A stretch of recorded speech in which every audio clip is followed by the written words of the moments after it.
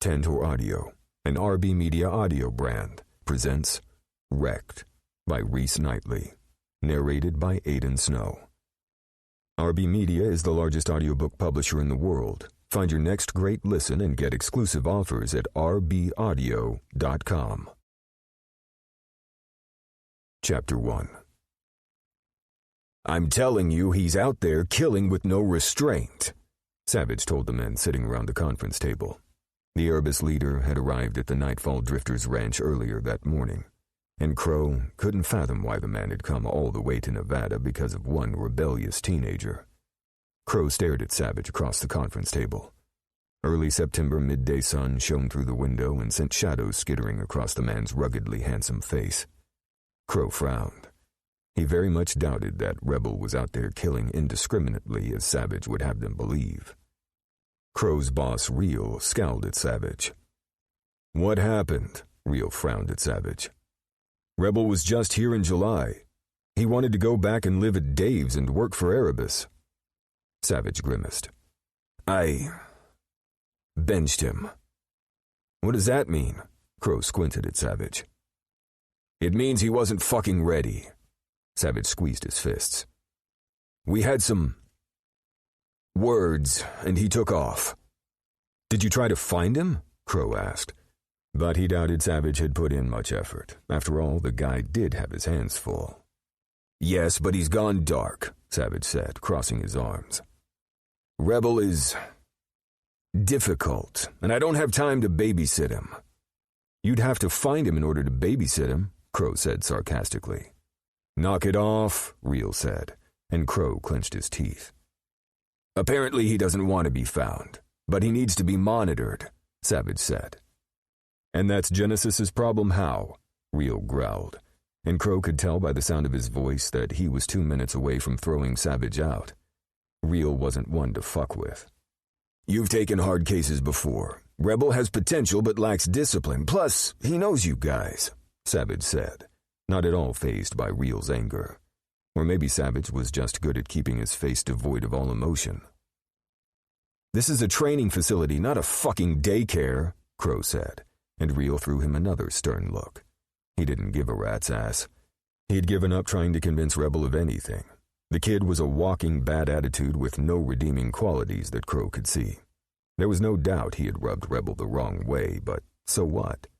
Not everyone in life gets along, so Crow chalked their run-in up to that. If Rebel turned out to be good at his chosen career, then so be it, but according to Savage, Rebel wasn't showing any promise. Crow remembered his run-in with Rebel at the ranch 2 months ago. Wrath and Rebel had stood talking near one of the brown barns. "You should give Dave's place a try," Wrath said. "Maybe, but I'm not working for Erebus." Rebel looked stubborn, and Wrath smirked. "What else are you going to do?" "You guys sure are fucking nosy," Rebel said, and turned away from Wrath. After a moment, Wrath grimaced and walked away. "He's only trying to help," Crow said. Rebel whirled around, caught sight of him, and glared. "What's it your fucking business?" "Like Wrath said, what the fuck else are you going to do?" "It's my life." Crow made a derisive sound in his throat. "You really need to give Erebus a try." "Why?" "It beats being a degenerate." That wasn't the right thing to say, but the kid's aggressiveness rubbed Crow the wrong fucking way. "Fuck you! What I do is none of your damned business." "What do you think of this?" Reel asked, bringing Crow back to the conference room, and it took him a moment to realize Reel was speaking to the man standing at the end of the room. Every pair of eyes turned to the man in a black three-piece power suit who had yet to say a word. William Caldwell's steel-blue eyes held Reel's across the room. Caldwell was 43 this year, and one of the youngest to hold the office of Secretary of Defense. Caldwell was in charge of Genesis and hence this training facility, so it was the man's call as to whether or not they would bring in someone without military experience. Almost all of the personnel at Nightfall Drifters Ranch were current or former military, and Crow couldn't see the SecDef changing that rule. The main exception to the rule had been for Jagger, who was former CIA. "Can we make it work?" Will asked Reel. "Seriously?" Crow asked, and Reel snapped him a dark glower. "Shut your mouth." "Sorry, sir," Crow grimaced. What's your hesitation, Crow? Will turned to him and Crow shifted in his chair. Like Savage said, he's a foul-mouthed, rebellious teenager, Crow muttered. Does he have the skills? Will asked him. Crow couldn't deny that Rebel was skilled, one of the best at knives and guns. The kid was also fair at hand-to-hand street fighting, but could use a lot more training. Yes, he has the skills. Solomon made sure of that. But he's a loose cannon with a lot of anger issues. Crow sucked in a deep breath. And some memory loss. Memory loss? Will asked with a puzzled frown. Yeah, he doesn't remember his childhood before Solomon and Tanis. He only remembers what his mother has told him about it. And Crow only knew that because he'd overheard Rebel share that tidbit with Boston. Boston was another young assassin that had come out of the fucked-up world of Solomon and Tanis. Rebel had been sold off by Solomon to Tanis, Savage told Will. Solomon created a tornado of shit, Will muttered, his voice hard. We owe these boys a fighting chance, especially the worst ones. Nobody around the table could argue with that, and silence settled over the room for several moments until Will spoke again. So let me ask you again, the SecDef turned his gaze to Real. Can you make it work? There's that property with the cabins just past the north pasture. We could build something there to house the worst of the worst, Real said slowly as if thinking aloud. I don't want them mixing with what's going on here until they're tested and acclimated. Will nodded and squinted at Real. I don't want them joining Genesis per se, but bringing them here and getting them ready to join Erebus would be doable. You do know that some of them will have to be brought here by force, Savage said, and the SecDef nodded. Yes, and that's not going to be pretty, Real said with a grimace. Rebel has been here before, Savage pointed out. Yeah, but forcing Rebel is not going to fly, Crow said, and Will turned to him. You seem to know him.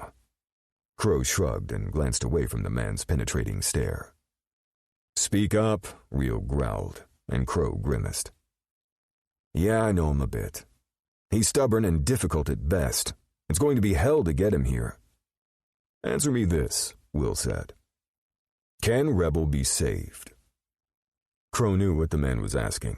Could Rebel be brought into the fold and want to stay?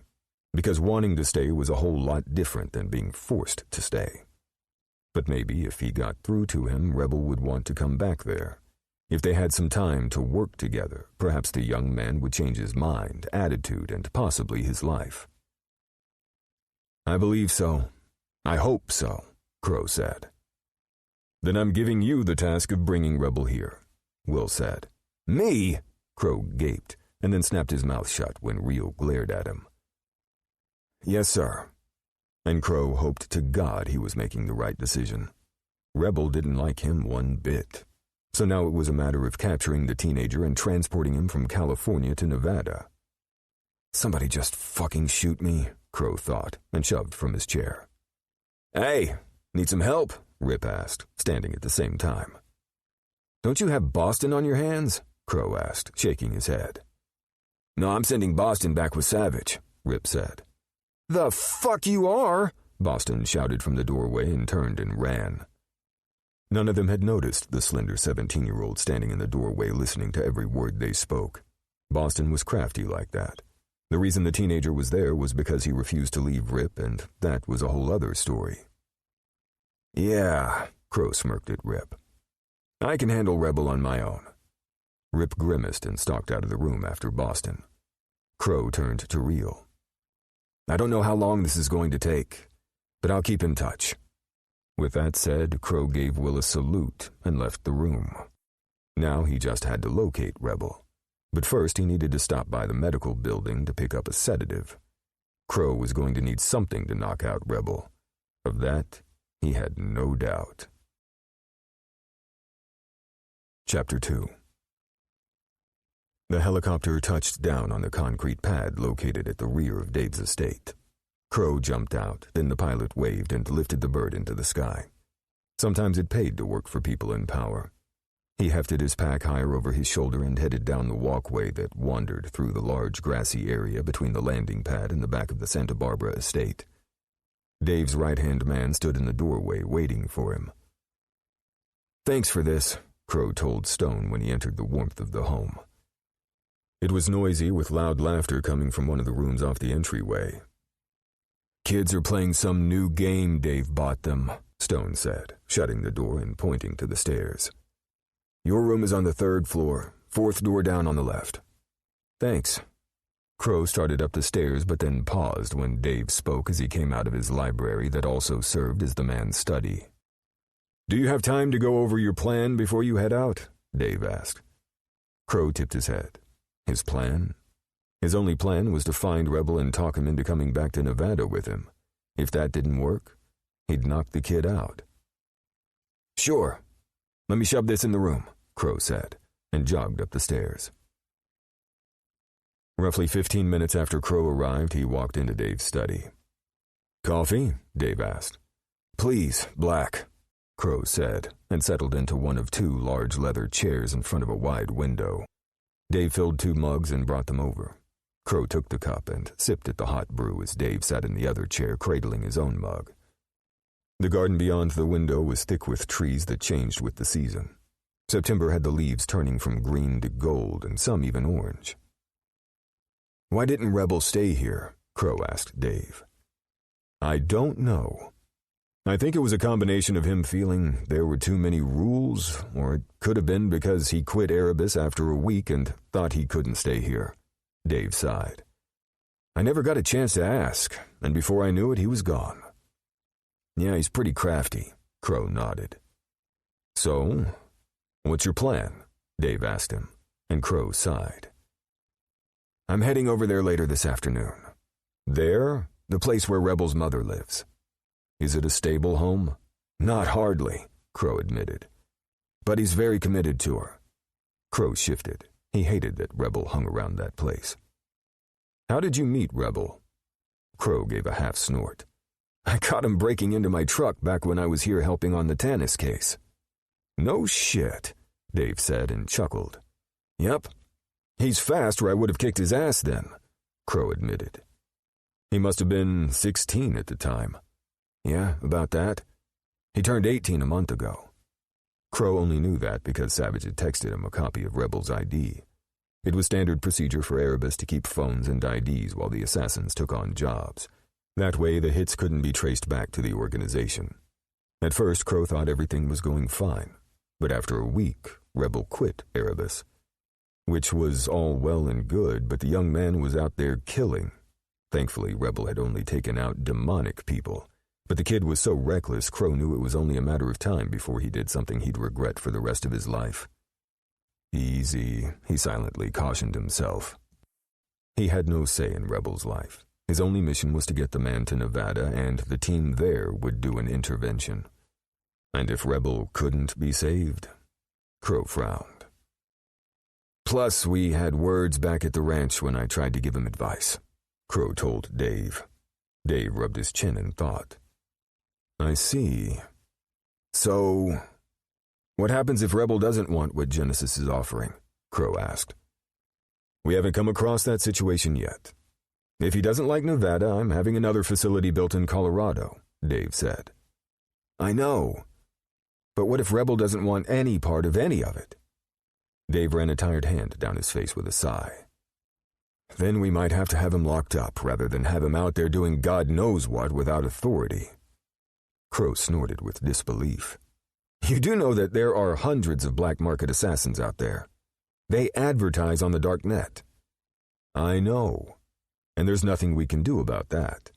For every good in the world, there is always a corresponding evil. For every criminal Erebus and Genesis take off the streets, there's an innocent killed by the black market assassins," Dave said bleakly. "How many of Solomon's boys do you think ended up in the black market?" Crow asked. "I'm sure most of them did." "So why pressure Rebel?" Crow squinted and took a swallow of his coffee. "Because we know of Rebel, and we don't know the others," Crow agreed. "That's right. And Solomon didn't keep written records. But as we come across them, We're going to bring them in, just like we did with Boston, Beck, Cash, Apollo, and Azrael, Dave murmured. So, I plan to stake out his mother's neighborhood until I find him. Then I've got a sedative I'm going to give him. From there, I'll get him to Nevada. Use one of my SUVs and bring Rebel back here. You can take the chopper back to Nevada. It will be faster, Dave suggested. That sounded a hell of a lot better than renting a car to haul Rebel clear across the state. Thanks. Crow took Dave up on the offer. I'll be in touch. Crow finished and left the room, giving Stone a slow nod in passing. Stone shoved from where he had been leaning against the door jamb and approached Dave. What do you think of Crow? Stone asked and settled into the chair vacated by Crow. He seems to be a straight shooter. Yeah. I wanted to bring him to Erebus, but Rio flat out said no. Something about how the current sec def would have a hissy fit. Stone locked his fingers behind his head and stretched out his legs, crossing one combat boot over the other. Dave ran his eyes over the badass operative and turned his attention to the gardens. He quickly took a sip of cooling coffee and grimaced. I don't know Crow very well, but he's been trained in the military and works for Genesis. He'll get the job done. What about you? Me? With surprise, Dave turned his attention to Stone. What about me? When are you making the move to Colorado? Oh, that. Dave gave a slight smile. They broke ground on the new facility, and I'd probably be in the way at the moment. Are you selling this place? Stone asked roughly. No. Dave sounded shocked at the idea of parting with his Santa Barbara residence. Good. Relief swept through Stone, and with an abrupt nod he stood and stalked out of the room. Lately he couldn't stay long around Dave because he was afraid he would do something stupid, like kiss the guy or beg him not to move out of state. Dave watched Stone stride like a jungle cat from the room. Closing his eyes, he leaned his head against the back of the chair and cleared his mind. It was far better to do that than to think of things he couldn't have. Chapter 3. A big man caught the smaller woman by the back of her neck and guided her roughly into the rundown house before slamming the door. Rebel caught the whole thing from across the street where he sat on a retaining wall in front of an abandoned apartment building. Sitting there had been done on purpose. He needed to keep an eye on his mother. What he hadn't expected when he got back into town was to find a man living with her. Just last month she'd been living alone, and now this fucker had shown up. From the way the man put his hands on the back of her neck, Rebel knew the guy wasn't a good man. Well, neither was he. Throughout most of his childhood, he had spent his years either being raped, tortured, or forced to kill. That kind of thing changed a person. Now, though, Rebel killed for money or pleasure, and he sure the fuck would take pleasure gutting that big fat fucker. A leaf crackled beneath footsteps on the sidewalk, and Rebel dipped over the side of the retaining wall and melted into the darkness. His heart pounded, but he stayed still. Nobody would ever make him panic again. After Wrath had killed the two men who had been raping him, Rebel was living a life of freedom. He answered to no one, and never would, not even Savage or Dave, who were constantly trying to find out why he'd moved out. So what if he didn't want to live at Dave's place right now? The man's estate was rich, but he wasn't comfortable there. He was always afraid of breaking something, not to mention the fucking rules and shit. Tell someone if you're going to leave the house, David said. What kind of rule was that? What kind of life was that? Life on a freaking leash was what that was. His leaving Dave's hadn't stopped Savage and Dave from sending people to monitor him. A few had gotten close, but it had been easy to give them the slip.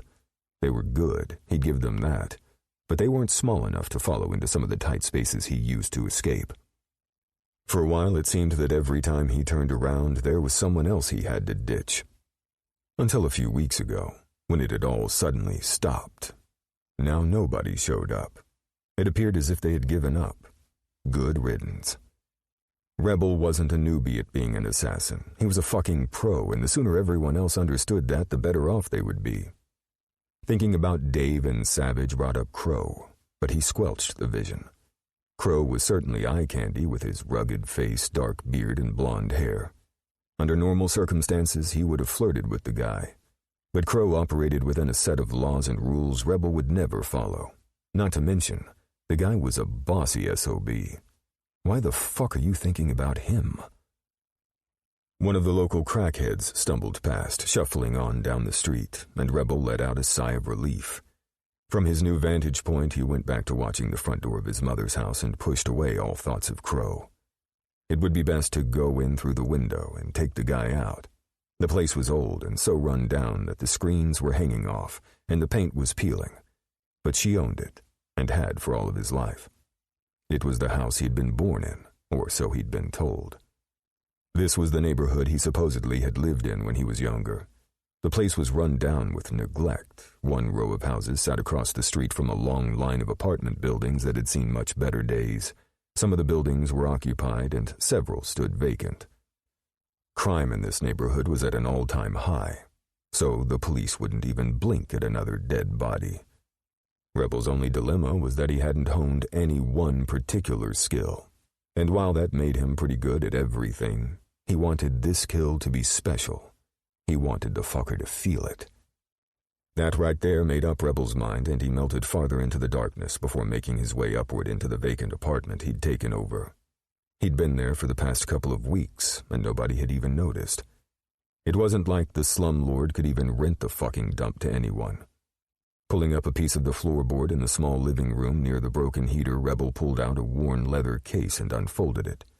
Several different blades and knives gleamed beneath his dollar store flashlight. He slid a fat one out of its spot. When he was 16, Rebel had taken the knife from a man assaulting an older woman in an alley. Vera Myers had been 72 years old and walking down the street to catch the bus when a man in his 30s had dragged her into an alley.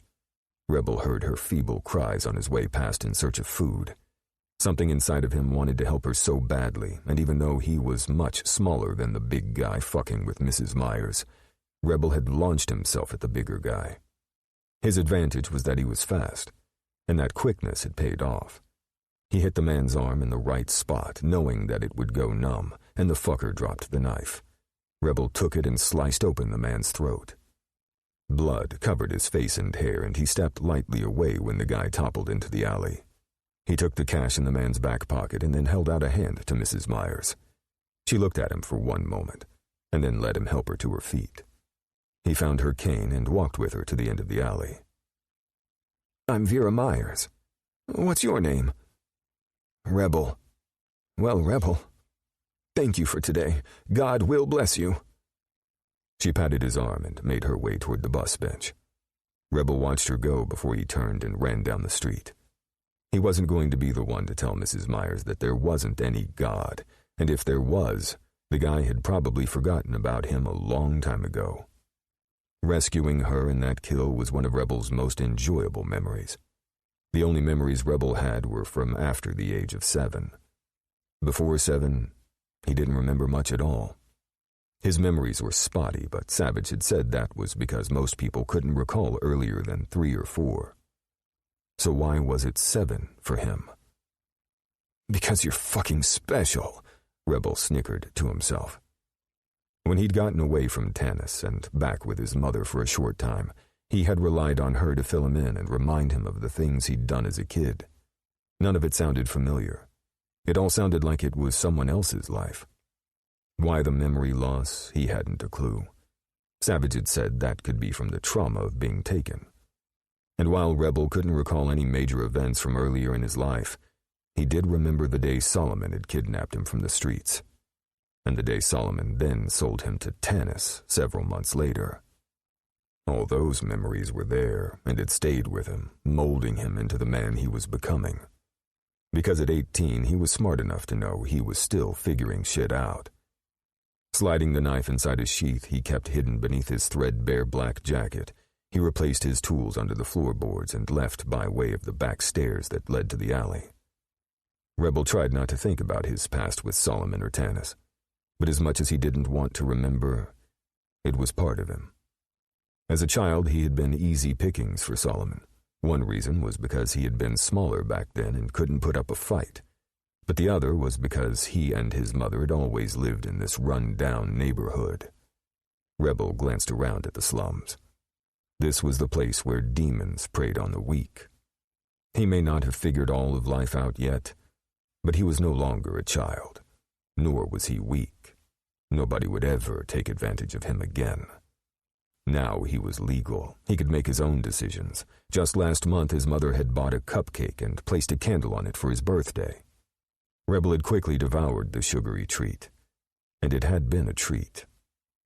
His stomach growled, but he ignored it. There was never enough food, so why bother thinking about it? If he took that job working for Erebus, he wouldn't be hungry. Erebus had been some Greek god of darkness and shadow or some shit like that, Rogue had told him. Yeah, sure. If he worked for them, there would be enough money for everything he ever wanted, and for his mother, too. But after the first week of working for them, he had quit. Erebus had too many rules, and Rebel had felt like there was a noose around his neck. Not to mention, they were always watching him, waiting for him to fuck up.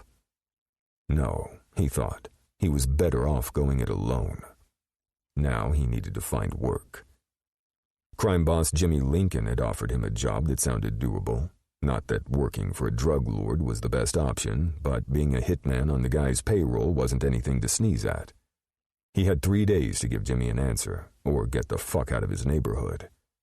If he left, that would mean his mother would be alone, and he could no longer watch her and protect her from afar. He had to wait for the next night to do the deed, and that was only because another man and woman showed up at his mother's house and didn't leave until dawn. Tonight, though, was the night. Now he just needed to get through the rest of today staying low-key. First, he needed to find some fucking food, otherwise he wouldn't have the energy to make the kill. The sky over Northridge turned dark blue as the sun started to sink into the horizon, and Rebel quickened his pace. There were several eateries with their backs facing alleyways, and all he had to do was find one door that wasn't locked. Once he'd found them all locked, but he'd been lucky and found a half-eaten sandwich in the trash. Not today, though. Today he got lucky. The back of Papa John's Pizza was open and Rebel slipped inside. He snagged a boxed-up small pizza from the counter and walked out the back door. That was when he ran. Not a soul had spotted him. That meant things were going to go his way tonight. He stopped at the corner, crossed one of the main streets, and ducked into a park. There, on the wrought iron bench, he devoured the gooey, cheesy treat. He didn't care if he ate too quickly or too much. If he got a stomachache later, so be it. He had walked around starving for a week, so an ache from too much food wasn't going to faze him. Chapter 4. Entering his mother's house had been as easy as Rebel had thought it would be. He slipped through the window opening into the dark interior of a spare bedroom that his mother used as a storage closet. If his mother and her new lover were sleeping in the same bed, then he would need to bide his time. He didn't want his mother waking up bathed in blood. First, though, he'd check. Sure enough, the man lay in bed next to her when he eased the partially open door open. The fucker was snoring loudly, sounding like a steam engine rattling the room. Rebel fingered the hilt of his knife. It would take only a second to slit the guy's throat and be done with it. His mother was legally blind, but could see things very close, so maybe she wouldn't notice the blood when he sliced and diced her lover. But at that moment, his mother shifted. "Hank, roll over," she said grumpily and elbowed the guy. "Whoa, huh?" Hank snorted, sputtered, and then rolled onto his side. Rebel retreated to the dumpy kitchen and sat on the edge of the counter rather than at the trash-filled table. He'd placed a dish towel beneath his ass to protect his pants from the grease on the formica. No way in hell was he waiting in the living room. That place with its shit-brown couch and recliner gave him the creeps because there was only a small window. Here in the kitchen, he was near the back door and freedom.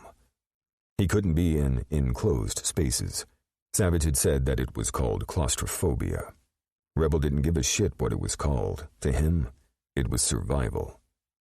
As the hours passed, Rebel wondered if he needed to wait for daylight to do the deed. Didn't anyone get up to get a fucking drink at night? He shifted his ass. It had gone to sleep a few times, and he had to get up to make it stop. A creak sounded down the hallway. Thank fuck. It was about time. Pulling his knife, he slipped off the counter. He was totally unprepared when his mother's lover flipped on the kitchen light. Shit, he should have thought of that. The man spotted him across the short distance and gaped, eyes wide. "Who the fuck are you?" Rebel lifted his knife and advanced, but the guy was awake and shoved the kitchen table at him. It toppled and Rebel dodged around it. "Hank?" his mother said, coming down the hallway with her hand on the wall. "Get back, Dory, and call 911. Rebel leaped, but his mother stepped into the kitchen at the same time, and Hank deflected the knife blow. Rebel punched the guy beneath the chin, but Hank hung on. They crashed into the tipped-over table, sending trash and debris flying. Pans rattled on the stove when Hank flung him against the old white appliance. The black iron burners clanked, and one fell with a bang to the floor. Rebel was losing his grip on the knife because Hank was a big motherfucker and his grip was desperate, born of wanting to live. "Stop it!" his mother screamed, grabbed the broom, and swung it hard. The bristle end of the broom smacked Rebel in the back and then in his head. The knife flew out of his grip and clattered to the floor. Rebel kicked Hank in the junk and the man released him, doubling over. "Rebel!" his mother smacked him again. Lifting his arm to protect his face, the broom hit hard. "Ow! What the hell are you doing?" she shrieked, holding the broom on him like a sword. "I saw him manhandle you at the front door." "He was guiding me into the house." Rebel reached over and picked up his knife and gripped it tightly. "Why is he in our house?" "This isn't your house." "Get lost, you fucking loser," Hank said, standing with a grimace. "She don't want you here no more. You bring nothing but trouble." "She's my mother. You're just her latest fuck." His mother's palm cracked against his cheek, shaking him so hard that Rebel's ears rang. Rebel stared at her in shock. "You're defending him? Look, you've chased away the last 3 boyfriends I've had. I'm sick of it. Mom, they weren't any good." Exasperated, Rebel's hands waved about. She took a deep breath and released it. "You know I didn't want to tell you this, but I'm not your mother." The silence that swept through the room pounded against his ears like a void. That was what emptiness felt like. He was sure of it. "You're lying." "No, I'm not." She lifted her chin, gripping the broom tightly.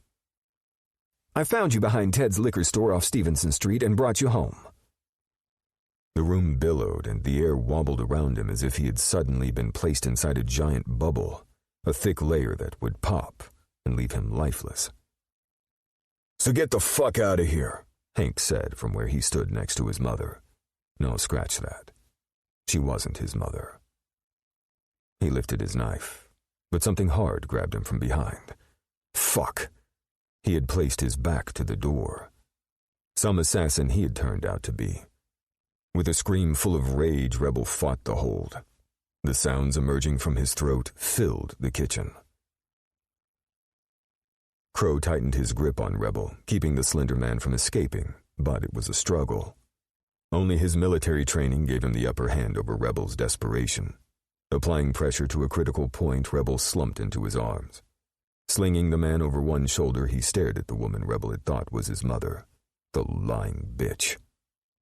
"Don't ever attempt to contact him," Crow snarled. "Don't worry," she snapped, waspishly with a sneer, squinting at him, trying to see who he was, but he knew her vision was very limited. Crow aimed a cutting glance at the man. After 1 second, the guy lifted his hands and spoke hurriedly. "I saw nothing." "Keep it that way. You don't want me to come back here," he said with menace. The man visibly swallowed and the woman took an involuntary step backward, bumping into the counter. Crow strode out the door without a backward glance. The motherfuckers weren't worth his time. He only hoped that Rebel would also come to see it that way. Somehow, Crow doubted it. Chapter 5. Entering the crummy hotel just off one of the main boulevards in Northridge, Crow dumped Rebel on one of the 2 queen beds. He tossed his duffel in the corner and then secured the hotel door. He slid the desk in front of the door so Rebel couldn't make a fast getaway. As it was, the kid would need to slide the desk and unlock the door, That would give Crow time to apprehend him again. Stopping by the bed, he checked the teenager's pulse. It was strong, and his lids squinted. Was Rebel faking it? He couldn't be sure, so he wasn't going to risk a shower. He should have brought a pair of handcuffs with him, but maybe he had something that would work just as well. Returning to his duffel bag, Crow rummaged around until he came up with a bundle of zip ties. He selected 2. Perfect. Returning to the bed, he zipped one around Rebel's wrist and lifted it over the man's head. Before he could get the other tie around the headboard, Rebel attacked. The man's legs wrapped around his hips and Rebel's teeth snapped at him, trying to find flesh. "Fuck!" Crow growled and rolled, taking them both off the bed. They hit the ground with a loud thud, sending the small table rattling between the beds. The alarm clock toppled to the floor. Crow grabbed both of Rebel's wrists. "Let me go, Crow! I'll fucking kill you!" Rebel screamed, and Crow powerlifted the young man to his feet. Crow spun Rebel around and planted him face first in the bed. Holding him there, he pinned the man's hands behind his back with one hand and pushed his face into the mattress with the other. Rebel fought like a wild thing. Crow frowned. The kid was panicking. He released the back of Rebel's head, and the kid's head turned sideways, sucking in huge gulps of air. "I can't breathe." Shit. Crow released the grip of Rebel's hands and flipped him over, bringing him upright. He sat on the bed and pulled the shaking man into his arms. He smoothed his hands down Rebel's back. "Just take a deep breath," he murmured. Rebel obeyed and then took another, laying limply against him. Crow soothed the teenager with low murmured sounds and a hand stroking up and down the guy's back. After another long moment, Rebel eased back and looked at him. Staring into Rebel's dark eyes, Crow couldn't even formulate a thought in his fucking head. Then Rebel gave him a death glare that should have prepared him, but didn't. Rebel headbutted him, hard, in the nose.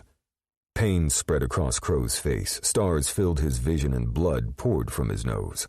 Rebel sprang from the bed and flew across the room, and Crow launched after the guy. Just as Rebel tore the desk away from the door, Crow was on the younger man. He had Rebel in a headlock. The kid fought desperately, but he wasn't getting away. Crow knocked Rebel out for the second time. Damn it. When Rebel passed out, Crow released his grip and the young man dropped to the floor. Out cold. Fucking hell!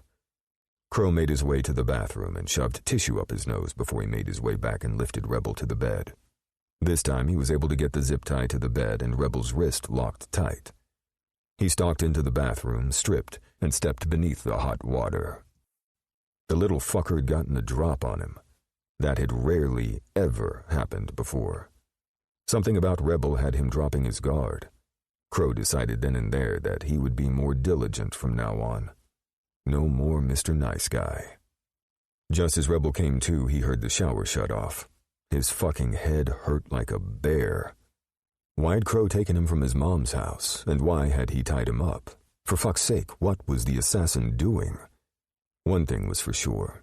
He was tired of the asshole knocking him out with a chokehold, and the next thing on his list was to brush up on escaping said chokehold. Not to mention Crow was fucking fast. Faster than he'd ever seen, and he'd seen a lot of killers in his 18 years. Back at the ranch, Rebel had snuck through the fence and ended up watching the military assassins train. They were fucking lethal, but it was Crow that he focused on the most. Rebel knew enough about the guy to know that Crow was a perfect killing machine. The man worked for an organization that called themselves Genesis, but even beyond that, there were signs of what Crow was. It showed in the way Crow moved and spoke, and Rebel was pretty damn sure the guy thought like a killer too. When he went to sit up, he found his wrist zip-tied to the fucking headboard. He yanked and pulled, but no matter how much he tried to get loose, he was stuck. He slapped at his person, searching for the knife, but of course the jerk in the bathroom had taken his weapon, his keys, and his wallet. Not that the keys fit anything important. Just his mother's house. Then it all came back. Dory Miller wasn't his mother. Rebel sucked in one breath and then another, breathing fast and hard. He felt like he was hyperventilating. Hot rage and then cold shock coursed through him. He had let men rape him. He had let people use him over and over just to keep her safe. And in the end, it had been her who had started his life into hell. It had been her all along. Who had he been with at that liquor store? Had they run frantically searching for him after she'd taken him away? Had his mother and father cried? Were they still searching for him? He had to get out of there. He had to find his real family. Right? He pulled desperately on the zip ties until they cut through his skin and blood dripped down his arm. "Stop it," Crow growled, coming out of the bathroom wearing only a pair of blue jeans. The man's muscles were glistening wet. Rebel gaped, his eyes involuntarily moving over that impressive chest.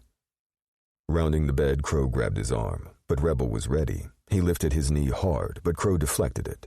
It bounced off the fucker's rock-hard thigh. Rebel went for blood with his teeth. He'd bitten into a man's neck before to keep the guy from killing him. Crow grabbed him around the throat and kept his teeth away from his skin. "If you don't want me to gag you, then settle down." "Fuck you! Why the fuck am I here?" Rebel spat. "You're here because some people want to give you a chance." The man's growl was low and lethal sounding, and as much as Rebel wanted to spit in the guy's face, the low rumble punched a knot of fear into his stomach. That had to be a lie. Nobody ever wanted to give him a chance.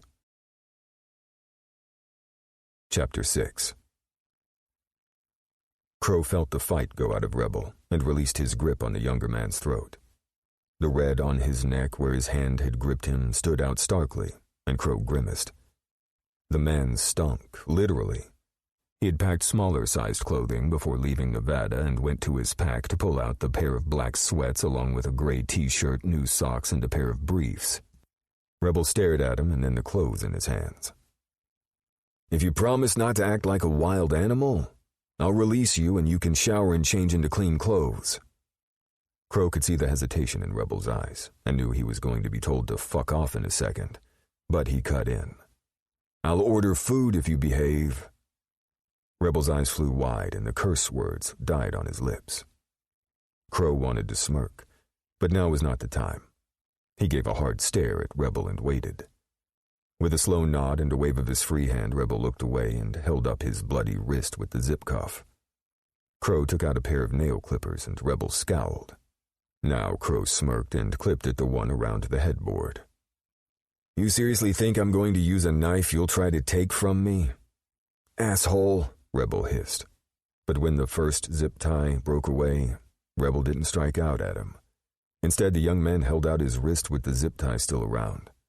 Crow stood up from the bed and shook his head. "I'm not removing that one." Rebel glared. Crow gave the kid a dead stare and pointed to the bundle of clothes on the bed. "You have 10 minutes. If you're not out by then, I'll come in and get you." He wasn't worried about the kid escaping. There wasn't a window in there. What he was worried about was Rebel locking himself in there and harming himself. "Like I said, asshole," Rebel snarled. Crow pointed to his wristwatch. "Time's ticking." Rebel marched into the bathroom, slammed the door, and then turned the lock with a loud click. Crow snorted on a half-laugh and pulled up the app on his phone to order food. Perhaps burgers and fries would be the way to calm Rebel down. The water felt so fucking good, and Rebel stayed beneath it for several minutes, ignoring the burning of his eyes. If the tears fell beneath the water, they didn't count.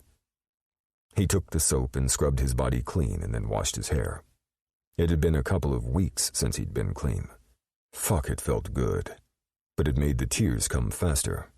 Shit. He clenched his teeth. "Fucking crybaby. Shut the fuck up," he told himself. Nothing good ever came from giving up. He'd been taken, then taken again, sold and raped, then blackmailed and raped again. He was positive he was missing some steps in there, but that was the gist of it. Yet here he was, still breathing. That had to count for something, right? What did it matter if his fucking life was wrecked? He was a walking corpse anyway.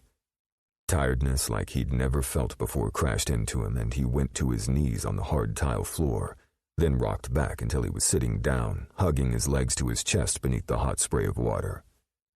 The sounds clawing from his throat sounded foreign, as if something evil were trying to escape from his soul but had nowhere to go. "Rebel?" From far away he heard Crow calling his name. Why? Why was the man here? Why didn't he just leave him the fuck alone? Being alone was all that he wanted. He was done with people fucking with him. Every man had his limit, right? Well, he had reached his.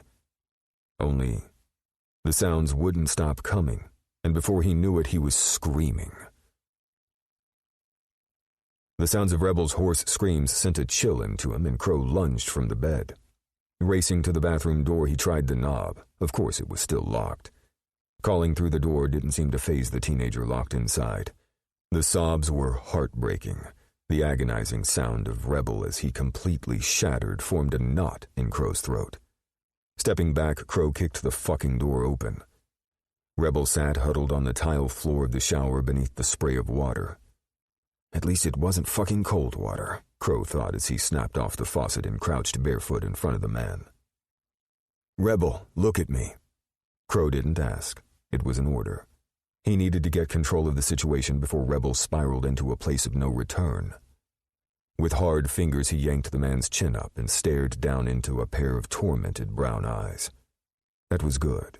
He could work with tormented. It was when a person's eyes went blank that time ran out. Right now, Rebel was fighting. And as long as there was fight left in the man, then there was hope. Crow gripped Rebel by the upper arms and hauled him out of the shower. Of course, Rebel fought him, but with the lack of food and his grief, Crow easily controlled the slender man. "Fucking let go!" "No." Crow rubbed a towel over Rebel until he was semi-dry and then rubbed it over the guy's curly dark hair. Rebel kneed him again, or tried to, but Crow deflected the blow. Still, the bony knee hit his thigh and he grunted. Grabbing the t-shirt from the pile of borrowed clothes, Crow yanked it over Rebel's head and then pushed his arms into each hole. "I'm not a fucking child," the teenager hissed. Anger was good. "Then put these on." Crow handed Rebel the briefs. Angrily, Rebel jerked first the briefs and then the sweatpants up over his slim hips. "You broke the door." Crow smirked. "Yup." Rebel gnashed his teeth at him, and that made Crow smile. Rebel, on the other hand, glared at him and then marched out of the bathroom. Crow followed. Darting a glance at the hotel door, Rebel curled his lip in a sneer at the desk still blocking the exit. "You know, if there's a fire, we'll die in here." Crow pressed his lips together to keep from chuckling. "Your burger is over there," he said, and walked over to where he'd left his uneaten food on the small table between the beds. He settled on the mattress and started in on his burger again. Rebel looked at the bag on the shelf that held the coffee maker and water and turned his face away. "Why am I here?" The young man's hands waved about. "Eat." "Fuck you," Rebel said, whirling around. The dark, wet curls on the man's head shimmered in the light. "Tell me why I'm here." "Eat, and I'll tell you." With a sound of annoyance, Rebel marched over to grab the bag. Instead of sitting on the other bed, Rebel stood against the wall with the bag. Crow had a feeling the man was starving. Rebel was too skinny, and it wasn't hard to see that the guy wasn't getting enough to eat. What the fuck had he been through since coming to California? Rebel must not have stayed at Dave's place for long. The bag crinkled in Rebel's hands when he squeezed it, but then the smell won out and the man tore open the bag, reached inside and took out the burger. The bag with the fries fell to the floor. Rebel ate like someone was going to steal his food. With huge wolfing bites, the teenager's cheeks were puffed out as he stuffed as much as he could inside. It took everything in Crow not to say something. Words like "slow down" or "there's more where that came from" wouldn't help in this situation. No, with Rebel he had to be cautious, because he suspected that the young man was almost at the end of his rope. Chapter 7. Rebel chewed and chewed.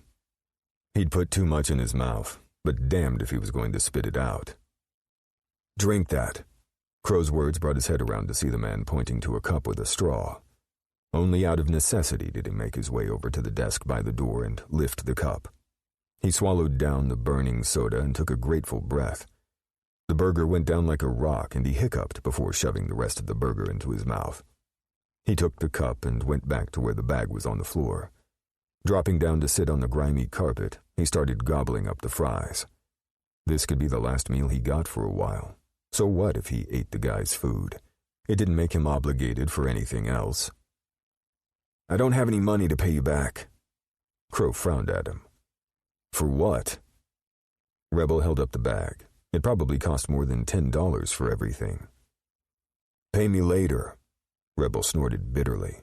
"Yeah, okay." Covertly, Rebel watched Crow leave the bed and place his wrapper in the trash. The guy was bigger than him, but Rebel was sure he could take him, especially if he used the element of surprise. He just had to plan and wait for the right time. Because as much as Crow wanted to keep him here, Rebel wanted to escape much, much more. "I ate. Now tell me why I'm here." Crow looked indecisive and Rebel clenched his fists. Was the guy going to go back on his word? It wouldn't be the first nor the last time he'd been lied to, but this time it stuck in his throat and made his blood burn. "You want to fuck me?" he spat, feeling all kinds of betrayed. He couldn't remember how many times he'd given his ass up to get out of a jam. "What?" "No!" Crow looked at him like he'd grown another head. Rebel gnashed his teeth when the man ran his eyes down his body with a withering look. "Skinny boys aren't my thing." "Fuck you!" Rebel wasn't going to look too closely at why he was getting so pissed at being called a boy. The skinny part hadn't stung as much as being thought of as a kid. He was a man, damn it. "No, not going to happen," Crow said flatly, and then did a 180 and changed the subject on him. "I heard what your mother said." Speechless, Rebel stared at Crow. The man's blue eyes were sympathetic, and he had to look away. If he stared into the steel-blue gaze for long, then he'd start bawling again. And that might bring Crow closer, and the last thing he wanted was to feel those big, strong arms around him. "So what?" He shot back a glare, and then looked away again. "Do you remember anything about your real parents?" No, he didn't fucking remember anything. If she stole him, he would have been really little, maybe 3 or 4, or even 1 or 2. Who the fuck knew? And why was he in an alley alone? Maybe his real parents weren't all that great. He attracted only one type of people, mostly losers and leavers. "They probably left me there on purpose," he growled, not meaning to say that out loud. "I doubt that. She probably lied." "What?" Confused, Rebel returned his attention to Crow. "About where she found you," Crow continued. "She might have taken you from a playground, a shopping mall, or a department store." "Yeah?" Rebel heard the wobble in his own voice, but he didn't care. He wanted to hear Crow's ideas, if for nothing else but to dream that his real parents might have actually wanted him. "Yeah. And she probably didn't take you here in California. Maybe she took you from another state." Rebel closed his eyes. It was too much to bear thinking that the woman who had claimed to be his mother had lied about it. She wasn't any prize, and most of her checks were spent on blow and booze. But he had stood by her because they'd been blood. Only they weren't. "Fuck this!" Rebel lunged from the floor, ran to the door, and yanked the desk aside. Crow was there before he could get the piece of furniture aside. Those big, strong arms that he wanted no part of came around him, and Rebel found himself pulled back into Crow's warm, bare chest. The man's heat branded into his back, and he shivered. "Let me go!" The words ripped from him, low and raspy, through a throat still raw from his earlier screams. "I can't. I need to take you somewhere." Rebel heard the hesitation in Crow's voice. Where the hell was he taking him? Fear licked at Rebel's gut. "I'm not going anywhere with you!" Rebel knocked his head back, trying to give the guy another nosebleed, but he missed. Crow manhandled him to the bed, and Rebel fought with everything he had, but the guy had impressive fucking skills.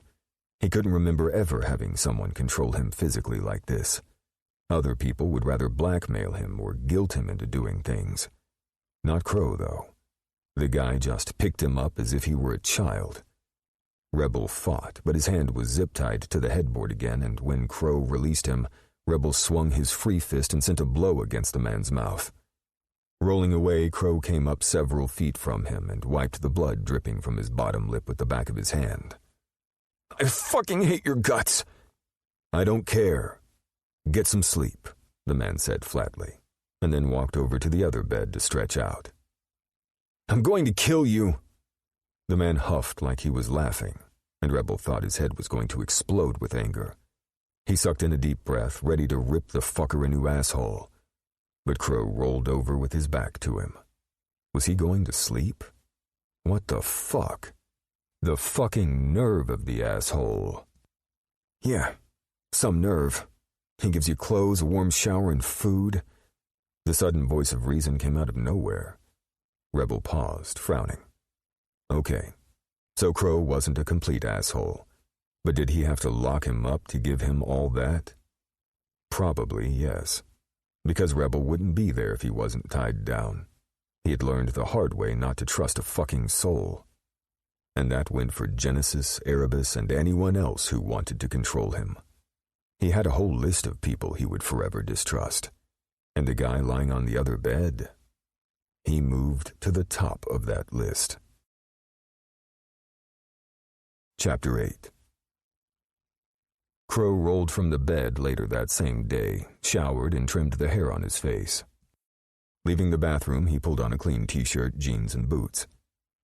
He ordered food to be delivered and then scooted the desk away to receive the cartons of egg and sausage sandwiches and juice from the local fast food place that served breakfast all day. Putting the food on the desk, he slid the desk back to block the door. Glancing at the bed, he found Rebel awake and glaring at him. It had to be uncomfortable sleeping with his arm raised like that. But Crow couldn't take the chance that the kid would kill him while he slept. And he had no doubts Rebel would have found a way to end his life last night. "I fucking hate you." The words came back to him and he sighed. He didn't want to garner hate in the kid, but rather friendship. Crow would bet money that Rebel didn't have a friend in the world. But then it wasn't uncommon for people in their profession to be friendless. He didn't have friends outside of Genesis or Erebus. Standing with his back to Rebel, Crow got the syringe of sedative out of his pack and palmed it before he turned. "I'm going to cut you loose so you can eat. But I want your word you won't try and hit me or run for the door." "Yeah, okay. Hurry, I have to take a piss." Crow smirked at the whine in the younger man's tone and approached the bed. He clipped through the zip tie. If this worked out and Rebel behaved, then they could eat something before hitting the road. Rebel bounced up and ran for the bathroom, slamming the door. Crow hid the syringe beneath a pillow on the spare bed and grabbed one of the bags. Rebel emerged from the bathroom and snatched the other bag from the desk. This time the kid sat cross-legged on the opposite bed and devoured the food, chugging the juice between bites. "I want you to come back to the ranch," Crow said, gaining Rebel's attention. "No can do," Rebel said around his food. "Why?" "I don't need a reason. I just don't." "You can get more training," Crow said. Rebel glared at him. "I don't need no fucking training." "If that were true, I wouldn't have been able to get you here and tie you up." Crow drawled the words out. Man, oh man, Rebel didn't trust a fucking soul, and Crow aimed to fix that. But first he had to get Rebel back to the ranch where he couldn't take off. And if he did take off, there was a massive desert around the place, which would mean Rebel couldn't get far. Crow had been in the Nevada desert many times, and it wasn't pleasant if a person were unprepared. "You were in the military, weren't you?" Crow nodded, hiding his satisfaction.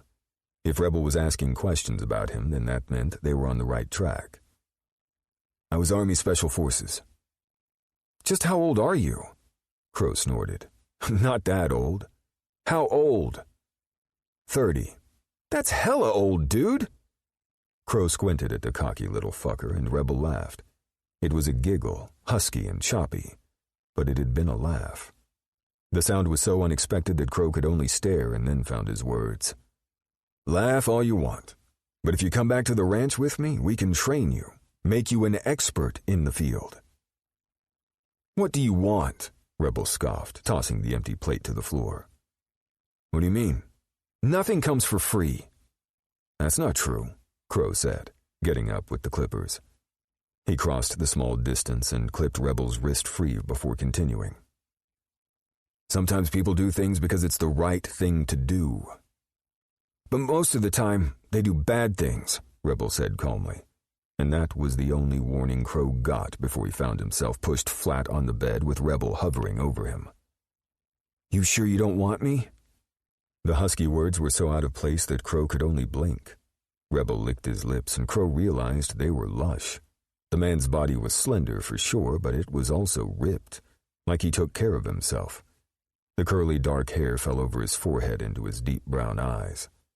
Crow's cock tightened painfully in his jeans, and that was the reason he didn't see Rebel's next move coming. Quick as a snake, Rebel snatched the radio from the end table and smashed it into his face. Crow knocked the kid's arms away. With both hands, Rebel lifted the radio again, and Crow patted around for the syringe. The syringe came out, but the knee that Rebel had been aiming at his crotch for a while now found its mark. The slam was hard, sending pain through his junk, and bile coated Crow's tongue. Rebel saw the needle in his hand just as Crow doubled over. Rebel snatched at the syringe, and Crow swung, hitting the kid in the cheek, hoping to knock him out so that he could get his fucking bearings. It didn't work out that way. Rebel took the hit and the syringe, and then plunged it into Crow's thigh. There you go, motherfucker, Rebel spat, rolled away, and tossed the syringe across the room. Crow fell back onto the bed. His chest heaved. He could just hear the guys back at the ranch laughing their asses off when he got back. A former military assassin was taken down by a teenager. The room whirled, and Crow closed his eyes. Rebel took his time going through the guy's wallet and backpack. He found some candy bars in there and took them. There wasn't any cash because people didn't use cash anymore. They'd rather use apps and shit to get what they needed. What he also took from Crow's pack was his fucking knife, because that was his. He'd earned that. He glanced at Crow on the bed and then at the keys on the coffee counter. No, he wouldn't take the guy's vehicle because it more than likely had a locator on it. Rebel was tempted to take the man's weapon, but didn't have anywhere to carry it. See, Rebel told the passed-out man as he tucked his knife away. I do know my stuff. Walking over, he lifted Crow's legs from hanging off the bed and placed them on the mattress. Finding a pen and paper in the drawer, he left a note. Shoving hard, he pushed the desk away from the door and gazed back at the man on the bed. In a way, he was sorry to go. The guy was oh so sexy. On the other hand, Rebel was glad to get the fuck out of there. Nobody but nobody would ever again make him do something he didn't want to do. Ever. The door closed quietly when Rebel walked out. Chapter 9. The following morning. Crow woke up alone with his mouth tasting like shit. When he rolled from the bed, he landed on the floor, and it took him several minutes to get his bearings. The fog left by the drug sent him to the bathroom to stand beneath a cold shower. Returning to the bedroom, Crow searched and found the only things missing were a few candy bars. Who the fuck does that? Of all the things Rebel could have taken, like his wallet, keys, and gun, it had only been a few bars of chocolate. For a moment, Crow felt regret. He should have picked up some cash to carry, but shoved the idea away. It wasn't his problem if Rebel didn't have enough money. Crow made a sound in his throat and spun toward his pack when a piece of paper caught his attention. The handwritten note lay on the desk that had been shoved away from the door. Crow stalked over and lifted it. I'll pay you back for the candy. Don't follow me. Rebel. Crow grimaced, crinkled the paper into a ball with one fist and threw it across the room. Damn it, he muttered, and got dressed before starting a cup of coffee in the maker. He needed caffeine to shake off his foggy brain. Maybe the dose in the syringe had been too much. When he'd asked the medic for the syringe, he only said he wanted to knock out a guy for several hours. Obviously, the guy had given him a dose for his size. Crow couldn't imagine what Rebel would have gone through if this much sedative had been plunged into his slender frame. Taking a swallow of coffee, Crow called Real. The conversation wasn't pretty. You fucking lost him? Real snarled into the phone. He got the drop on me, Crow admitted with some bitterness, but also admiration.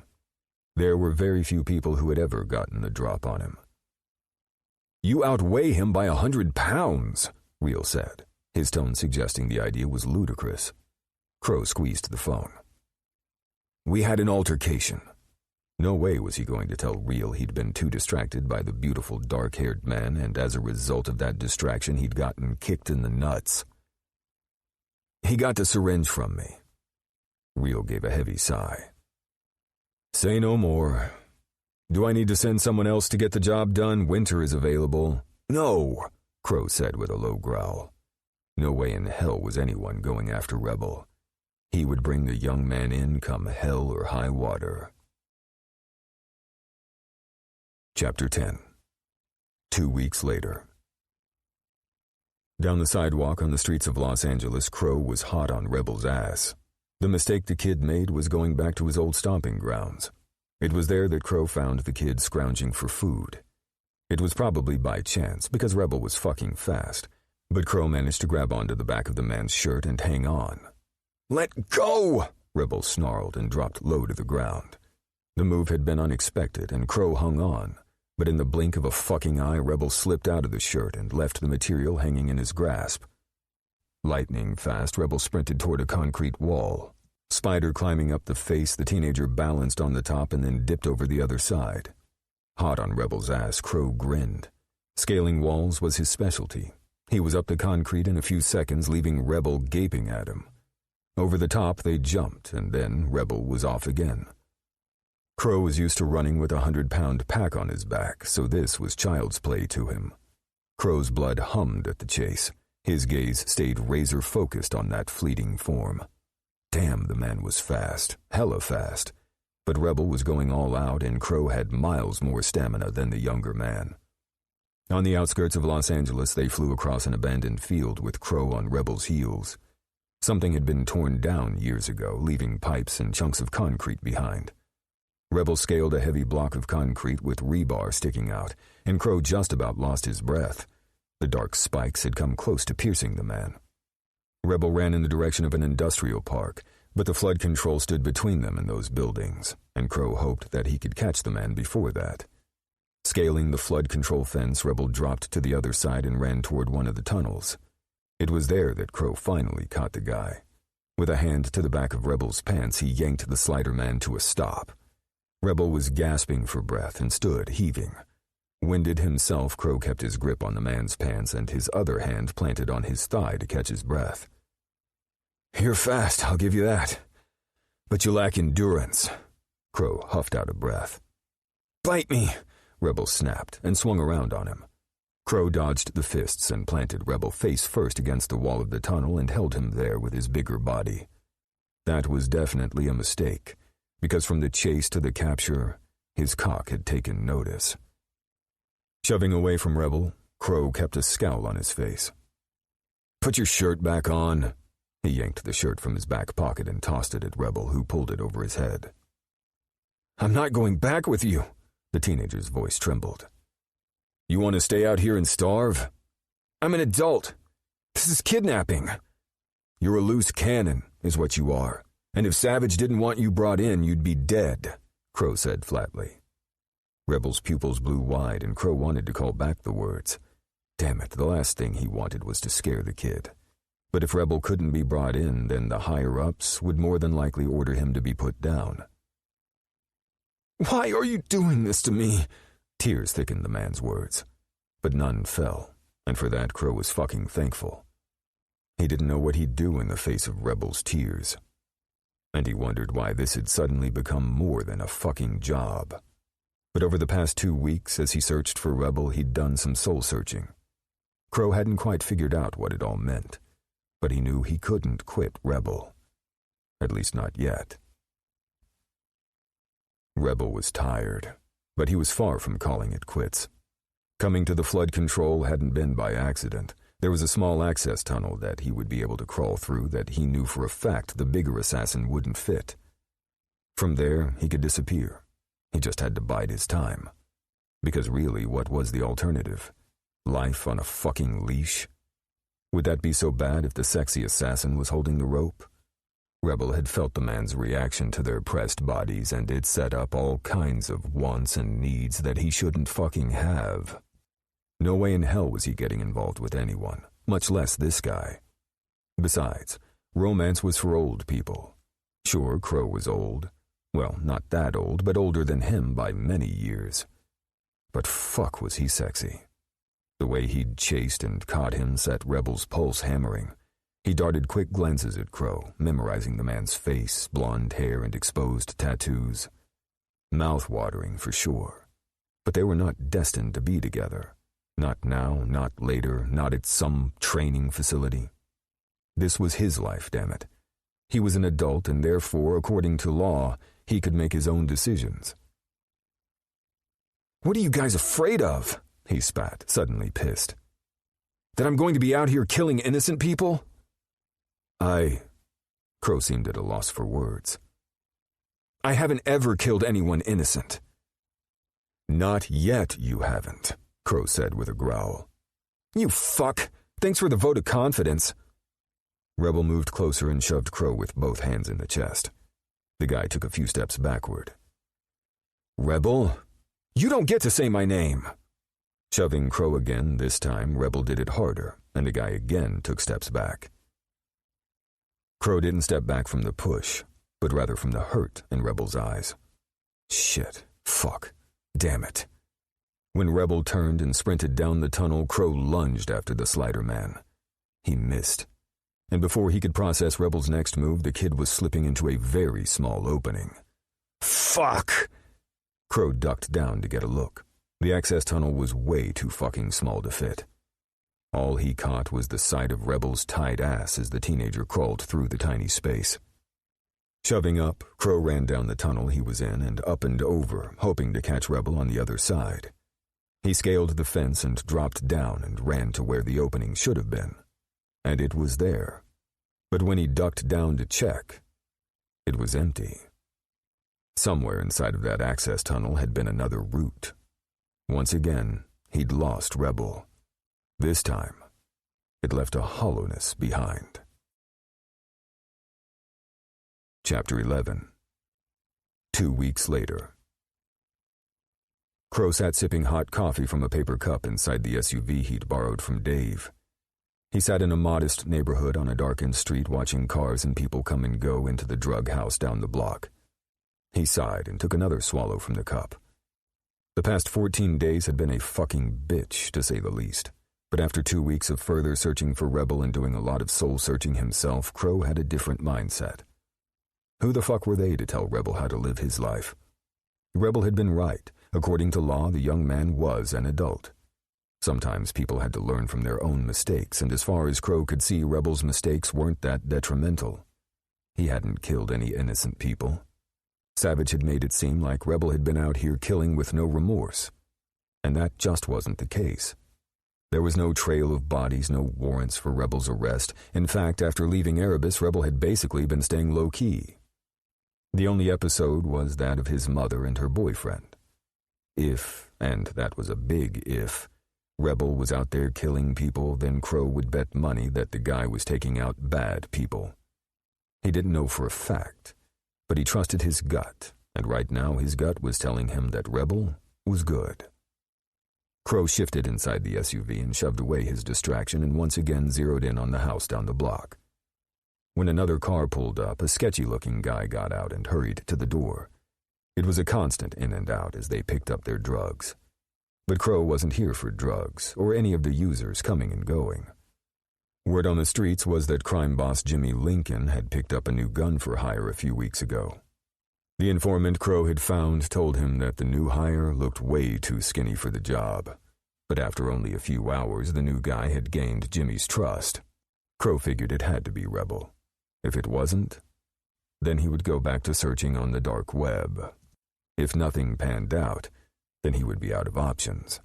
And if he ran out of options, he was going to need to call in the team to help him. No, he nixed that idea. That was the last fucking thing he would do. He would not be defeated by a teenager, damn it. Sure, Rebel was somewhat skilled from the training forced upon him by Solomon and Tanis, but Rebel was still young.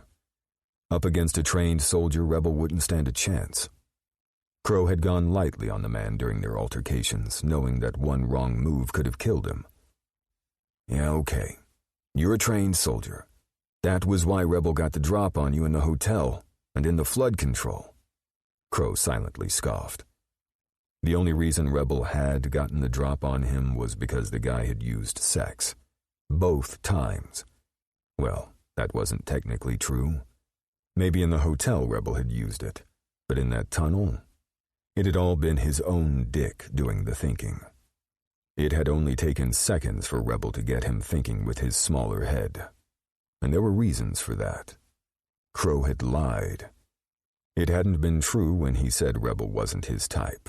Of course, that didn't matter, though. Rebel was off limits. Period. No excuses whatsoever. So his cock needed to settle the fuck down. Crow grimaced and shot back the rest of the coffee in his cup and then picked up the second cup he'd purchased at the drive-thru. There didn't seem to be enough coffee to shake off the memories of that slender body against his on the bed and in the tunnel. Fuck, he needed to get laid. When the traffic coming and going died down, Crow slid out of his seat, quietly shut the door, and melted into the night. It took him only a few minutes to gain access to the backyard and from there to the back door. A kitchen lay beyond the door, with 2 men and a few women sitting around it. Lines of cocaine or crystal meth covered a broken mirror, and rolled-up dollar bills lay on the table. Half-empty bottles of beer and an unfinished pint of whiskey littered the table's surface. This wasn't Jimmy Lincoln's address, but Crow figured one of the people inside would know it. Pulling his mask down to cover his face, he slid his 9mm semi-automatic pistol from the back of his pants and kicked in the back door. The splintering of wood sent one of the men toppling backward from his chair. Crow advanced into the room with his gun pointed at one man's head. When the 2 girls made to run, Crow swung the gun at them. "Sit the fuck back down." The 2 women sank back into their chairs. "Hey, man, we don't have no money." The guy who spoke got all of his attention. With greasy blonde hair and pockmarks on his face, the guy looked like warmed-up shit. "Is this your house?" Crow swung the gun on the man. The greasy blonde guy nodded. "What's your name?" Crow said, advancing on him. "It's Tony," the guy gulped. "Okay, Tony. I'm going to ask you guys some questions.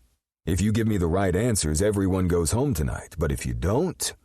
Crow jiggled the gun in his hand, letting the words trail off. What kind of questions?" Tony said. Crow flipped one of the chairs around and straddled it, facing the group. "About your boss." Chapter 12. 2 days later. Hollywood Hills was known for its spectacular views and secluded locations. Jimmy Lincoln's property was large for the area, and on it stood a $13 million home that overlooked Los Angeles and offered panoramic views of the Pacific Ocean.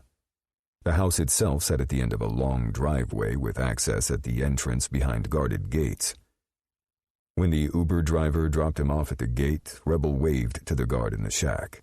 The guy gave a nod and buzzed him through the wrought iron gate. It really was a nice walk up the driveway, even though it was steep as hell. Reaching the pool area, sounds of laughter, splashing, and music filled the air. There was always a party going on at all hours of the night, but one good thing about this place was that the noise couldn't be heard by neighbors. "Hey, Rebel," one of the guards at the end of the driveway greeted him. "Hey, Bob." Rebel gave the guy an up nod and kept walking until he reached the front door and stepped inside. The 2 men at the door held metal detectors in their hands and swiped them over him before he was allowed to fully enter the massive foyer. Jimmy never allowed anyone who wasn't a guard to carry weapons in the house. Of course, the guy had his own arsenal, but those were behind locked doors. The inside of the massive house was even more majestic than the outside, and its rich interior was filled with expensive furnishings. Jimmy loved the classics, and everything inside was an antique. Instead of looking for Jimmy, Rebel turned to the wide staircase that would take him up a level. He walked down until he reached the room he'd been given. Keeping his weapons off sight had been a chore. First, he had to retrieve the case from the floorboards of the vacant apartment and move them to a closer location. One thing he hadn't done was spare a glance across the street at his old house. No way in hell did he want to get a glimpse of the woman who claimed to be his mother but had lied. Because if he did, he would kill her. It was that simple. Sure, he had hated people throughout his life, starting with Solomon and Tanis and a handful of others. But the woman across the street who had given him hope? He had a special kind of hatred reserved just for her. Perhaps that was when Rebel had begun to formulate a plan. The idea to eventually wrap his way back around to his fake mother's house and slice her throat open, watch the life drain from her eyes. But that would be after he got as much information out of her about his abduction as he could. Once Rebel washed up, he slipped out of the door and closed it. He had minutes before Jimmy would know he was here, so he had to hurry. Running lightly down the hallway, he took the stairs at the end upward and reached the second door on the upper landing. With a brief knock, he opened the door with the key he had made a month ago and stepped inside. He stayed close to the door. It was the only spot in the room where the overhead cameras wouldn't catch sight of him. "Angel?" Rebel whispered, and a sound near the curtain drew his gaze. 16-year-old Angelina Noble came flying from her hiding spot toward him. Rebel caught her and hugged her close, pulling her with him back against the closed door. There was a new bruise where fingers had gripped her throat. The marks were slight, but he saw them as she ran to him. His heart hurt, and anger built. It was weird. He had gone from not giving a shit about anyone to wanting to protect this girl at any cost. Only getting her out of here wasn't possible. Not yet, anyway. Jimmy had a chain, much like a dog chain, around her ankle, and a locator embedded into a collar around her neck. Jimmy wore the key to the collar around his neck like it was some fucking prize. Yeah, it takes a real man to rape a 16-year-old girl, Rebel thought with derision. "I thought you'd left me," her voice trembled. "No, I just had to do a job," he assured her, running his hand down her thick black hair. He patted her back. They stood the same height, so when she eased back, their eyes met. Her eyes were just as dark brown as his were, and she had joked one time that they could have been siblings. "When we get you out of here, you can be my younger sister," Rebel had teased her at the time. In truth, he was going to save her. Only he wasn't sure how the hell he could do it. The house was a fortress, and she was heavily monitored. If Jimmy knew he was in here plotting against him, the guy would have him killed. Of that he had no doubts. And as much as Jimmy trusted him, Rebel knew that when it came to Angel, the guy was a demonic freak. Rebel had seen Jimmy shoot one of the guards in the head when the guy looked too long at Angel. She was Jimmy's only weakness. She was his obsession.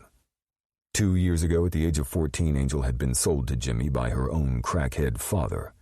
That was another thing Rebel and Angel had in common. They both had run-ins with the same type of sick fuck. "I was also sold by the guy who stole me," Rebel had told her that day. "You were stolen?" She looked aghast.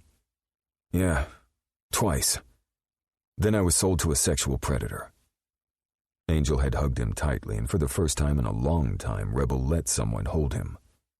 Right then, though, he had a surprise for her. He dug into his back pocket and pulled out the used paperback romance novel. "Oh my God, thank you!" She almost squeaked and clutched the used book to her chest. "Of course," Rebel smiled. "Hide that good. I've got to go. I'll see you at dinner." "Do you think Jimmy will let us go into the gardens after dinner?" she asked hopefully. "I don't know, maybe," Rebel said. "I'll try to make it happen." Several times after dinner, Jimmy had ordered Rebel to take Angel out to the gardens for some fresh air. The men around the table had looked shocked. Rebel knew the only reason Jimmy trusted him with Angel was because during the interview for the gun-for-hire job, Rebel had confessed he was gay. "Gay?" Jimmy had looked him over, and Rebel tried not to react. "You don't have the hots for me, do you?"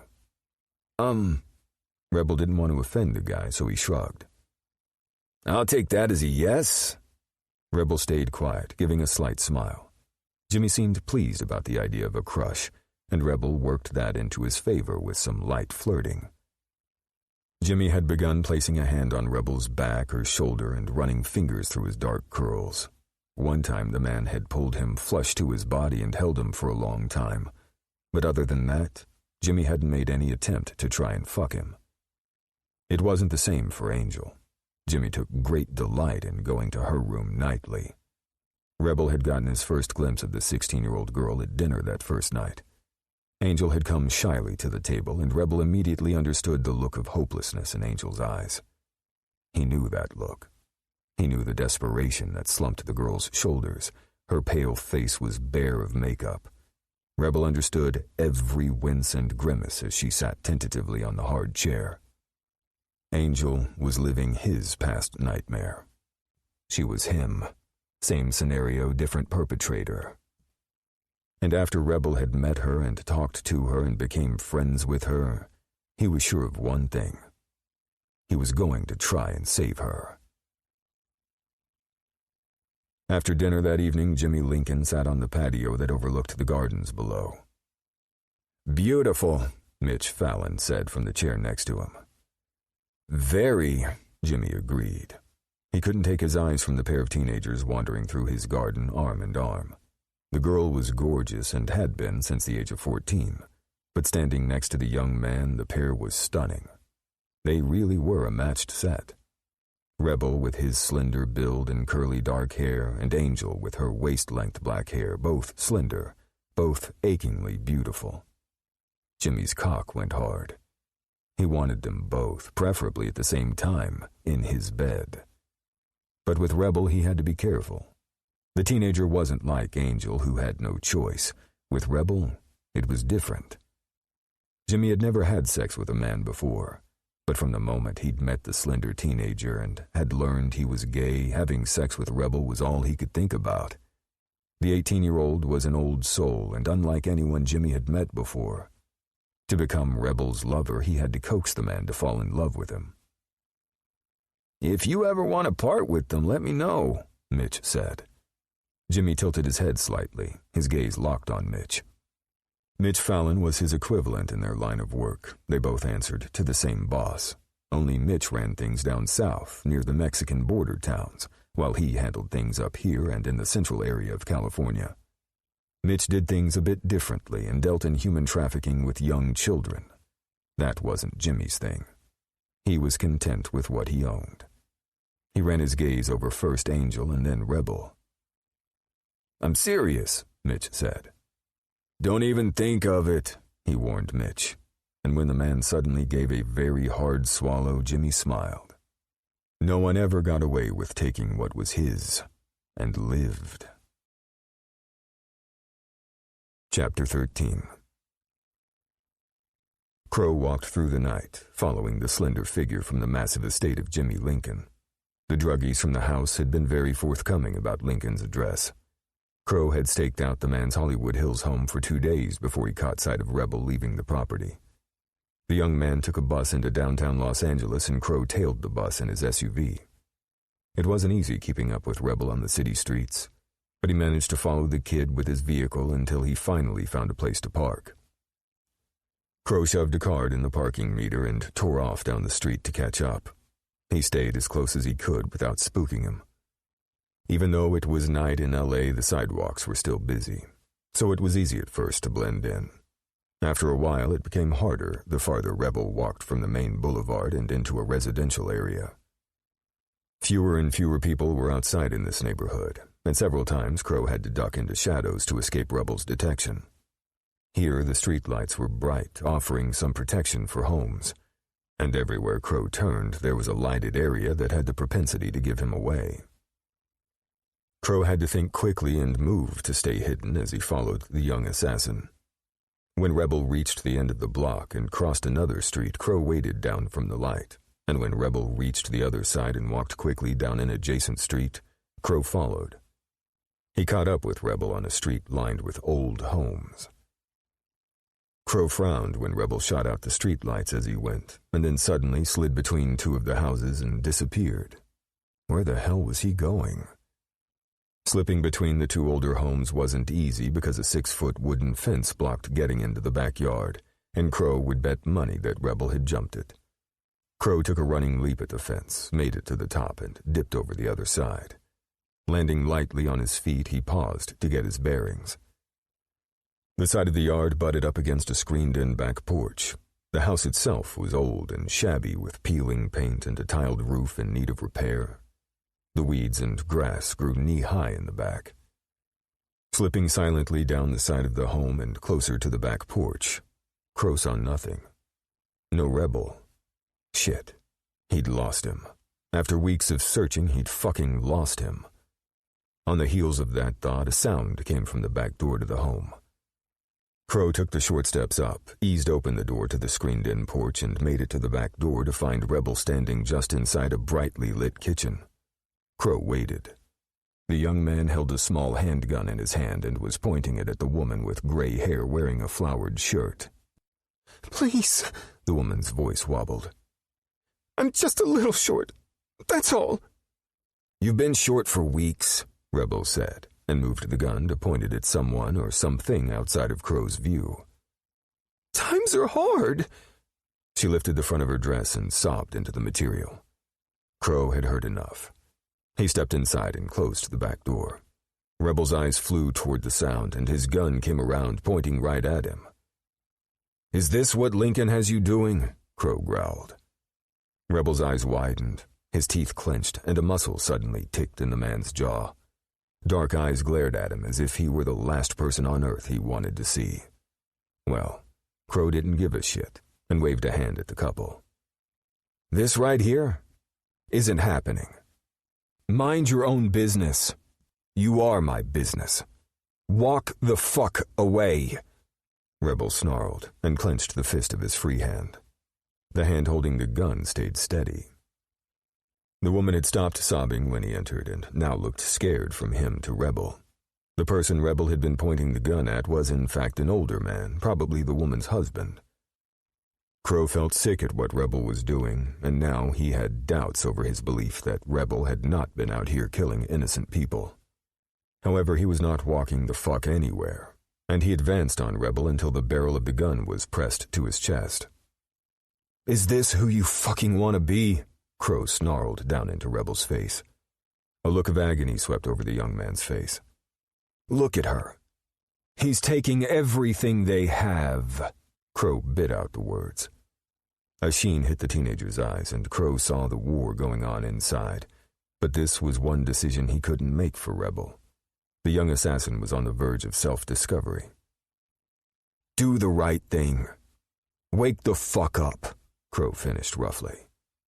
Rebel glared at him, lowered the gun, and walked out the back door. "Here," Crow said, removing a couple of $100 from his wallet.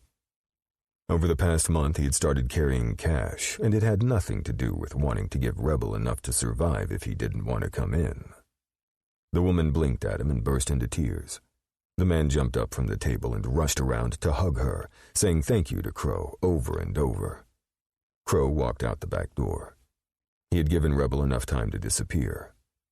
Only Rebel hadn't run. Standing in the weed-filled backyard, Rebel had tucked away the weapon and wrapped his arms around himself.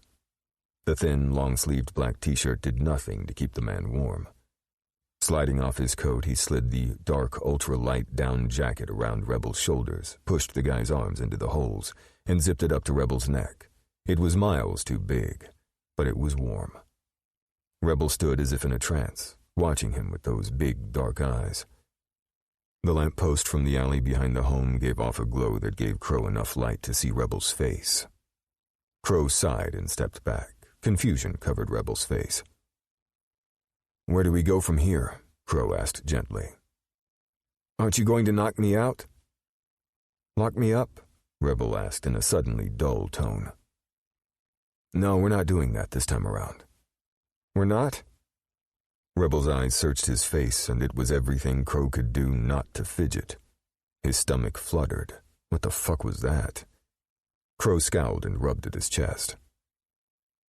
"So again, where do we go from here?" Crow said. Only this time the words were softer. Rebel drew in a deep breath and moved one hand through the air as he spoke. "If you help me with something, I'll go back to the ranch with you." Crow blinked. "All right," he said slowly. "I want your word," Rebel whispered. "You have it. So what do you need my help with?" Crow finally asked. "Saving an angel." Chapter 14. Rebel dipped his face into the high collar of the black down jacket and inhaled. The scent smelled like crow, woodsy, spicy, and fresh. Enclosed in Crow's SUV, wearing the man's jacket, Rebel felt surreal. "Where are we going?" "I rented a room in a hotel not far from Lincoln's place." "Oh. Do you stay at Lincoln's?" "Sometimes, not all of the time," he said. "So if you're gone for a night or two, he won't come looking for you?" "No. And he would never come looking for me. He has people who do that." "Does he ever come out of there?" "Once or twice a week, either to meetings or to the club." "So that's when we'll kill him," Crow said, pulling into the valet of a massive hotel. Rebel gaped. He couldn't help it. He'd never stayed in a hotel this expensive in his life. "You have a room here?" he gulped. "Yeah, come on." Crow handed the keys to the valet and walked through the lobby. Rebel tripped over himself to keep up and stepped inside the elevator doors when they opened. It took them up to the 18th floor. Crow flipped a key card at the door and ushered him inside. The room had a king-sized bed, a sitting area with a fold-out couch, a small kitchen, and a massive bathroom, including a jacuzzi. The wall of windows drew him over, and Rebel gazed out at the city's lit-up skyline. After a moment, he turned away from the view of Los Angeles and back to Crow. Damn, Rebel couldn't even imagine sleeping in a place like this, and he'd bet it cost a shit-ton of money each night. The nicest thing he'd ever slept in was a local motel once when Tanis had given him to a visiting CEO. It hadn't been a good night. "Rebel?" He shook himself and gazed at Crow. The man's blonde hair was loose and it barely touched his shoulders when the man cocked his head like he was doing now. Those blue eyes were on him, and for some reason Rebel's words dried up, but he managed to croak one out. "Yeah?" "What's the name of the club Lincoln goes to?" "Station 1640, Rebel answered, confused. "Why?" "Aren't you paying attention?" "What?" He had started to feel stupid, like he had missed something along the way. "That is where we'll take out Lincoln," Crow said slowly. "Why?" "You said you needed my help to kill him." "No, I said I needed your help, but it's to save someone." Rebel licked his lips. "Save someone?" Crow echoed blankly. "Who?" "Angel. She's 16. He's holding her captive." Rebel's breath was coming fast, and he felt like he was running while standing still. "He's beating and fucking her." Rebel couldn't tell what Crow was thinking, but he did recognize the flash of anger and contempt that swept over the man's face. "I promised Angel I would save her." His voice cracked and he waved his hands. "And I don't know how to rescue her," Rebel admitted, even though it fucking sucked that he didn't have the knowledge nor skills to get her out. Crow seemed to understand his feelings and approached him slowly. Placing a warm hand on his shoulder, Rebel felt the strength all the way to his stomach. He didn't know why he was reacting to Crow so much this time around, but he was. Maybe it had been that last time he had been taken against his will, and this time he had come voluntarily. This time he was hyper-aware of Crow's bigger physical frame, making him feel small, but also protected. "Can you get me in?" Crow asked, and it took a moment for Rebel to comprehend. He shook his head. "No, you'd have to do an interview." "Is he hiring?" "Not at the moment." "Okay. Then we catch him at the club," Crow said, and turned away from him to pull the black long-sleeved shirt over his blonde head. The muscles on the man's back were miles wide and ripped. Crow had tattoos of black tree branches littering his back, going down one side and up and over both arms. On his right arm, birds took flight. Rebel was impressed by the sight and stepped forward to touch his fingers lightly to one of the branches. Crow froze beneath his touch, and Rebel yanked his hand away, taking several steps to put distance between them. Where the fuck had his courage gone? "We can't go to the club," he scowled, reaching for the ever-ready anger as a shield. "Have you ever gone before?" "Every week," he admitted. "Let's make a game plan in the morning," Crow said, walking into the bathroom. "For now, call room service if you're hungry, and then we need to get some sleep."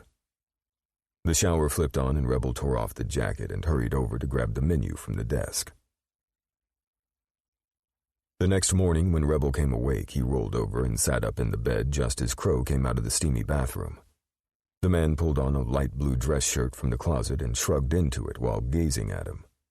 Rebel was sorry to see the muscles and tattoos covered up. "So, when we hit this nightclub, I go in as your boyfriend," Crow said while buttoning the shirt, covering his chest from view. Wait, what? Rebel gaped when the words registered and his eyes flew from the man's hands to his face. "We've known each other a few months," Crow began with humor in his blue eyes. "Just brief encounters," Rebel teased. "That's just semantics." "That's a fact," he snorted. Crow smiled and Rebel's stomach jumped. "And we reconnected over the past 2 days." "Like old lovers?" "Mm-hmm," Crow agreed and sat on the edge of the other bed to put on his shoes. "Now get dressed." "Where are we going?" "You'll see. Hurry up." Rebel raced into the shower and grimaced as he changed into yesterday's clothing. A half an hour later, they ended up in a very exclusive men's clothing store, and when Rebel balked, shaking his head, Crow linked their fingers together. Caught off guard by the move, Rebel found himself pulled inside the expensive store that held more than just clothes. It was also connected to a hair salon. "He needs everything," Crow said and handed a black credit card to the assistant manager. Store clerks rushed to get Rebel set up with anything Crow wanted, and that included new briefs, socks, shoes, and everything in between. Crow was picky, so it took almost 3 hours, and by the time they were done, Rebel was starving. He'd long since given up protesting because there was no stopping Crow. The man ordered it all delivered to their room at the hotel except for the outfit Rebel now wore. A pair of classic fit black pants molded to his legs and made his ass look good, if he did say so himself. Combined with a burgundy twill dress shirt and matte leather lace-up boots, Rebel felt like $1 million. Crow selected a thigh-length wool coat in dark gray and slipped it over his shoulders. Although he was sorry to see the jacket Crow had lent him go, this one fit like it was made for him. Turning for the entrance, Crow caught him before he could reach the door and guided him into the salon. Rebel's coat was removed and hung up, and he was pressed into a chair. "Don't cut it too short, but give it a trim and conditioning," Crow said, and sat in one of the large waiting chairs. A woman hurried over and poured him a glass of champagne. Crow left it on the table, and Rebel noticed the guy didn't take one sip. Now, if that had been him sitting there, he would have tossed that sucker down quickly. Usually he took the scissors to his own hair, or his mother, or Dory, had done it for him. He shoved thoughts of her away. "He has such a small frame and delicate build," the young woman said, gazing at him with a smile in the mirror. She ran her hands through his dark curls. "We don't want to lose any of the length." She led him to a bowl where she washed and conditioned his hair, and then back to the chair to snip at his shining black hair. The way she cut it had the curls falling around his head, making his eyes look bigger. Damn, he looked good, and his eyes met Crow's in the mirror. The flash of something in the man's blue eyes triggered butterflies in Rebel's stomach. He knew without a doubt that Crow found him attractive, even though the guy said he wasn't his type. Maybe he could change Crow's mind. "Whoa, shut that off right the hell now," he silently scolded himself. There was no way he was getting involved with Crow. He looked away. But the idea that they could be something more just wouldn't quit. Chapter 15. Rebel was a stunner. The young man had the looks and body of a runway model, but not the height. Crow's hands itched to touch, so he tucked them into the pockets of his coat. Rebel walked up to him and Crow grabbed the wool coat he'd bought the man. Holding out the heavy wool, Rebel slid his arms inside. "Are you hungry?" Crow smoothed the coat over Rebel's shoulders. It was a perfect fit and looked sexy as hell. "I'm starving." Crow drew Rebel out of the store and onto the street. "There's tons of places to eat." With a full belly, Rebel stood inside the Griffith Observatory, gazing up at the massive mythology of the sky mural on the ceiling before looking at the murals on the walls that were paintings of the sciences, engineering, and time. A Foucault pendulum hung from a wire down from the ceiling and swung back and forth across the floor below. The young man gazed over the edge of the retaining wall and down at the pendulum for several minutes. The fall of dark curls had Crow itching to brush it back, but he couldn't drag his eyes from Rebel's face.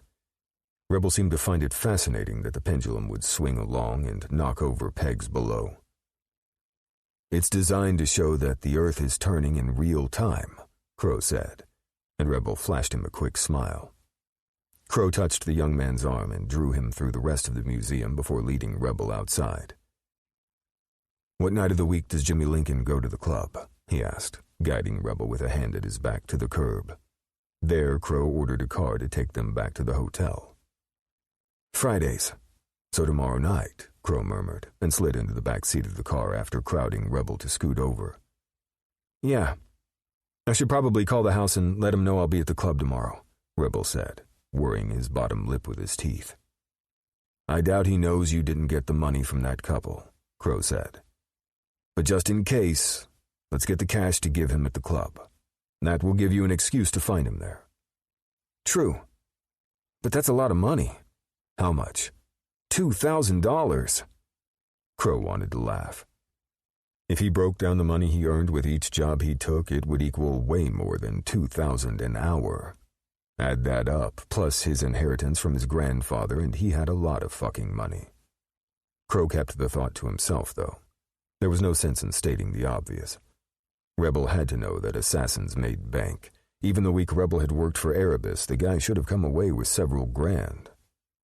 Crow sent Real a text message to get him background and any information available on Jimmy Lincoln.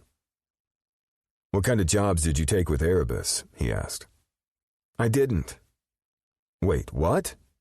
Crow frowned, tucking away his phone in the breast pocket of his suit. "You worked there a week before you were benched." "Savage said I wasn't ready for any job until he trusted me." Crow frowned. "I'm sure his intentions were good." "Maybe.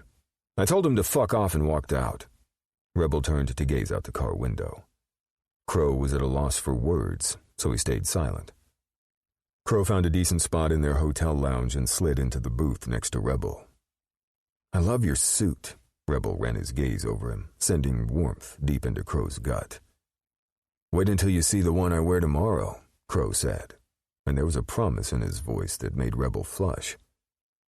As the waitress approached, Rebel touched the top of his hand and whispered, "I can't drink." "Isn't that a fake ID in your wallet?" Crow smirked and barely refrained from linking their fingers. Rebel eyed him and then snorted. "Yes, and a very good one at that.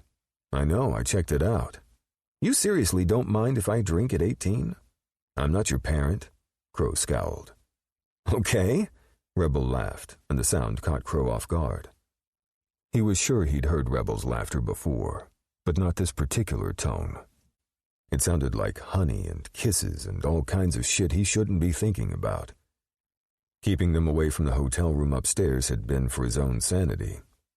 The waitress made it to their table and Rebel ordered an alcoholic drink. Crow hid his smile and handed Rebel one of the food menus. The only reason he wasn't making a big deal about Rebel's underage drinking was because he was right there by the younger man's side. "I need to see your ID," the waitress said, and looked the card over when Rebel handed it to her. "Thanks, hon." She handed it back. "I'll just have a beer on tap," Crow said. "Ew, I hate beer." The woman smiled and moved on to the next table. "You're lucky that ID worked," Crow said with an amused whisper. "Of course it worked," Rebel said, and laughed. The lounge grew noisy at around 9 o'clock, and people started dancing. Rebel had already finished his drink and was taking sips from Crow's second glass of beer. "Be careful. Vodka soda doesn't really go with beer," Crow warned. "I don't care," Rebel announced and got up on his knees in the booth. With elbows resting on the seat, Rebel bobbed to the beat of the band.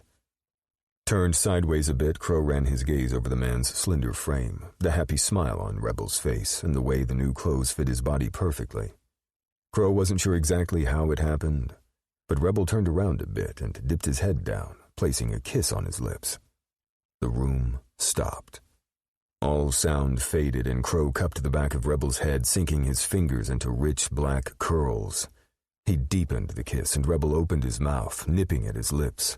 Explosions rocked through Crow. As the kiss went on, the heat grew, and when Crow finally eased back, Rebel's mouth followed him, nipping and licking.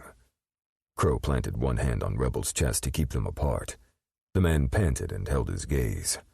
For the love of all that was holy, what the hell was he doing?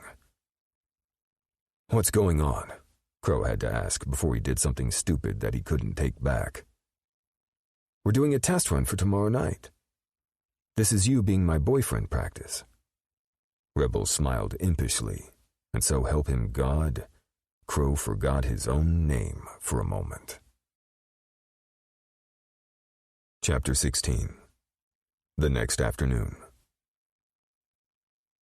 Crow had spent all last night with a fucking hard-on that wouldn't go away, because as much as that kiss in the lounge had turned him on, Rebel had turned shy. Yet being shy didn't stop Rebel from flirting, though, and the young man took every chance he could to torment and tease him over the past 24 hours.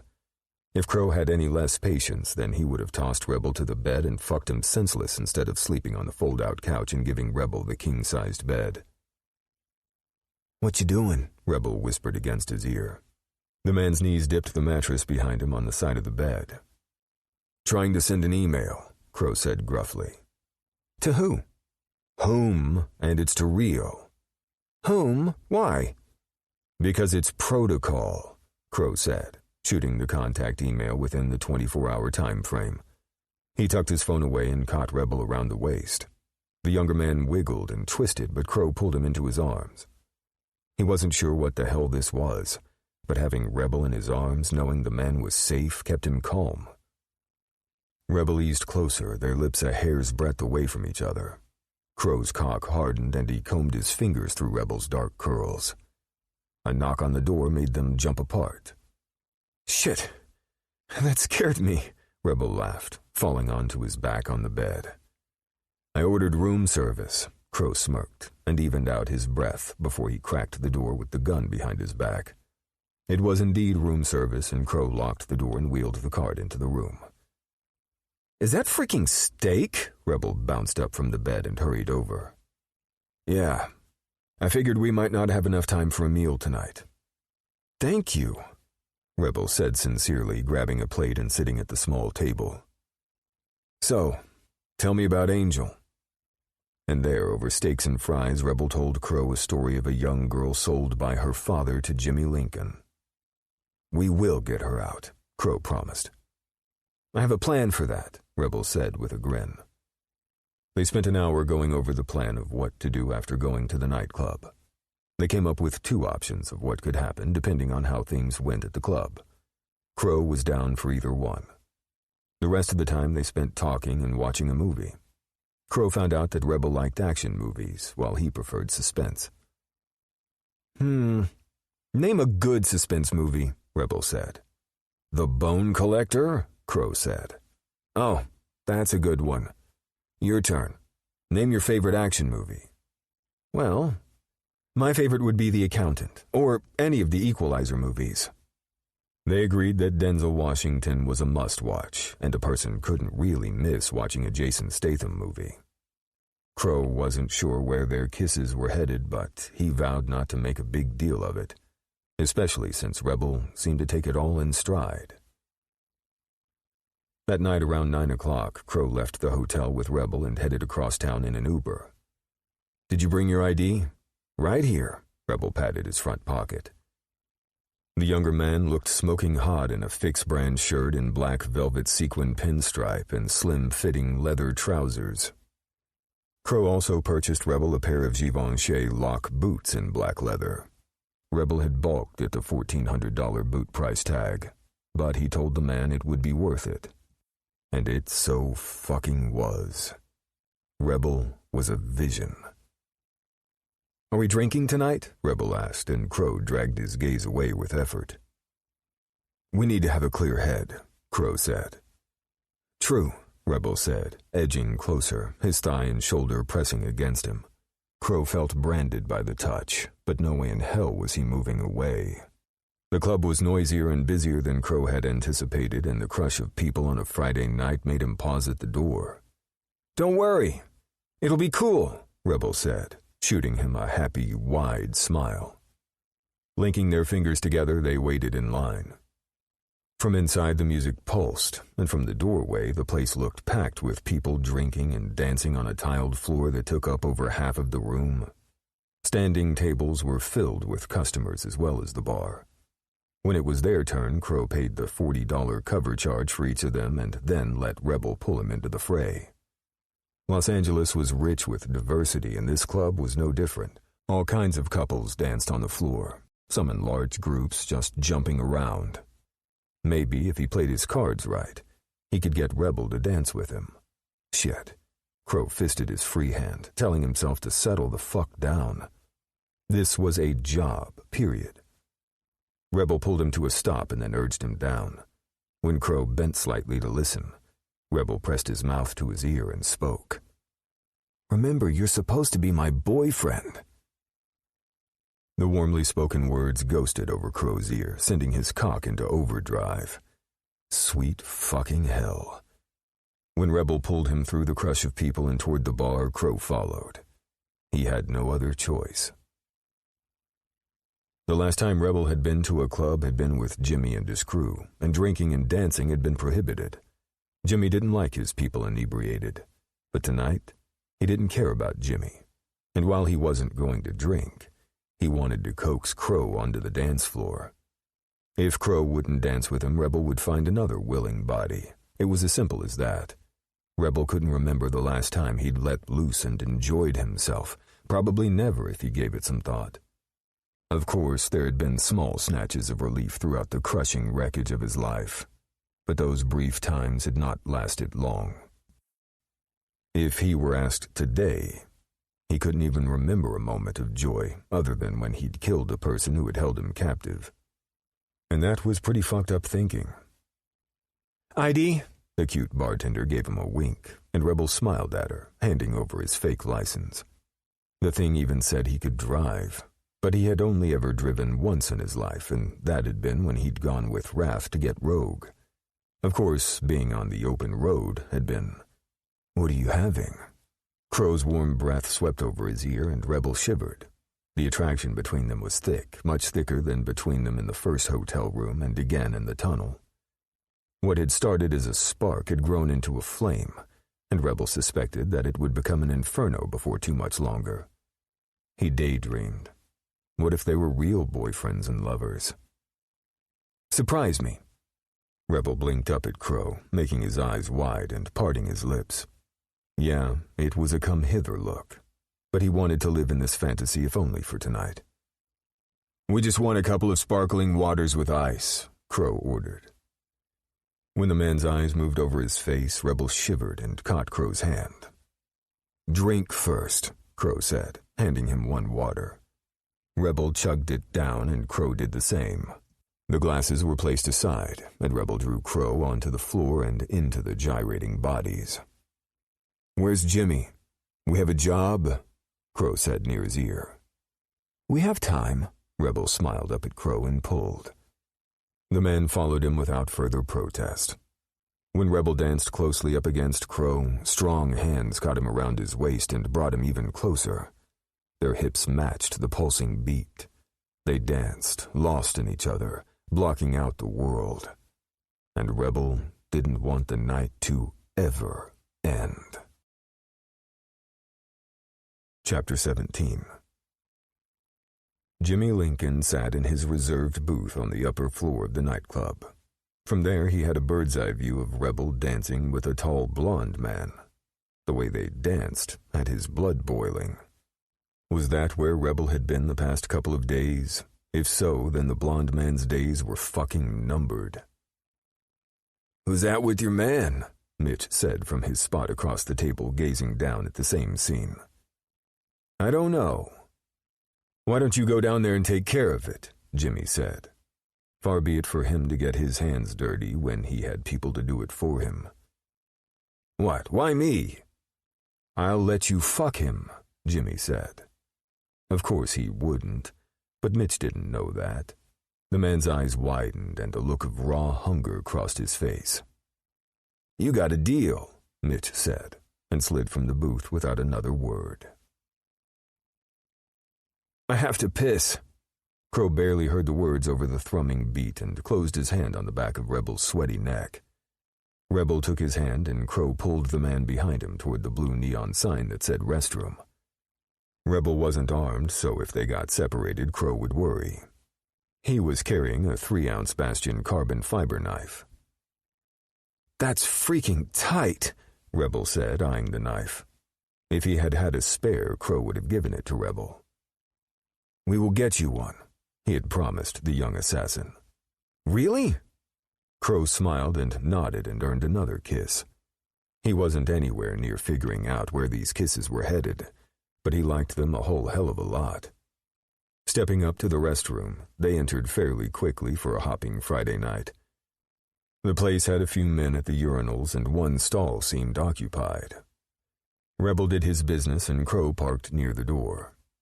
When a man entered, he walked right over to Rebel, and that had Crow shoving away from the wall. The guy was tall, but not so big. The thing that concerned Crow was that he could tell the guy was packing. The man seemed to have connections to the staff or owner. "What's up, Mitch?" Rebel zipped up and shot the question to the guy. Crow paused, but his hand went into the pocket of his slacks and closed around the knife handle. "Jimmy wants you upstairs after you ditched the pretty man," Mitch said. Crow took stock of the room. No cameras in here. The 2 men at the urinals washed their hands and split out of the room. Crow planted himself inside of the door, blocking it from opening and letting anyone inside. "Screw you. I work for Jimmy, but he doesn't dictate who I can hang with. Besides, this guy is a potential employee," Rebel said. "Him?" Mitch shot him a scathing look. "Rebel, come here," Crow said. The slender assassin started toward him and almost didn't make it, but the stall door opened and a man walked out. Mitch pulled the gun he was packing with a silencer already twisted on the end. "The fuck?" Stall guy pulled his own gun, and before Mitch could fire, Crow knocked the guy up and out of the way. The bullet meant for the stall guy went high and wide. Crow pulled his blade and let it fly. The blade sank into Mitch's throat. "Shit!" Stallman leaped back and ducked out of the line of fire. "Keep the door closed," Crow told Rebel. Crow picked up Mitch's gun and dragged the guy to an empty stall, then pulled his knife free before he wiped it and closed the stall door. The door behind Rebel banged, but Rebel held it from being pushed open. The man from the stall aimed the gun at Crow. "Step the fuck back," the guy said. "I just want to get me and my date out of here," Crow said, easing back. He could kill this man before him, but he really didn't want to. "Why'd you kill him?" the guy asked. "He was going to kill me." Crow could see the information ticking away in the man's head. "You saved my life," the guy said. "I did. My name is Jose Garcia. I'm Crow and that's Rebel." The guy held out his hand and Crow shook it, noticing a gang tattoo on the man's arm. "You need some help?" Garcia asked. "I could use some." "How about I have some of my men get him out of here for you? That's them at the door," Garcia offered. Crow could hear them calling through the wood. "Boss! Boss, you okay?" "Thank you."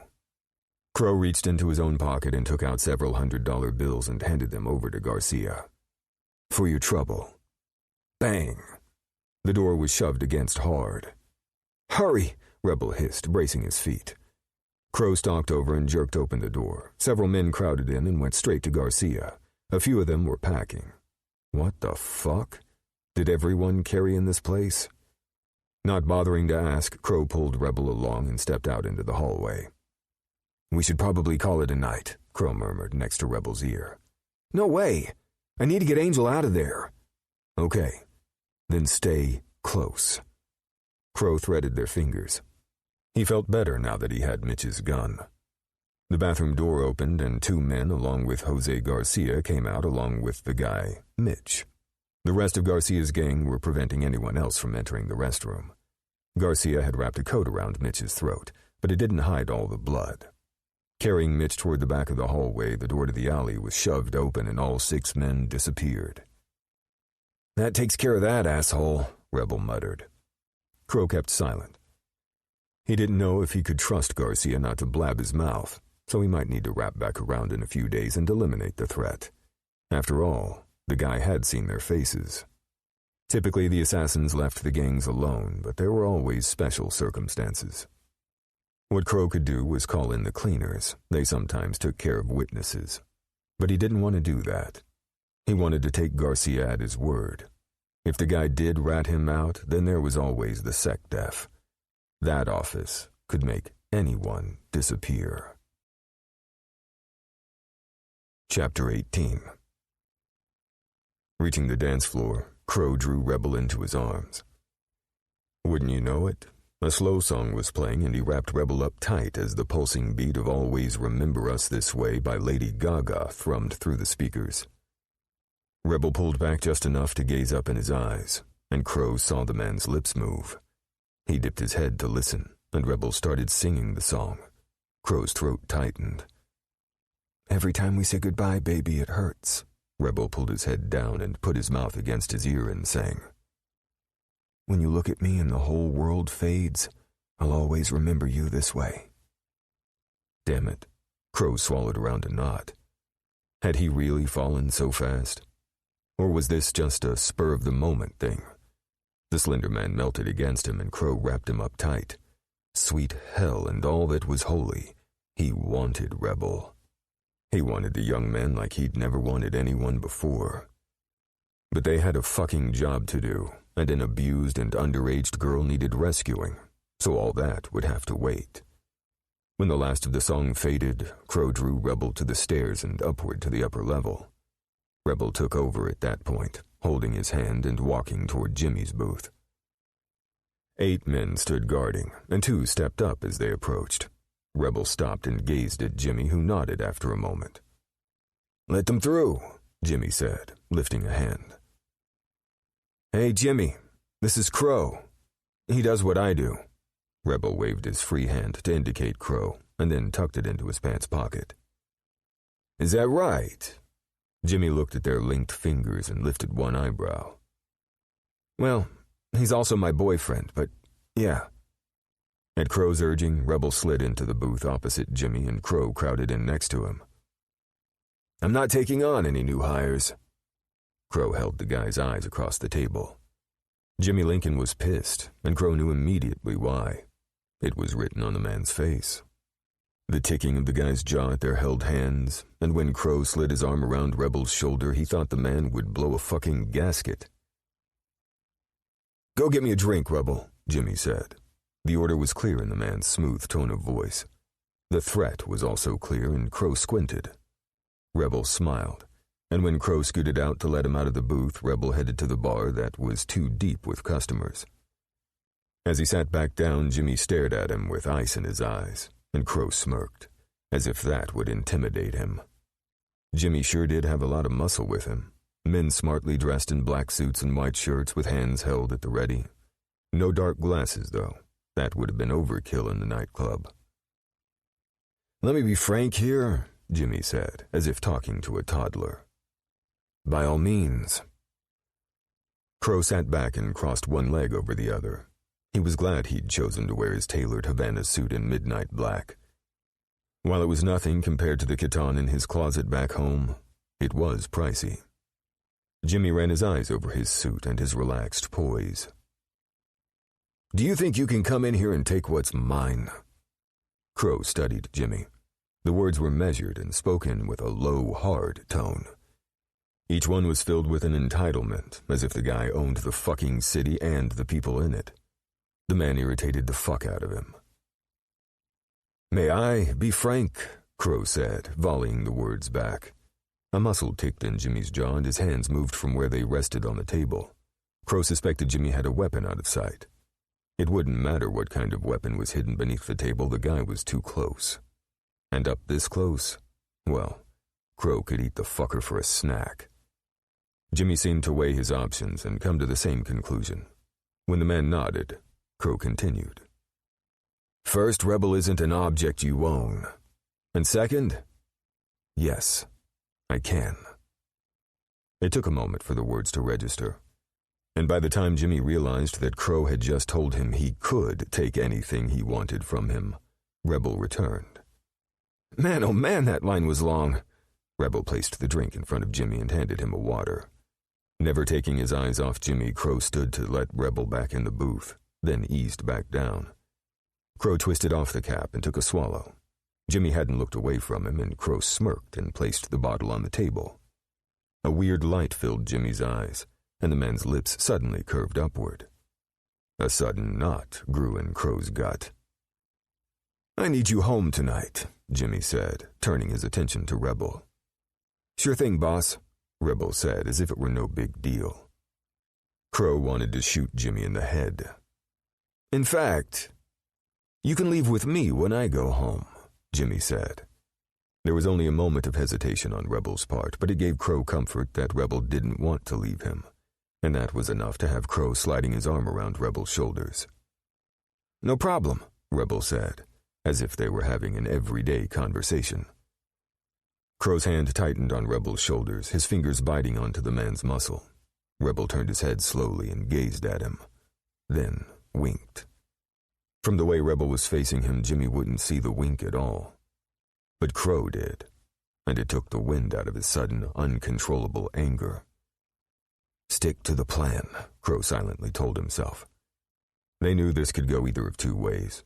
The first was that Jimmy would say yes to hiring him and Crow could take the guy out behind his own walls. The second was that Jimmy would say no, which he had. That meant that Rebel needed to get Angel to the gardens and Crow would get them both out of there. Did you see Mitch down there? Jimmy asked Rebel. I did, but he got a phone call and had to leave, Rebel said. I see. Crow wasn't sure that Jimmy bought it, but he didn't say otherwise, and after a few more minutes of small talk, Jimmy announced that they were leaving. It was all Crow could do to slide his arm away from Rebel's shoulders. I'll call you, Rebel said, sliding out of the booth before turning to kiss him on the lips. Rebel walked away with the group of men, and Jimmy put his arm around Rebel's shoulders. At that moment, Crow vowed that Jimmy's days were numbered. The next morning around 6 a.m., Crow paced through the room at the hotel, waiting for Reel to call him back. About an hour ago, Reel sent a text message that said he had news on Jimmy Lincoln. When the phone rang, Crow snatched it from the hotel table. Did you find out who he is? Yeah. Now tell me how the hell you got tangled up with James Lincoln, Reel said, his voice a low growl coming from the phone.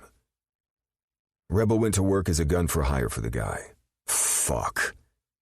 Well, that didn't sound good. But Crow waited.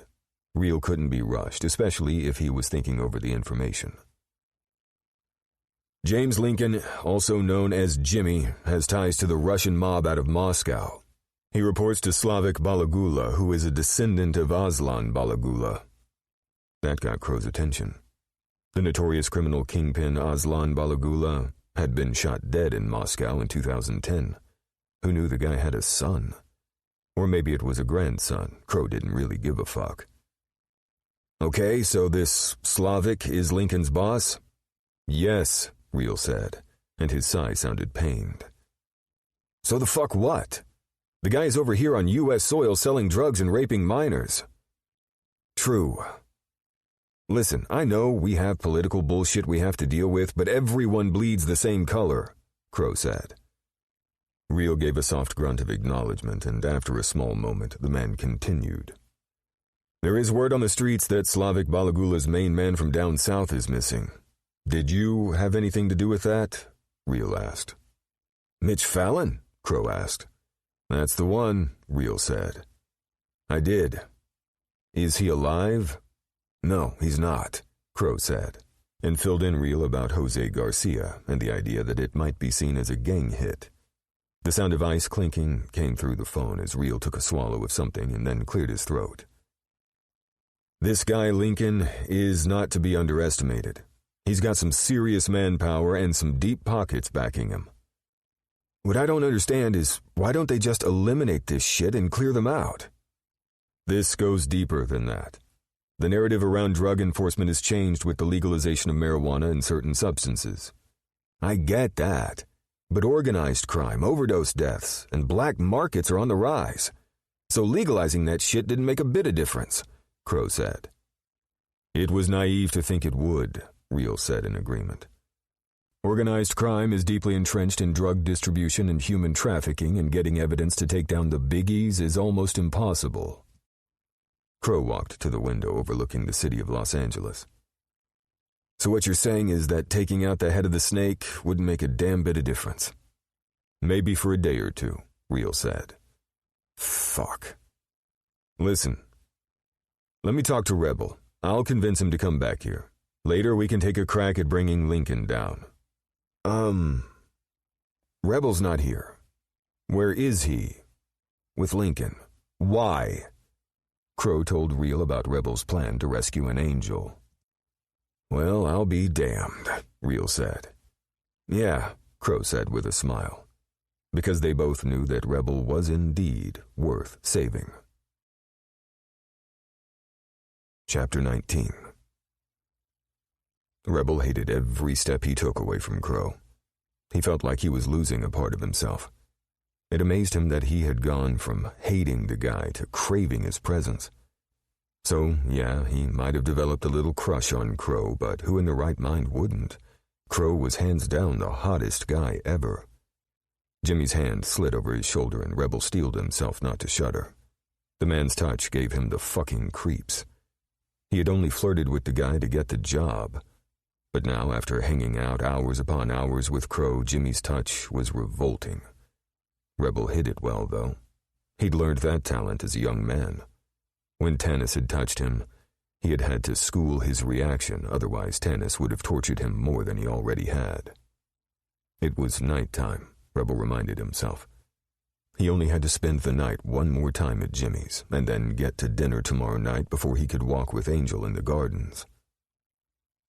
I don't like what you did tonight, Jimmy said after they settled in a dark town car and were speeding through the dark streets of L.A. Brought you another hire? Rebel asked, keeping his voice confused. I don't like that you have a boyfriend. I'm lonely, Rebel gave Jimmy a sad pout. Jimmy's throat moved with a hard swallow. I can take care of that. Rebel bit his lip and gazed at Jimmy from beneath his lashes. Distracting men with his looks had become a talent for him. Can I think about it? What's so good about him? Jimmy didn't look pleased. I had to think about him, too, before I said yes. That caught Jimmy by surprise. You did? Yes. He's been wanting to date me for months. Oh, Jimmy frowned. I don't think I can wait that long. I won't make you wait for long, Rebel said. Rebel silently vowed to kill the predator soon. When Jimmy took his hand and held it, Rebel didn't pull away. Promise? Rebel nodded. He would keep his promise, only it wasn't the promise Jimmy would be expecting. The following day crept by. Jimmy wanted to spend the day by the pool, and Rebel knew why. It got him into small swim briefs, and Angel into a barely-there bikini. At least Jimmy hadn't come to his room last night. He was grateful for that, but he also knew that Angel had paid the price. Finger-sized bruises littered the inside of her thighs, and she winced when she entered the water. Rebel floated on the water closer to Angel. If he could carry his weapons in the house or get his hands on a knife in the kitchen, then he could have sliced and diced the fucker into pieces.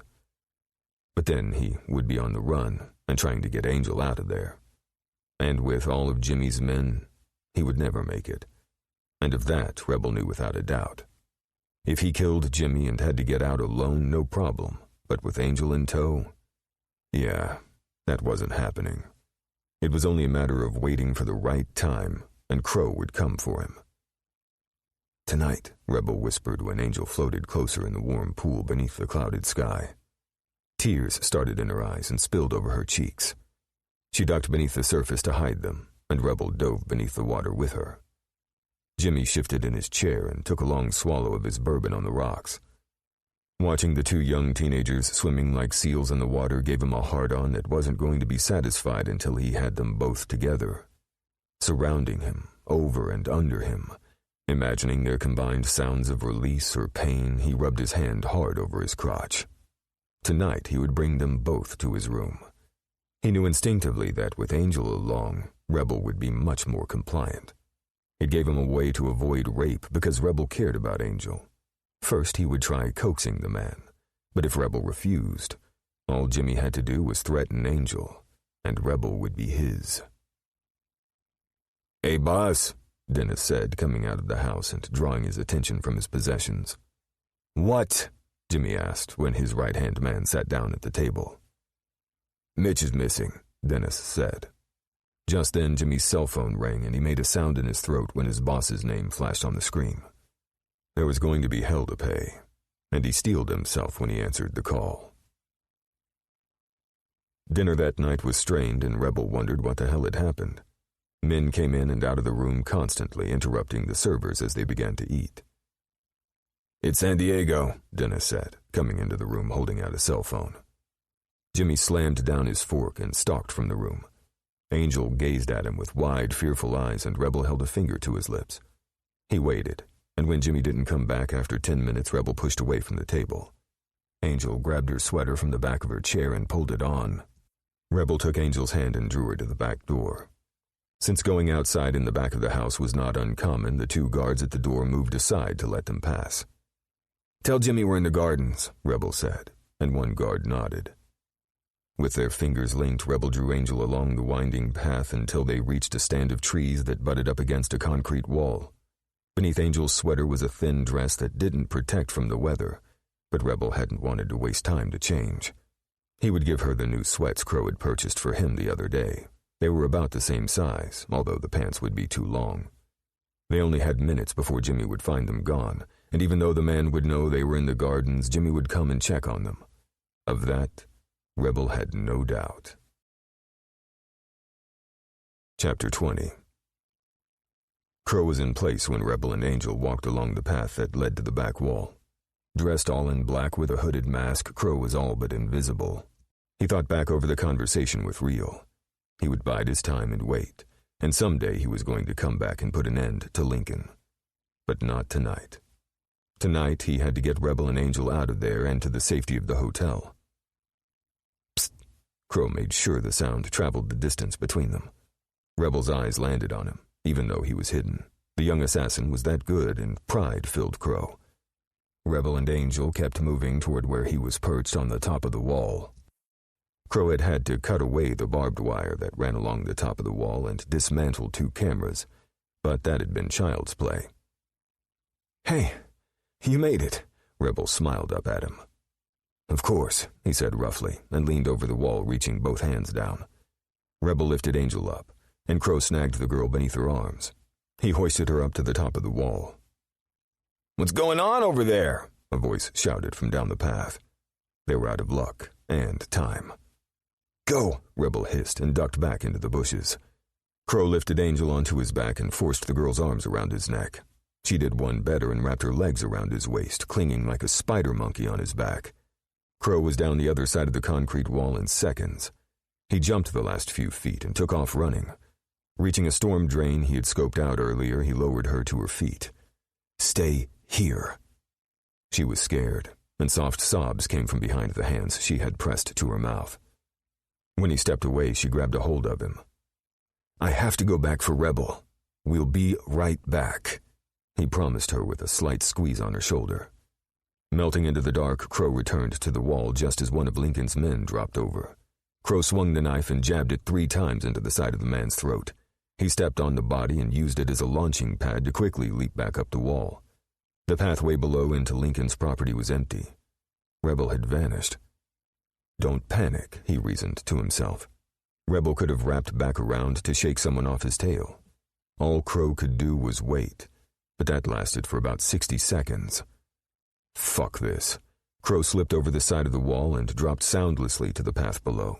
He followed that around the property until he drew near the house. 2 men stood on guard. They came at him simultaneously, but it was too late. Crow was too close for them to do much but deflect. Crow slapped the first gun away with a move that loosened the man's grip and the weapon went flying. The other man's gun lifted and fired with the soft snick of a silencer. The The bullet missed because Crow was already moving. He snapped out and disarmed the men. "You fuck!" the guard said with a snarl, and launched at him just as the other one charged. Crow withdrew his blade and moved methodically, a dance of death. Every movement was precise. Every strike of his knife was done with cold precision. Delivering 3 quick jabs to one man's kidneys, Crow dropped low and sliced the back of the other man's knee. The open artery sprayed the cobblestone. Crow moved and jabbed upward. Avoiding their fists, Crow shoved his blade beneath the one guard's chin, pulled it out, and spun away. The second guard's throat was slit before Crow moved to the dead bodies. It had taken him too fucking long to neutralize the threat. Of course, he could have used his gun with its twisted-on suppressor, but in close combat he preferred his blade. What he really favored were his short swords, but he hadn't been able to bring them on this trip. Dragging the 2 men off the path and into the dirt, Crow left them piled on top of one another. He slipped through the garden shrubs and stayed off the pathway as he headed toward the house. The $13 million home that sat in the Hollywood Hills was a modernist mansion with panoramic views that included the Pacific Ocean. The place was fucking huge, with 3 levels above ground and fuck knew how many below. If he had to, he would kill them one at a time until he found Rebel. That was when he heard Rebel talking. "So, Angel just ran up to change into something warmer," Rebel said. Crow slipped closer and caught sight of another guard. He palmed his knife, but waited. "Tell Angel to meet me by the fountain. She wants to throw pennies again," Rebel said, and gave the guy a wave. Crow eased back and spun. Then he backtracked the way he'd come, keeping his eyes on Rebel, who walked along the path. As soon as Rebel rounded the far bend of the path and was out of sight of the house and guard, Crow yanked the younger man into his arms. Rebel threw his arms around his neck and held on tightly. "Let's get out of here," Crow said, his voice gruff and hoarse. "Music to my ears," Rebel whispered. Chapter 21. They reached the tunnel where Crow had stashed Angel, and the girl ran to Rebel. The teenagers hugged tightly, and Crow got them moving through the tunnel and out the other side with a hand to each of their backs. "Where are we going?" Angel asked. "To a hotel," Crow said. They reached the street and headed toward the SUV so he could take them to their final destination, which happened to be a roadside motel not far from them. Years as an assassin kept his skills honed, and he wouldn't take the risk of taking them back to his hotel room. "She has 2 trackers," Rebel said. Crow stopped. "An ankle monitor and a locator embedded into a collar around her neck." "The ankle is just a chain," Angel said, her voice soft. "Just in case, hold her chin up and the collar away from her neck," Crow told Rebel, and when the man stepped up and pulled the collar away as far as he could, Crow sliced the collar as if it were nothing. When she was free, Angel gasped and rubbed at her throat as if she could rub the memories away. Crow knew it would take a long time, if ever, for those to fade. Maybe, just maybe, with professional help she could find peace. Or take up killing like Rebel had, he thought. Becoming an assassin had been therapeutic in a way, but also damaging. Rebel didn't trust, was unbridled when angry, and kept alone most of his life. That was no way for anyone to live. As soon as they were inside the SUV, Crow made a phone call. "Did you get them?" Real asked, answering on the first ring. "I got them both. I need to have the girl taken somewhere safe."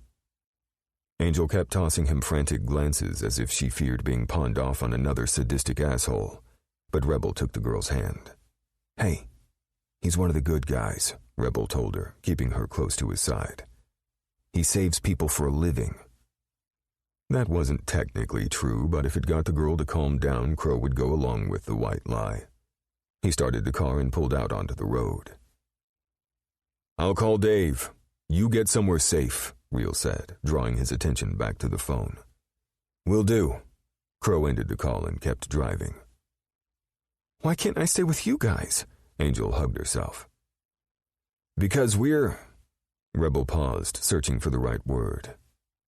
"On a job," Crow interrupted.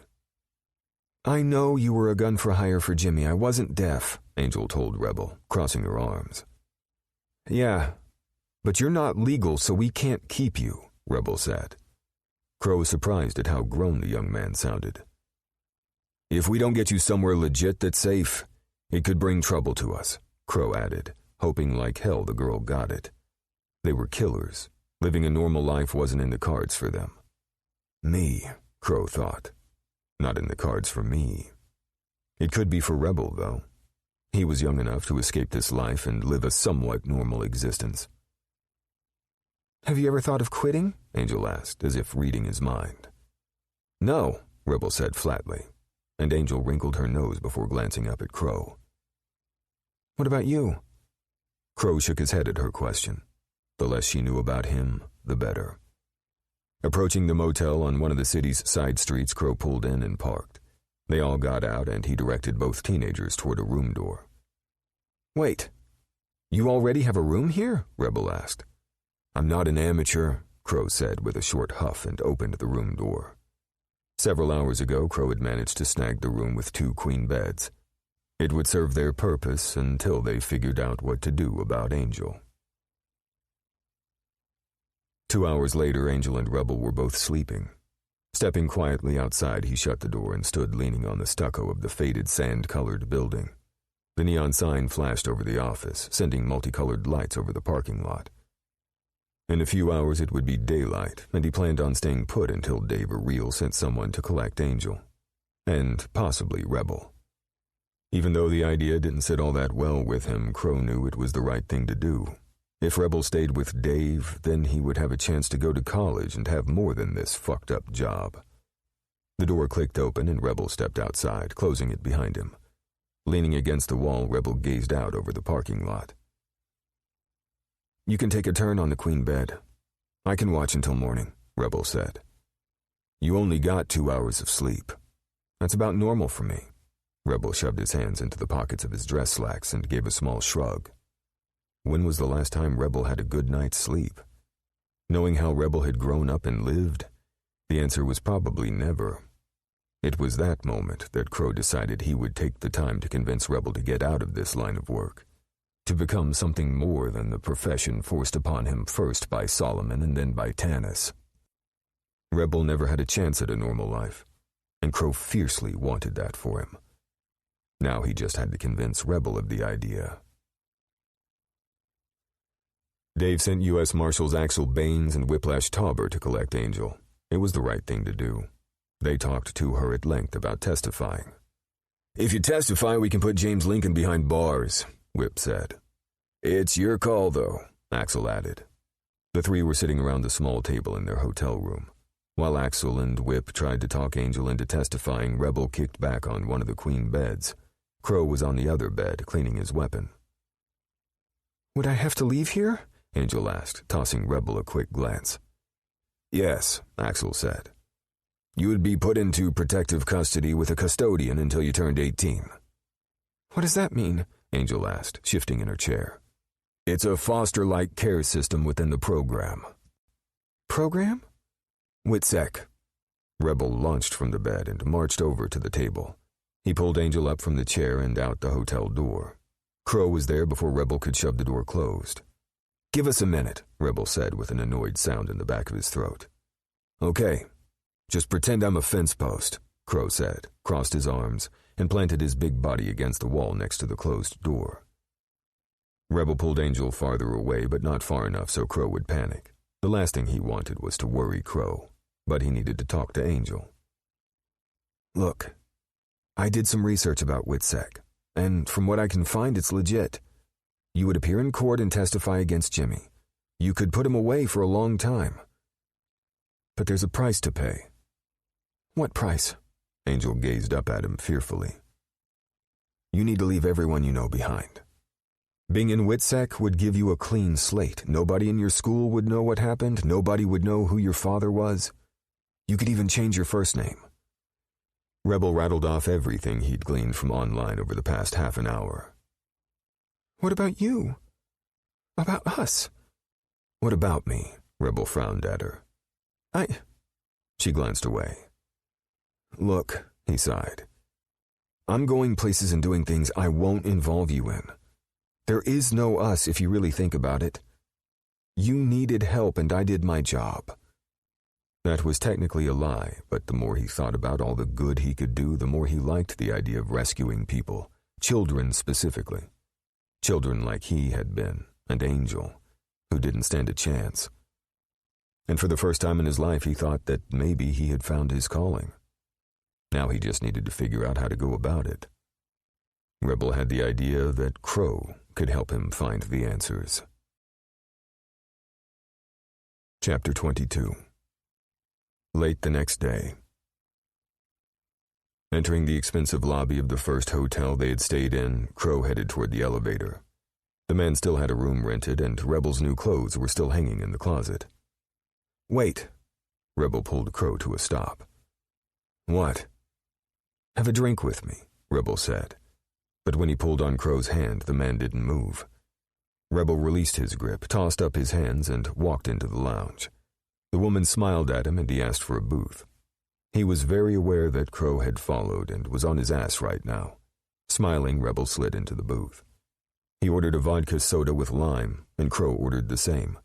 The place was noisy and filled with a working crowd in business attire, and Rebel was glad he had had the chance to change into the clean clothes Crow had thoughtfully provided at the roadside motel. The man really had thought ahead before coming to rescue him and Angel. The waitress dropped off their drinks, and Rebel ran his finger down the condensation in the glass. They stayed only long enough to finish their drinks. "You did the right thing," Crow said, and Rebel nodded. "I know. I don't want her to hate me, though," he said, pushing the elevator button. "When she gets older, she will realize you saved her life." They stepped inside the empty car, and when the doors closed, Rebel moved in closer to Crow. As the elevator raced upward, Rebel grabbed the front of Crow's shirt and pulled.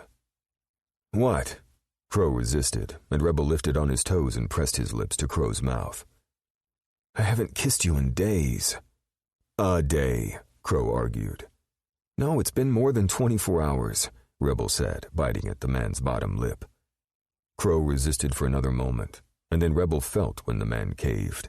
Those strong hands gripped his hips, fingers dug into his ass, and Rebel stepped between Crow's widening stance and pressed closer. "This is a very bad idea," Crow muttered.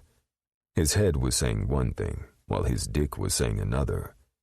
If they did this, there might not be any coming back from it. Rebel gazed up at him, licked his lips, and nodded. "It is. But only for this moment. You can do that, yes?" Crow frowned as the door pinged open, but Rebel caught his hand and pulled him along the hallway to their hotel room. When Rebel pressed the key card against the lock and pushed him into the hotel room, Crow could only follow. Ending up at the king-sized bed, he was surprised to hear the jets go on in the jacuzzi tub. Water from the bottom and sides sent bubbles pumping to the swirling surface. The comment from Rebel about this being only for a moment had caught him off guard. And yeah, he felt offended. Was that what Rebel wanted? Then so be it. He would get his mind off of fucking Rebel and turn it to convincing the young man to try another way of life, something outside of the realm of assassins. "I've been thinking," Crow began. "I've been wanting to use this since the moment I saw it," Rebel interrupted, pulling off his silky dress shirt and tossing it to the floor. Crow's mouth went dry, and he jerked his eyes away from Rebel's bare skin. Crow stripped in record time and left on his dark blue briefs. He needed to get into that fucking jacuzzi before Rebel noticed his hard cock. Perhaps the warm water would help his raging dick, but he very much doubted it. He had been hard since the elevator kiss, and having Rebel undress wasn't helping. He sank into the water while Rebel was still working on getting off his boots. Crow felt pride knowing that Rebel was wearing the clothes he had bought. He knew he shouldn't feel that way, but there was no denying that he was extremely possessive when it came to Rebel, and that could be dangerous for both of them. He wanted something permanent, and Rebel wanted something for the moment. Those two ideals didn't mesh. Crow tried to close his eyes. He really did. But when Rebel peeled his dress slacks down his legs and kicked them away, Crow couldn't have looked away to save his fucking life. Tiny black briefs molded to Rebel's hips, tops of his thighs, and all the way in between. And so help him God, Crow looked his fill. Before walking his way, Rebel turned and snagged 2 waters from the mini-fridge and placed them on the rim of the tub. Rebel hissed when he climbed into the tub. "It gets better if you just sink down," Crow said with a slight smile. "No way. I have to do this in increments," Rebel laughed, and then his arms waved about to keep his balance. Crow caught Rebel's wrist to balance the young man and received a smile for his efforts. That smile killed him. This attraction had been ramping up like nothing he'd ever felt before. He'd never been indecisive before, but he was now. Since the lounge downstairs, Rebel's smiles had been coming often, accompanied by teasing laughter. Of course, it had something to do with the vodka, but for him, it was a win. And Crow reveled in it. He was fiercely glad to see and hear each fucking giggle or laugh because it meant that Rebel might possibly be healing from his traumatic past, or at least starting to heal. That also meant that Rebel trusted him. At least he liked to think so. At his touch, Rebel's eyes glittered with something untamed and wild, and Crow slipped his hand further up the man's arm, sliding his palm over wet skin until he could wrap his hand around Rebel's bicep. "I'm good," Rebel mumbled, and slid his arm away. Crow missed the contact and dropped his hand beneath the water, hiding his clenched fist. Across from him, Rebel eased down with a sigh, leaned his head back, and closed his eyes. Thick, dark lashes sat like crested moons on his cheeks, and the dark fall of curls shone like onyx beneath dim lights overhead. Rebel's lids slowly lifted, and Crow was caught staring. "Where did you grow up?" The question was so left field it took him a moment to formulate an answer. "West Texas," Crow said. "I did detect a hint of an accent." "We were transplanted there from Oregon as kids." "We? Me, my brother, and sisters. Dad was in the military. He got stationed out there, so he packed us up and we lived in army housing." "And your mom?" "Yes, my mom too. Well, she's technically my stepmom, but she's the only mother I've known." "You lost your real mom?" "She was killed by a drunk driver when I was 3, so I don't remember her much." "Are your sisters and brothers step-siblings then?" Rebel's head tipped curiously. "I have a sister from my mother, and the other 2 are from my stepmom and dad."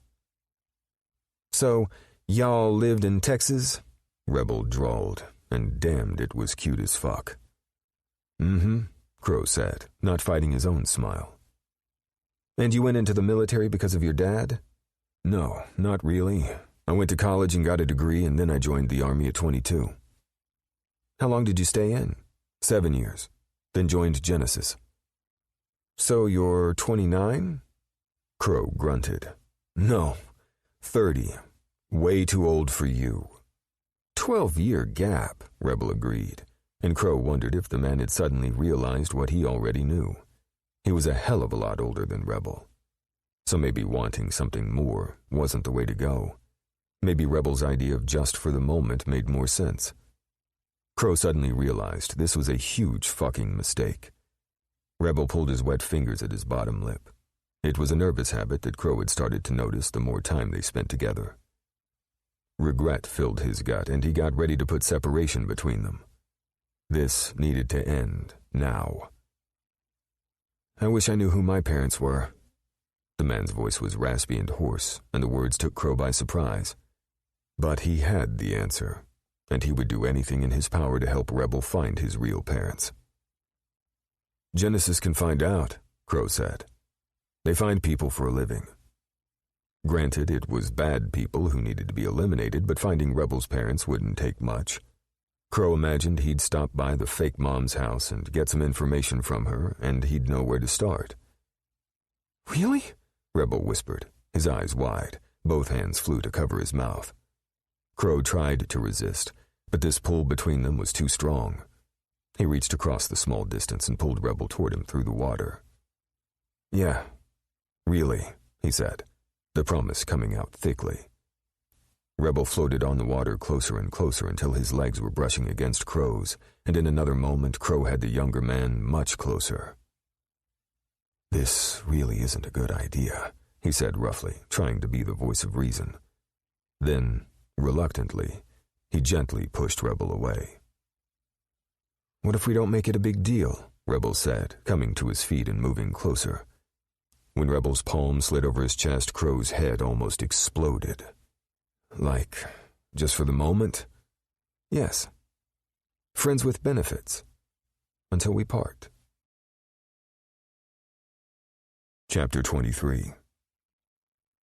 Damn, Rebel sounded older than his years, but the man did make a hell of a lot of sense.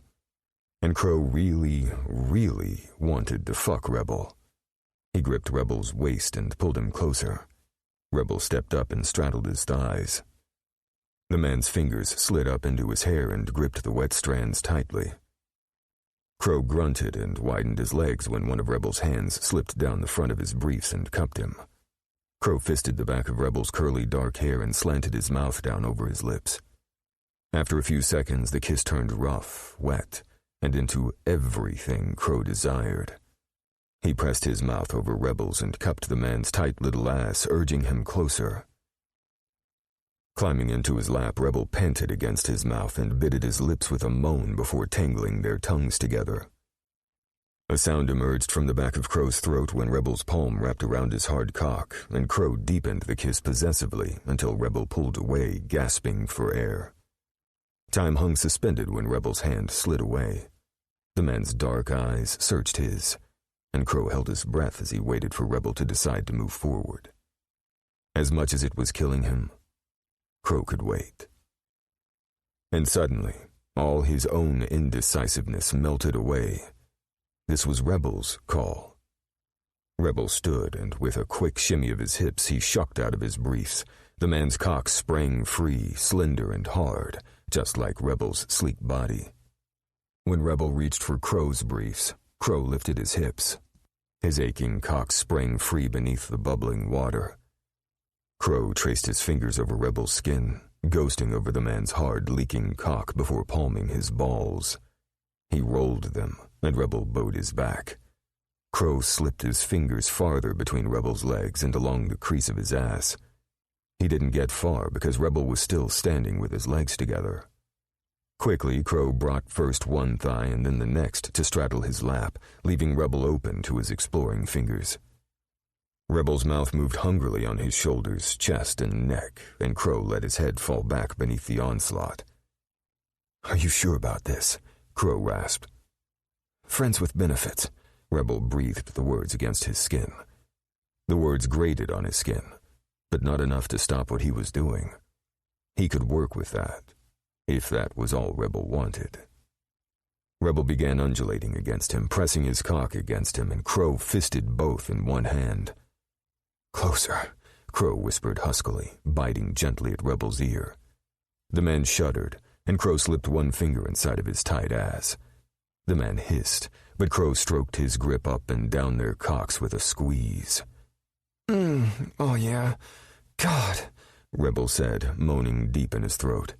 Fuck. Crow wanted to take this slow, but the fire building between them was exploding with a force that made him lightheaded. And when Rebel fought to get closer, Crow slid his finger all the way into the man's ass. "More," Rebel said, pressing his lips to his throat, probably sucking up a mark. But Crow didn't give a shit. Rebel could forever suck any part of him. Reaching between them, Rebel took his cock in hand, and Crow groaned at the touch. When the young man lifted slightly up on his knees, Rebel pressed the crown between his cheeks. Crow felt his dick sliding closer as he slid his finger out of Rebel's ass as the head of his cock pressed against the tight ring of resistance. Then Rebel eased down over him. Crow knew why. Rebel was taking him slow, inch by fucking inch. Crow wasn't small, and he wondered if Rebel could take all of him. The answer to that question came when Rebel undulated and slipped his tight ass down farther, squeezing around his cock so fucking good. Crow gripped Rebel's hips and held the man steady. Rebel's hands clutched at his shoulders, fingers digging into muscle. Biting his bottom lip, Rebel held his gaze and then panted and pushed down, taking Crow deep to the hilt. Sweet fucking hell. Crow released a breath he hadn't known he was holding. Rebel sent his hips grinding down and then undulated, thrusting his cock against Crow's rippling abs. Sweat slickened Rebel's hair, and his own dripped into Crow's eyes. The heat of the water swirled around him, and Crow thought maybe he should move it to the bed, but didn't want to be apart for 1 fucking second.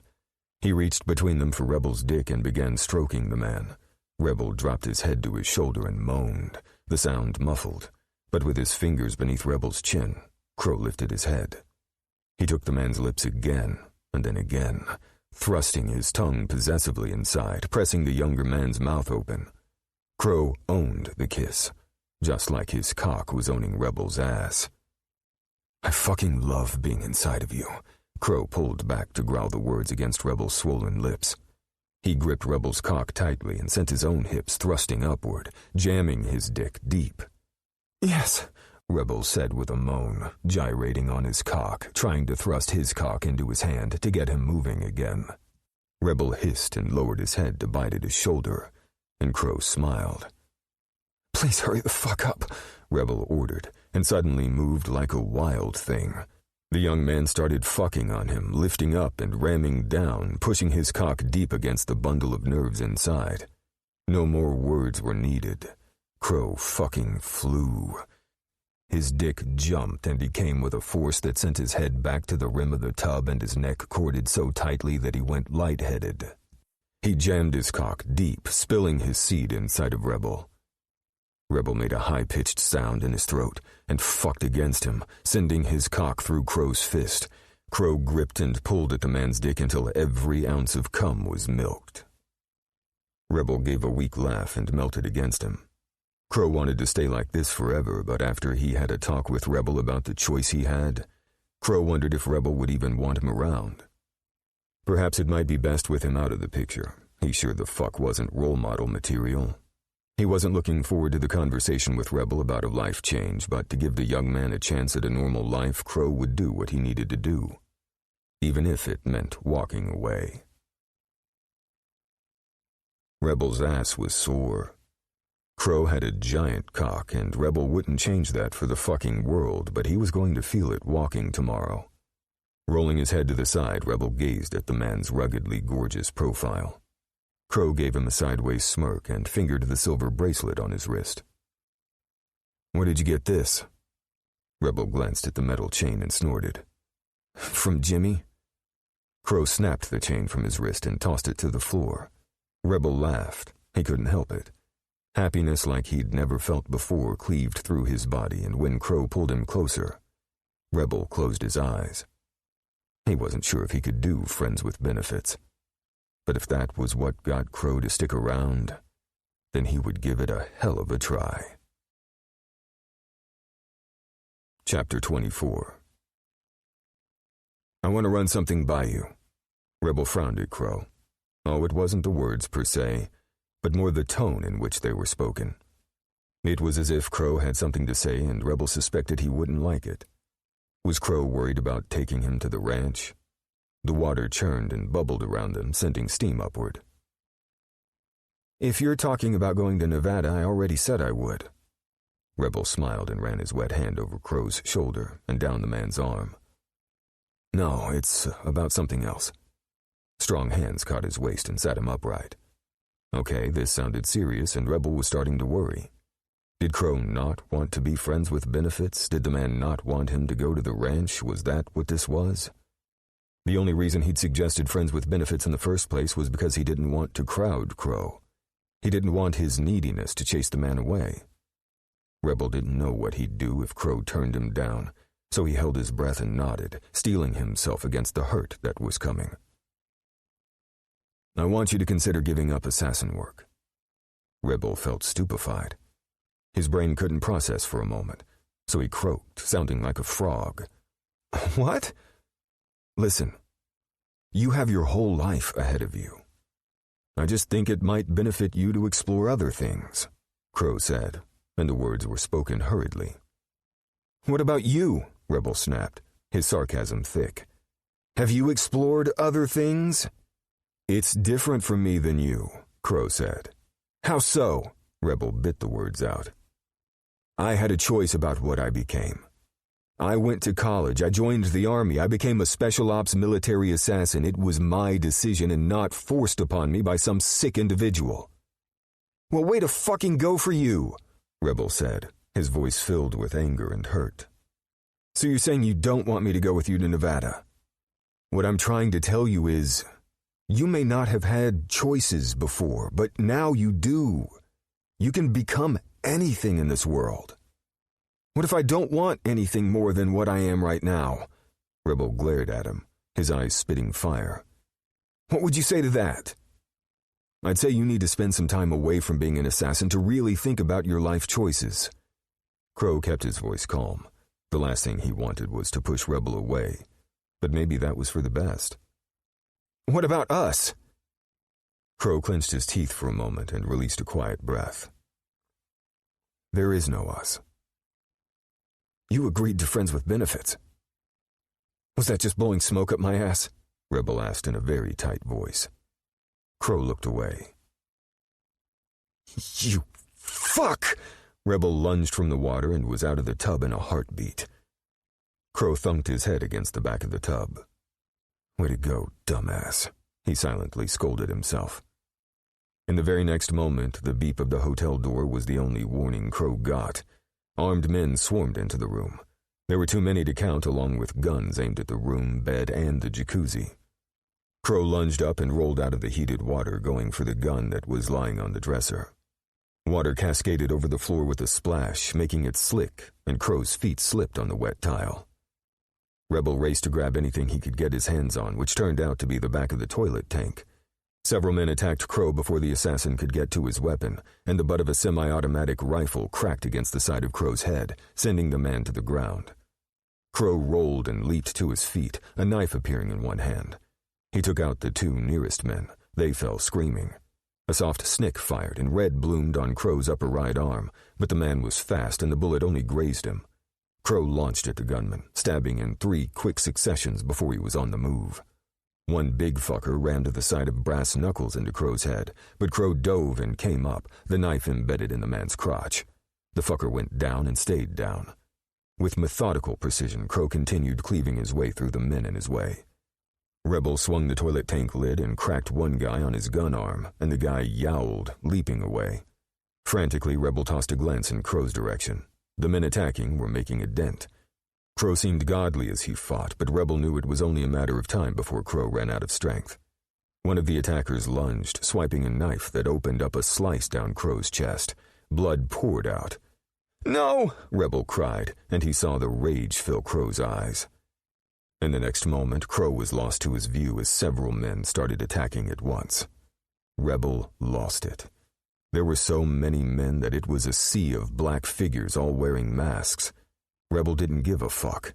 He went for the closest man, who was holding a gun aimed at the sea of black, attacking Crow. "If you're going to use a gun, then you better be ready to shoot, you motherfucker," he said from between his clenched teeth. That was the only warning the fucker got before he crashed the porcelain cover against the man's head. The guy fell back sideways, yelling, and scrambled away as Rebel kept on swinging. Rebel advanced toward the men attacking Crow. He swung and hit, first one and then another on the back of the head, until Rebel was caught from behind. A sound of rage and anguish welled out of him when he lost sight of Crow. The arms holding him were not letting go, and Rebel freaked. He fought like a mad thing until someone stepped up and delivered a shot with a needle in his thigh.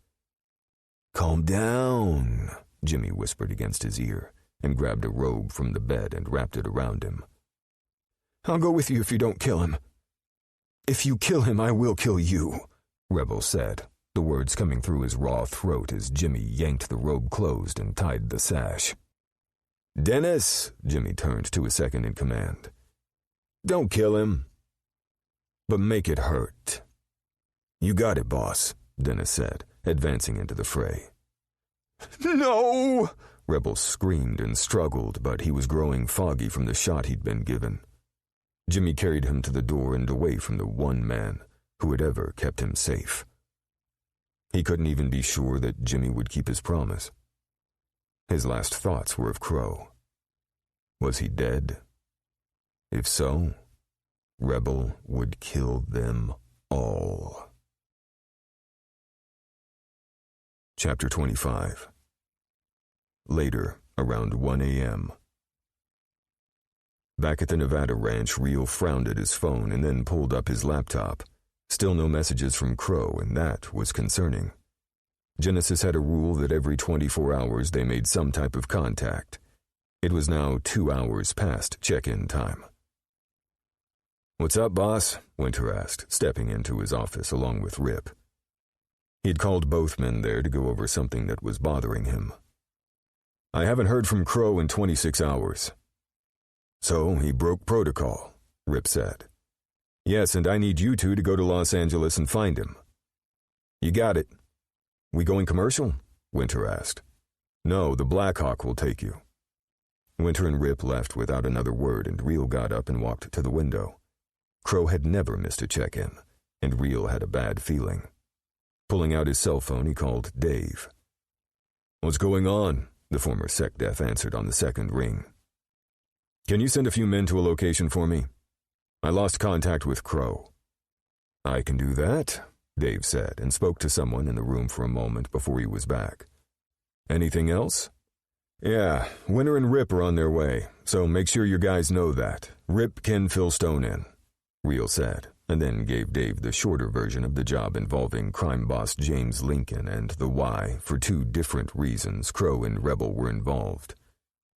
"Will do," Dave said. "Thank you for this." "It's not a problem. You know that." "I know. But I also know that you're set to retire and Will is going to take over. I just don't want to add to your plate."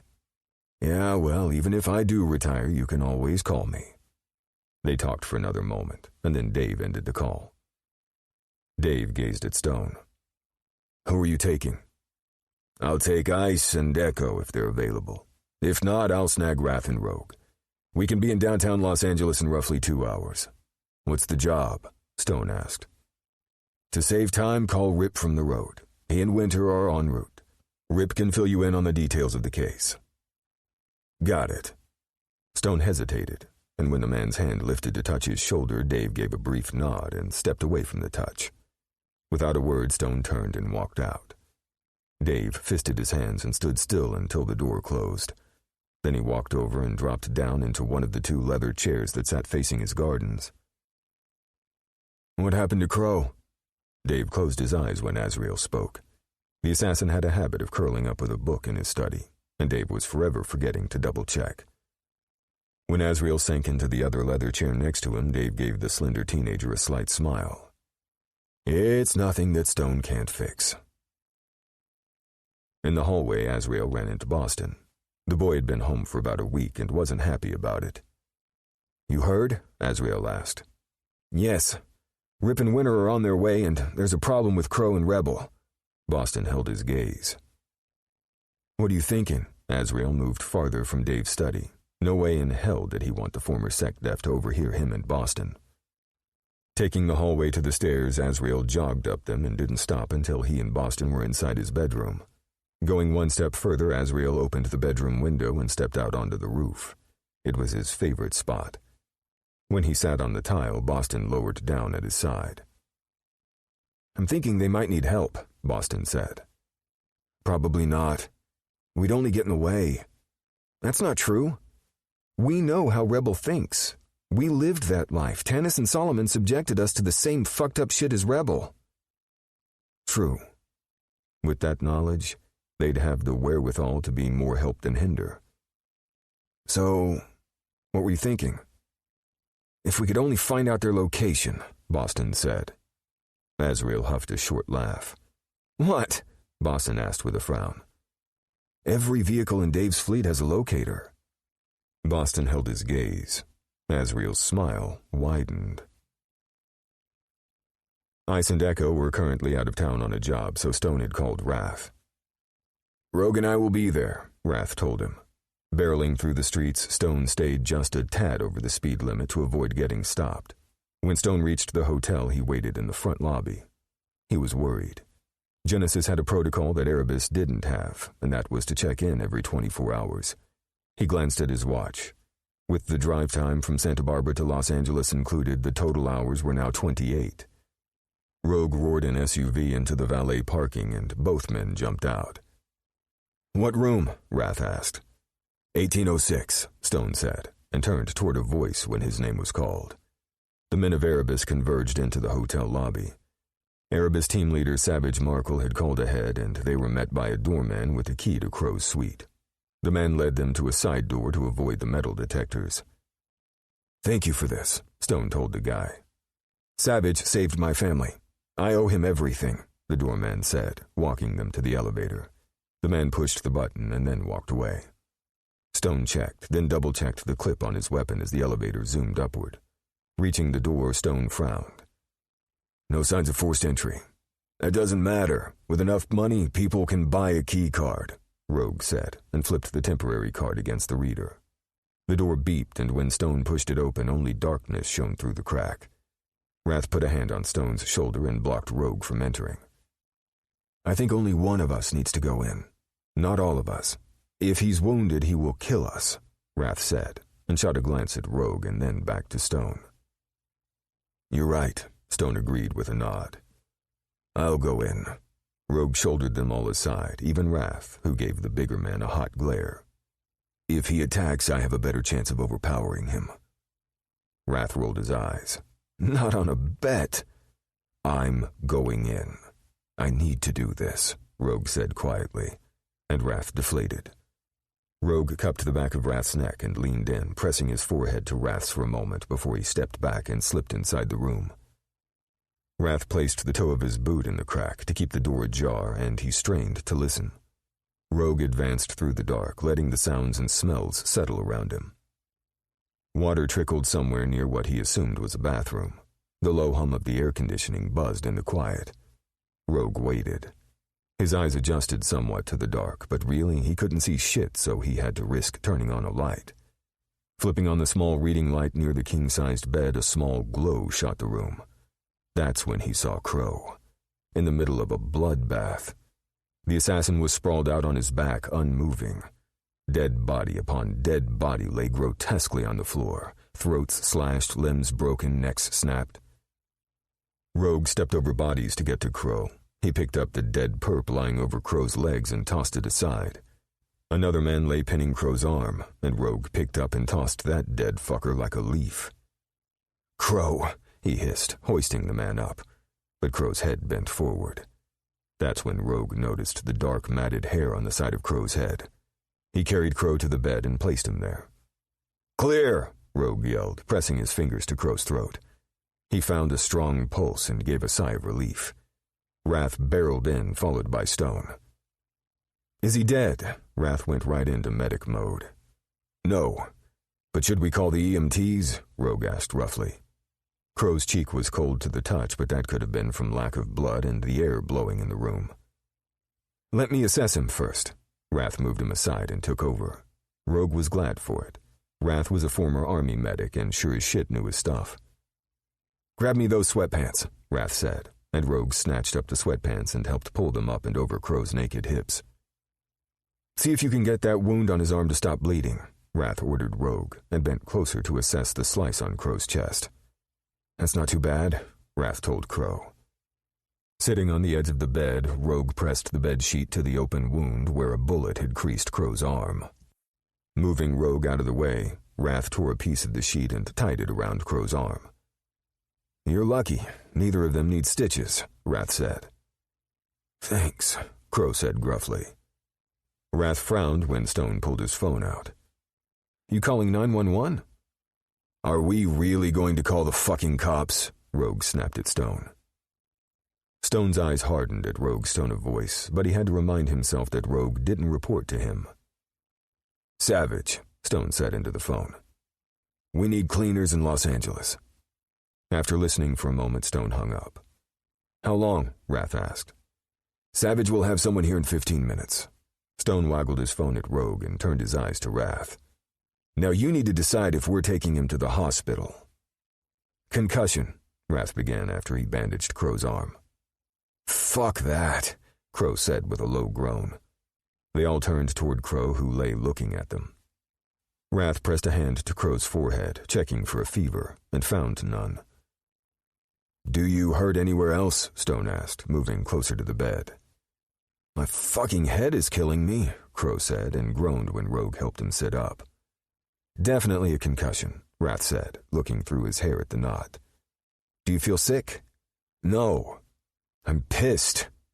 Crow swung his legs over the side of the bed and stood. The room rushed around him, but he fought it and the need to throw up. Rogue placed a steadying hand on his back. Crow drew in several slow, deep breaths. When the moment passed, he walked over and retrieved his clothes. Tell the cleaners not to touch the clothes hanging here in the closet. I want them sent to my Nevada residence. Okay, Wrath said. Carrying a change of clothes, Crow disappeared into the bathroom and stepped beneath the shower. Jimmy Lincoln had taken Rebel, and Crow was going to take great pleasure in taking the man apart. Piece by fucking piece. Chapter 26. How far out are Rip and Winter? They just landed.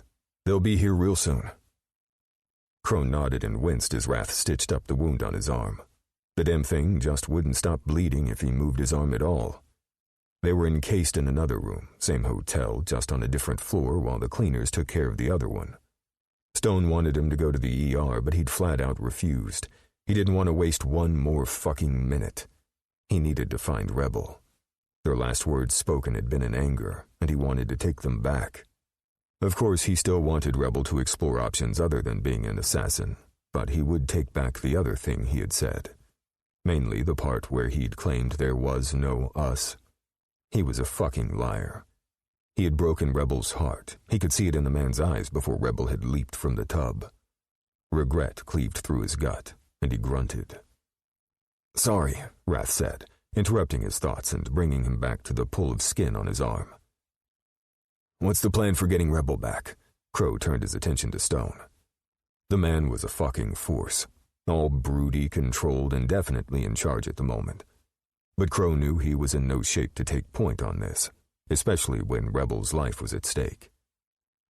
You calmed down now? Stone asked him. Crow grimaced. He wasn't proud of his moment upstairs when he had taken a swing at Stone. Rogue had intervened, and Crow found himself pinned to the bed until he tapped out. All he had wanted in those few moments after waking up was to go after Lincoln and kill him. Stone had nipped that shit right in the bud. You go off half-cocked right now, and Rebel is as good as dead, Stone had snapped. Seconds later, Crow understood that.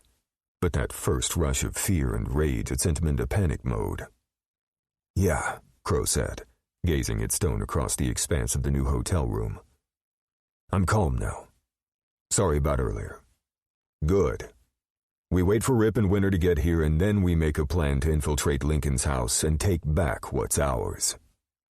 That plan was welcome news to Crow. What about Lincoln? Crow asked. We leave the Russian mobster's man alone for now. What the fuck? Since when have we ever left anyone who fucked with us alone? Crow said, scowling. We have a team who can handle that. This doesn't fall within the scope of Genesis. Then whose fucking scope is it? Crow asked, clenching his fists. Phoenix. Phoenix. He knew of them. He'd even met some of them at Dave's place once, a while back. They were a group of elite government operatives that were brought in when cases got messy or law enforcement needed plausible deniability. Phoenix worked both nationally and internationally and had been instrumental in taking down Yakov Lakonin, the head of an Eastern European drug and human trafficking ring. And while all that was fucking awesome, there was no way in hell Crow was going to walk away. One way or another, he would kill Jimmy Lincoln. Rip and Winter arrived at the hotel and met them upstairs in the new hotel room. Stone had called room service for food and told them all to eat. That's an order, Stone said. Crow grabbed a breakfast sandwich and ate it in 4 bites. He wanted this waiting bullshit done. Rip and Wrath hugged each other, and Wrath ribbed Rip about getting a haircut. And a shave, Wrath told his brother. Rip smirked, munching on fries. Some people like my looks. Wrath rolled his eyes, but a small smile tipped the corner of his mouth. How you holding up? Winter asked around a bite of his own breakfast burrito and sat on the bed next to him. Crow shrugged. I've been better. What else could he say? It was the fucking truth. I saw the room upstairs. You did? That surprised Crow. Normally, the cleaners don't let anyone inside. How'd you manage that? Winter grinned and took another bite. I have my ways. You have connections, Rip said, interjecting with a snort. Maybe. Winter didn't elaborate. Rip settled on the bed on the other side of Crow. You really okay? Rip asked. No. I need to find Rebel. We will. And as soon as we do, and you guys get to the ranch, things will fall into place. Crow shook his head. I'm not so sure the ranch is the best thing for Rebel. What do you mean? I want him to have a chance at a normal life, Crow said. What does Rebel want? And that was the question, wasn't it? When had he stopped long enough to ask Rebel what he wanted? Crow knew the answer. He hadn't. Rebel screamed so long that he almost lost his voice.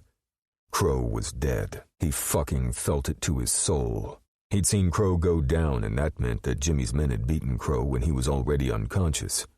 Their sadistic laughter was all he remembered hearing. Fucking animals. This was his fault. Somehow he fucking knew it. If he hadn't taken that job with Jimmy, then Crow would have never been killed. If he hadn't made that pass in the jacuzzi, then Crow would have been dressed and armed with his weapon. He hated that the last words between him and Crow were said in anger. I didn't mean them, Rebel whispered, his throat raw. On his knees he gripped the toilet bowl and gagged up bile. A few hours ago he had been dumped into a room he wasn't familiar with, and judging from the view from the window, it was not Jimmy's Hollywood Hills home. Mostly, they had left him alone, except for the cameras at 2 different angles in the corners of the ceiling. The only person who had checked on him other than the guard bringing him food had been Jimmy's doctor. The doc, Rebel only knew as Clifford, had ignored his plea for help. He refused to eat. It wasn't like he hadn't gone weeks without a decent meal before. Besides, food was the last thing on earth he wanted. He wanted Crow. Tears welled and the bathroom blurred. Why? Why the fuck was this happening? After everything he had been through, why did fucked up shit keep happening? Because this was the shitty hand life had dealt him. It was one of the reasons he'd never gone to church or believed in a higher power. And if there was one, it was a fucking asshole. If there really was a pie-in-the-sky super being who was all judgmental and shit, then Rebel would surely go to hell because the next thing he was going to do was kill them all. He glanced around. Other than the bed and a dresser, there wasn't much else in there. But there was bedding. Staggering to his feet, he yanked the top sheet from his bed and twisted it into one long rope. If he made it look like he was going to hang himself, then they would come through that door. If they came through that door, he was going to rip their throats out with his bare hands. He climbed up on the mattress and tossed the roped sheet up and over the fan that hung above his bed. When he jumped down, he shoved the bed until it was just out of the way, but not too far. He would use the edge of the mattress to stand on. He had seconds. Leaping to the bed, the door slammed open. Sure enough, Jimmy had been watching him, or had one of his men monitoring the cameras. "Rebel, what are you doing?" Jimmy said, walking into the room. Rebel glared, holding the roped sheet up. "You can't keep me here." Jimmy jerked his head, and 2 men charged forward, grabbing him just as he lifted the circled sheet upward. When they got close, Rebel launched. He sank his teeth into one man's neck and tore out a bite-sized chunk of skin close to the artery, but he'd missed. The man howled, released him, and staggered away. Rebel wouldn't miss next time. He spat flesh and blood from his mouth right at Jimmy, who stepped to the side. The other man grabbed him from behind around the waist, locking his arms to his sides. Jimmy made the mistake of stepping closer and cupping the back of Rebel's head. The man holding Rebel loosened his grip, and that was all it took for Rebel to yank one arm free and gouge his thumb into Jimmy's eye. "Fuck!" Jimmy stumbled away, holding one hand over his face. Rebel had felt the eye give a satisfying pop. If it didn't come completely out of the socket, then the fucker would at least be blind. Several more men converged into the room along with Dr. Clifford. Rebel knew what that meant, and he screamed and fought like a wild thing until the doctor administered the sedative. "I'll kill you all! Every single one of you!" he vowed, as darkness closed over him. Chapter 27. Roughly an hour later, the teams of Genesis and Erebus converged on Jimmy Lincoln's home. It was daylight, and even though they preferred to work in the dark, they could do just as well and even better in the light of day. Yet, under the cover of darkness, jobs did come out much cleaner. Crow went over the same wall he'd taken Angel and Rebel over. He snipped through the patched-up job they'd done on the barbed wire and leaped up to the edge. He checked the path below before dipping over the side. When he landed, the impact sent pain jarring into his arm, but he shook it off. He had been wounded much worse than the little scratch on his arm. Now, if he could get his head to stop aching and the nausea to subside, he'd be golden. Wrath and Rogue moved, each right after the other, over the wall, landing lightly. "We'll take the east side," Wrath said, and moved off with Rogue to disappear down the far side of the mansion. Stone had stayed with the fully equipped SUV he'd driven down from Santa Barbara. It was parked a bit down the road. Rip was on Crow's 6 as he moved down the cobblestone pathway toward the back of the house. And Winter? Who the fuck knew? Crow sure didn't. When the SUV had parked, Winter told them that the cleaners found a silver bracelet. "That's Rebel's," Crow had said. "It had a tracker in it," Winter said. "That's how they found your hotel." Well, fuck. Crow grimaced. Winter disappeared out of the SUV, moving as quickly as liquid silver. The assassin blended like vapor into nearby foliage and was gone. Even in the light of day, Crow doubted anyone would see the assassin coming. Crow stepped over a dead body and figured Winter had come this way. Rip tapped him on the shoulder and pointed to an open door at the rear of the house. Crow quickened his pace and slipped through the open doorway. Someone had cleared the entryway, probably Winter, and left 3 dead bodies. It made getting inside much easier. Several minutes went by as Crow and Rip cleared the rooms adjacent to the entryway. "All perps on the west side bottom floor have been neutralized," Winter said via comms. "We've almost got the east side cleared," Wrath said. "Copy," Crow said, pressing the earpiece. He went straight for the stairs and took them upward 2 at a time until he reached the 2nd level. Both he and Rip started checking rooms one by one. And after they cleared the 2nd floor and the top floor, one thing was very apparent. The fucking place was empty. "What the fuck happened?" Stone grunted when Real growled the words over the phone. "Crow killed a shit ton of Lincoln's men, but they managed to get away with Rebel. Is Crow hurt?" "A shoulder wound," Stone said, and gazed around the foyer of Jimmy Lincoln's Hollywood Hills home. "We hit the guy's house this morning, but neither Rebel nor Lincoln were present." "So he must have another residence," Real said, gruffly. "Put Crow on the phone." "He wants to talk to you." Stone held out the cell phone to Crow. "Yeah, boss." Crow put the phone to his ear and walked several paces away. "You good?" "Yeah. Lincoln has several residences. One of them is not far from your location, but..." Real trailed off. "He won't be someplace that we can easily get to him." Crow finished Real's sentence. "Exactly. Did you leave any of them alive?" Real asked. Crow glanced around at several of Lincoln's men sitting against one wall next to the pile of dead bodies. The cleaners were coming, but they needed time, since they were on another job across town. "Yes, plenty alive," Crow said. "You know what to do." Real ended the call and Crow handed the phone back to Stone. "What did he say?" Stone said. "I get to be creative." Rip stepped outside while Crow worked. It would do them no good if someone showed up while they were in the middle of getting information. Something dark flashed in his peripheral and he squinted as he eased out the silencer tucked into his holster. The dark figure's spider climbed up the side of a trellis and leaped lightly between the balcony and the upper level of the massive mansion before dipping over the side of the small patio wall. For a moment, Rip thought that maybe Rebel had gotten away. But when another figure, also dressed in all black, followed the first, he knew it wasn't him. Rip's heart just about pounded out of his fucking chest. He knew one of the small figures as surely as he knew his own fucking name. Tucking his gun away, Rip raced across the distance and climbed up the same trellis. He went over the side of the balcony and ducked inside. It was fucking daylight. What the hell did Boston, and he was sure the other was Azrael, think they were doing there? Rip still wore his mask and had half a mind to remove it, but some sixth sense had him dropped low. It was a good damned thing because a knife whizzed past his head. Rip rolled and came up on one knee, his weapon pulled. The bigger of the two slender figures darted for the door, the smaller one fast on the first one's heels. Rip lunged across the distance and caught the smaller one around the waist. Boston fought, slashing with the knife in his hand. The blade would have nicked Rip's arm, but his reflexes kicked in. He spun Boston around and took him to the floor, clamping a hand around the wrist, holding the blade. "If you stab me, I'm going to be pissed," Rip growled behind the mask. But his voice was enough to stop Boston in his tracks. The boy stilled beneath his bigger body, chest heaving. Rip tore off his own mask and then Boston's, and glared down into dark chocolate-colored eyes. When the boy slowly smiled, Rip felt the impact like a punch to the gut. Nope, not happening.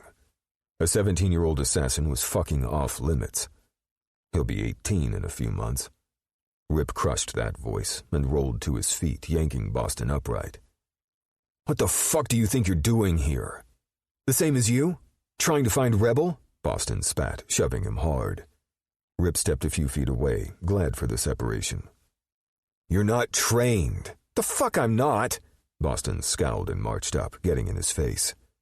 "I have more real-life training in one hand than you have in your whole fucking body." The mention of the abuse Boston had suffered made Rip feel sick. "Go back to Dave's right the fuck now," Rip said flatly. "You're not my boss," Boston bit back. "What's going on?" "Oh," Azrael said, returning, but stopped in the doorway. "What's going on is you two are going home," Rip said, glaring at Boston first and then the other. "Sure thing," Azrael said, and jerked his head to Boston. "What?" Boston hissed. "Rebel's not here anyway." Boston looked at Azrael for another minute, and then before Rip's eyes, Boston changed. The teenager went from argumentative to compliant, and Rip didn't fucking trust that at all. He was left gritting his teeth and clenching his fists when the pair dipped over the balcony and disappeared. And all he wanted at that very moment was to follow Boston and make sure the boy got home safely. But he had a job to do. He didn't have the time to babysit. Making his way back to his post, he found Rogue. "Where'd you go?" Rogue asked. "To take a leak." Rip left it at that. If the boys went back to Dave's and stayed there, then he wouldn't need to relay that they'd been there. If not, then he just might shackle Boston. Chapter 28. The next morning. Rebel moved slightly on a hard surface. His head ached and his body felt sore. The hardness beneath him turned out to be the floor. Slowly he turned his head and found a blanket had been placed under him and a comforter on top of him. Why was he on the fucking floor?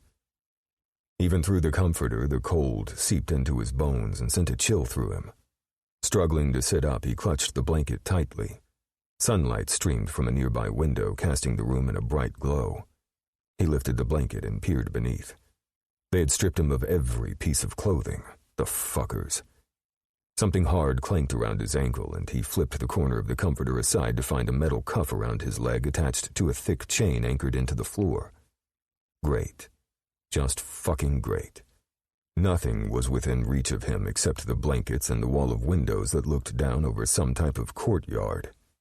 The sun hadn't moved all that much, so not much time had passed. Unless it was the next day. But he doubted it. Rolling to his feet, Rebel wrapped the comforter around his shoulders and pulled it snug before he stepped over to gaze out at the world. A world that was far out of his reach. Crow. Fuck, he missed him. He glanced up toward the blue sky. If there really was a heaven, then Crow must surely be there, right? If, and that was a big if, there was a God, then the guy better take care of Crow. Tears welled up, and Rebel struggled to hold them back. He hardened his heart. There was no use crying over a dead man. He had lost too many people through the years, young boys just like him who'd been taken by Tanis. Most of them died. Rebel was feeling a loss he would feel forever. He yanked at the chain. Jimmy thought he had attempted to kill himself, but Rebel would never do that. He was a survivor by nature. But at what cost? He mumbled. He had lived his life alone until Crow, and while their encounter had been brief, it had been special. To him, Crow's friendship had been priceless. Now he was a man drifting without a soul in a vast universe of darkness, and hell help anyone who came near him. Murder became his mantra. Jimmy entered Rebel's room, his one good eye finding where he'd chained the boy to the floor. He fingered the eye patch with his left hand and grimaced when it pulled at the bandage wrapped around his palm. The patch was from Rebel, who had damaged his eye beyond repair, but the hand wrapped up was from punching a mirror in his study. "What day is it?" Rebel asked. "Why? Is it the same day I poked out your eye or the next?" "The next day," Jimmy said. "What do you think you're going to get by keeping me here?" The question caught Jimmy off guard, and he gazed at the beautiful young man. What did he want? He hoped to get Rebel to come around and become his lover. Perhaps that was too much to ask. No, he didn't think so. He had 1,000 ways to make Rebel do what he wanted. "I want you with me, Rebel. You will be mine, whether it's by your own choice or force." "You sick fuck!" Rebel screamed at him, the words coming out hoarse and raspy. The boy's throat had to be raw from all the screaming he'd done. Rebel lunged at him, but the chain brought the boy up short of reaching him. Jimmy stayed back. Rebel threatened to kill him in every colorful way imaginable, using some very graphic descriptions, all said with the words cutting in and out, but Jimmy got the gist of it. The violent spew and upheaval bursting from the boy was upsetting. Above all things, he must have order in his home. Peace and order. "Be good," Jimmy said, causing Rebel's words to sputter to a stop. "And if I don't?" Rebel gripped the blanket, his knuckles white. "I'll bring Angel in here and rape her in front of you." The boy's pupils exploded with shock, and his eyes widened in his pale face. "She's with the marshals." Rebel spat the words to cover his horror. You think so?" The smile on Jimmy's lips sent a cold shiver of dread up his spine. Think. Rebel racked his brain, trying to think of a way out. Something from his past niggled at him. Tanis used to do the same fucking thing. Use others to threaten him into compliance. It was another form of mental torture. Chapter 29. Rebel stumbled when someone shoved him from behind. The ankle cuffs with a chain between them were making his steps slow and sluggish. Thankfully, Jimmy had allowed him to get dressed, but that had only been after the man had looked his fill. Rebel didn't give a fuck if the freak looked, but he would kill or be killed if Jimmy tried to touch him. Jimmy seemed to sense his thoughts and had stayed back before ordering his right-hand man, Dennis, to give him a pair of sweatpants and a t-shirt. Both way too big for him, but they covered him, and that was all that mattered at the moment. "Where's Angel?" Rebel asked Dennis. "Just keep fucking walking." Dennis pushed the side of his rifle against his back and sent Rebel stumbling again. "I am, asshole, but I can't go that fast with these fucking things on, so take a fucking chill pill, you douchebag." Dennis lifted his rifle and Rebel ducked. "Dennis!" Jimmy's voice stopped the man in his tracks. A muscle ticked in Dennis's jaw, but the man immediately stepped back and lowered his gun. Jimmy gestured for him to move forward toward an open door, and Rebel shuffled closer, noticing a dining room with food on the table. Rebel hurried inside, expecting Angel to be at the table, but other than a few guards, the place was empty. "Where is she?" "Sit down and eat, and I'll tell you." Jimmy pulled out a chair and Rebel glared. He wasn't fucking budging until he saw Angel. "Sit down, or I'll fuck her on this table." Rebel remembered Angel telling him that Jimmy had fucked her at the pool one afternoon when she talked back to him. He knew Jimmy wasn't above doing that here. Shuffling closer, he sank into the chair. Jimmy leaned down and the man's words ruffled his hair. A shudder of revulsion swept through him. Very good. Now eat. There's no fork. Eat with your hands. Jimmy sat at the head of the table. Rebel picked up a piece of steak and ate it. He had to keep his strength up in order to get his revenge. The food reminded him of eating with Crow, and a knot grew in his throat. He had trouble swallowing until he chugged some water from a paper cup. Crow had been the only one in his life who had tried to offer him a better way of living. And what had he done? He'd lost his temper. Of course, the words Crow had spoken, "There is no us," had stung like a motherfucker, but Rebel now realized what Crow had tried to do. The man had tried to give him his freedom. The freedom to choose. It just sucked that he had to realize it now that Crow was dead. Dennis entered the room with a man whose hands were cuffed behind his back. He shoved the man to his knees. "I'm sorry, Jimmy. I'm so sorry." "You gave my location to someone who invaded my home." Rebel ate 2 more pieces of steak and then started on a bun. He was going to kill me. Was he? Jimmy asked conversationally, then lifted a gun Rebel hadn't seen from the table.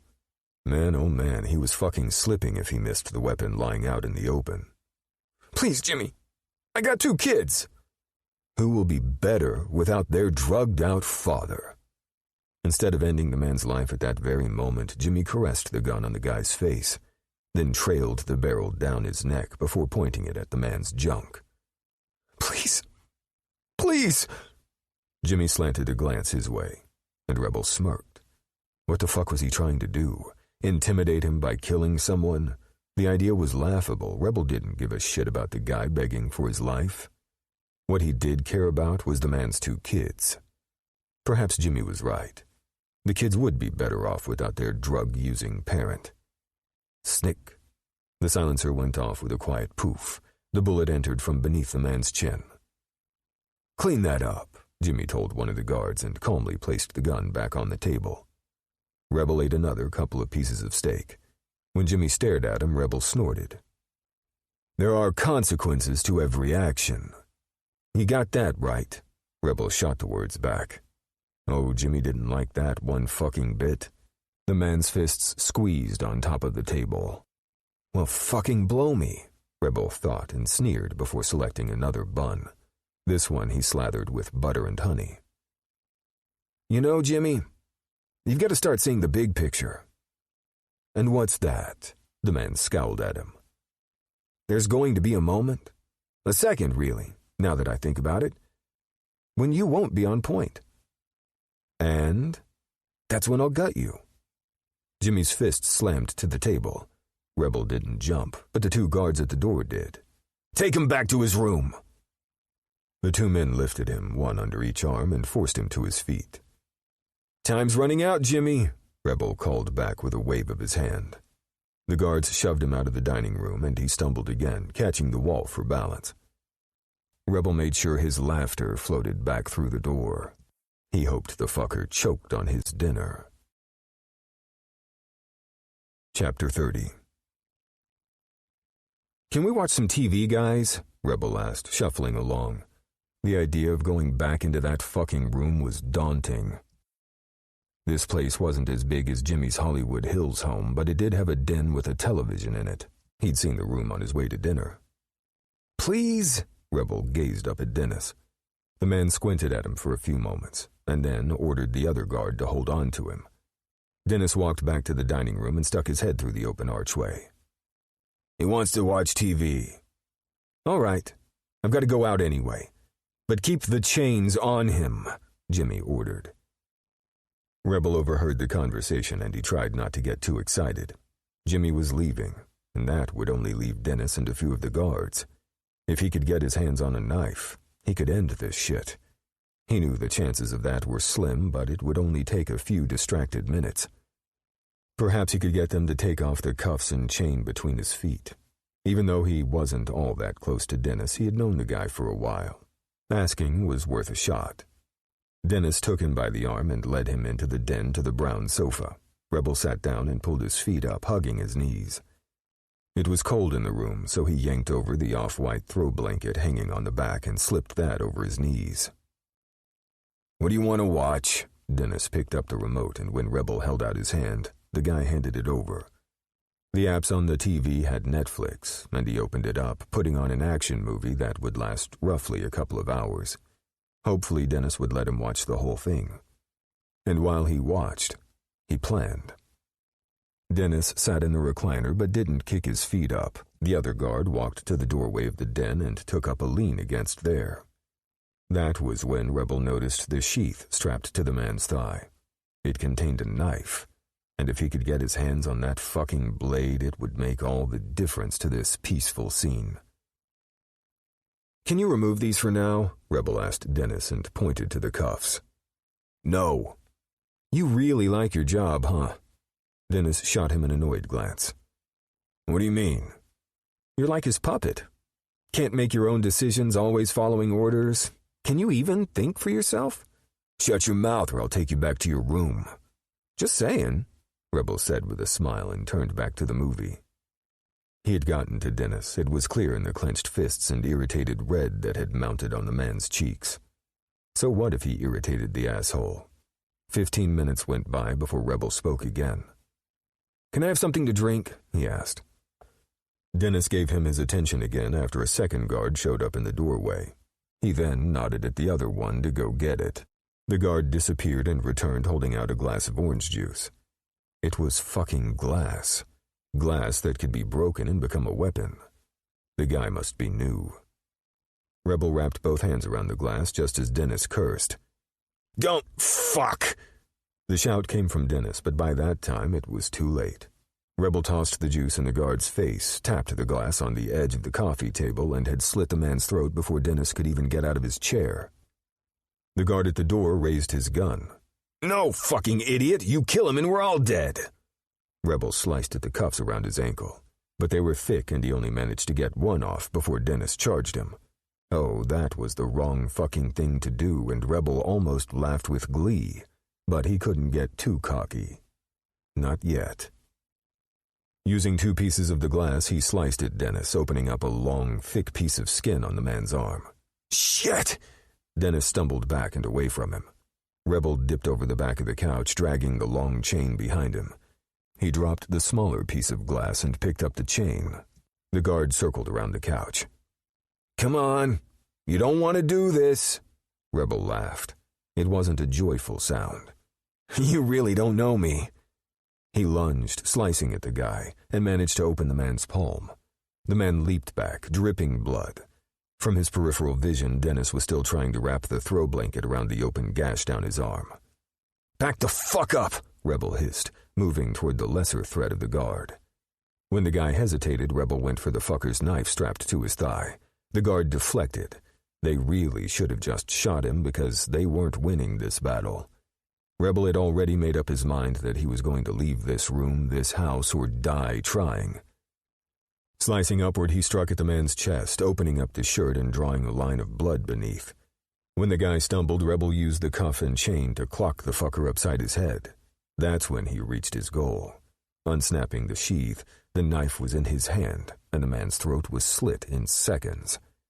Rebel spun like a dancer, and Dennis stood gazing at him stupidly. The throw blanket was soaked with blood. Stooping over, Rebel sliced through the other cuff around his leg before facing off with Dennis. "Have you had enough?" Rebel calmly asked. It must have dawned on Dennis the level of Rebel's skills. And while he had nowhere near the skills Crow once had, he was an assassin. That fact seemed to pierce Dennis's brain in the next second, because the man went for the side holster he wore and the handgun tucked inside. The man's hand never even touched the butt of the gun before Rebel's knife was embedded in the base of his throat. Retrieving the knife, he walked out of the room. Another guard stood in the hallway, and he took the guy out on his way to search for shoes and darker clothing. Pulling his knife free, he moved swiftly through the house. Rebel left carnage in his wake as he took out one guard after the next. The place must have been old because the floor creaked and groaned as he walked down the hallway to the back bedrooms. He had no idea where he was or even what city, but that wouldn't matter. He wasn't going anywhere. He was going to wait for Jimmy to come home, and then they would both die here tonight. and Rebel was going to make Jimmy hurt. For Crow. Chapter 31. The team of 6 men, a combination of Genesis and Erebus, converged on the residence that stood in the older part of Los Angeles. It hadn't taken Crow long to get the information out of one man. He had had to kill 3 of them before the 4th one talked, but nobody could deny his method worked. Snick, snick. Crow took out the 2 guards at the door and moved into the house with Rip at his side. Wrath secured the entrance while Rogue followed them into the belly of the home. Winter and Rip had taken the back of the house and would enter from there. A dead body lay in the small entryway and fear punched into Crow. The body was obviously a guard, but he wasn't sure why the man was dead, and that was worrying. Had Rebel killed the guard? If so, then that meant that Rebel was already gone. Damn it. Crow pressed his earpiece. Be careful. Rebel might be on the loose and he doesn't know you guys. I met him at the ranch, Winter reminded him. He knows me and Wrath, Rogue whispered at his side, jogging his memory. Fuck, he needed to get his head in the game. He'd completely forgotten that Rogue and Wrath had saved Rebel. He chalked it up to the pounding headache that wasn't helping with clarity. Before Crow could continue and caution them to identify themselves to Rebel, Winter's voice came over the comms again. 1 body in the kitchen. There's a body in the entryway, Rogue said, using the comms. They reached a den that sat off to one side, and Crow found 2 more dead men. Yup, Crow would bet money Rebel had somehow gotten loose and had made his way out of here. With so many bodies, Rebel may not even be there, Stone's voice came through the comms. Let's double-check the place and then regroup, Crow said, turning toward the long hallway. Rip materialized from the rear of the house and moved into the hallway. The 3 of them, Crow, Rip, and Rogue, split up to check each room. Following Stone had been easy since Azrael had hacked into Dave's system. It wasn't an easy thing to do, but because Azrael lived there and had for a while, he'd overheard things, like passwords and procedures. Azrael tucked his phone away when they reached the residence that sat in a rundown part of town at the edge of L.A. You think Rebel's in there? Boston whispered. I'd bet money. Just be careful. If Rip catches you, then there will be hell to pay. He won't catch me.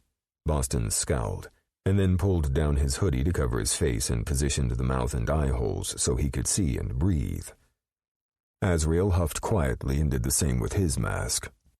He had brought his knives strapped to each thigh and also had a handgun tucked into an ankle holster, but he preferred knives over anything else. Boston, on the other hand, preferred guns. Oh, the kid was good at knives too, but felt more comfortable holding the 9mm with the suppressor twisted on the end. They had to be smart about this, and Azrael went to the back of the house. He found the rear door open. Beyond the door lay 2 bodies, dead men dressed in dark suits. Lincoln's guards, no doubt, and he wondered who'd killed them. You 2 are fucking trouble, Rip growled from right next to them. Boston yelled a quick sound and leaped. Rip caught the boy around the waist and clamped him to his side. The former soldier wasn't letting Boston go anytime soon. Azrael had heard the talk about Rip. Dave said that Rip had served in the Marines from the age of 18 to 32. That meant Rip had served almost 14 years. Those years had turned Rip into a Marine raider, and now a lethal military assassin for the current SecDef. But the bottom line was that Rip was considered a ghost. Azrael had had to ask Dave about that one. Ghosts were members of a specialized tactics unit within the Joint Special Operations Command, JSOC. The JSOC included the Army, Navy, Air Force, and Marines. Watching Rip subdue Boston without any trouble brought home the skills of the man. Rip was big with a lot of muscle and reminded Azrael of Real. Just thinking of Real had him glancing around. If Real knew he was here, what would he do? Probably throw a fit. But Azrael no longer cared about what Real thought or did. He was through with the big, sexy soldier. Real wanted distance between them, and Azrael had given it. "Release me!" Boston hissed up at Rip. "Give me your word you won't run," Rip demanded. "I won't. You better not be lying to me." "I'm not!" Reluctantly, Rip released his hold on Boston, and the boy sprang away, glaring at the big soldier. "Where's Rebel?" Azrael asked, trying to defuse the blow-up Boston was just about ready to let fly. We don't know yet. Rip sighed and gestured to the open door with his gun. You two, stay here. We know what we're doing. Boston's whisper was harsh. Yeah, but I have the bulletproof vest on, so stay here until I get back, Rip said.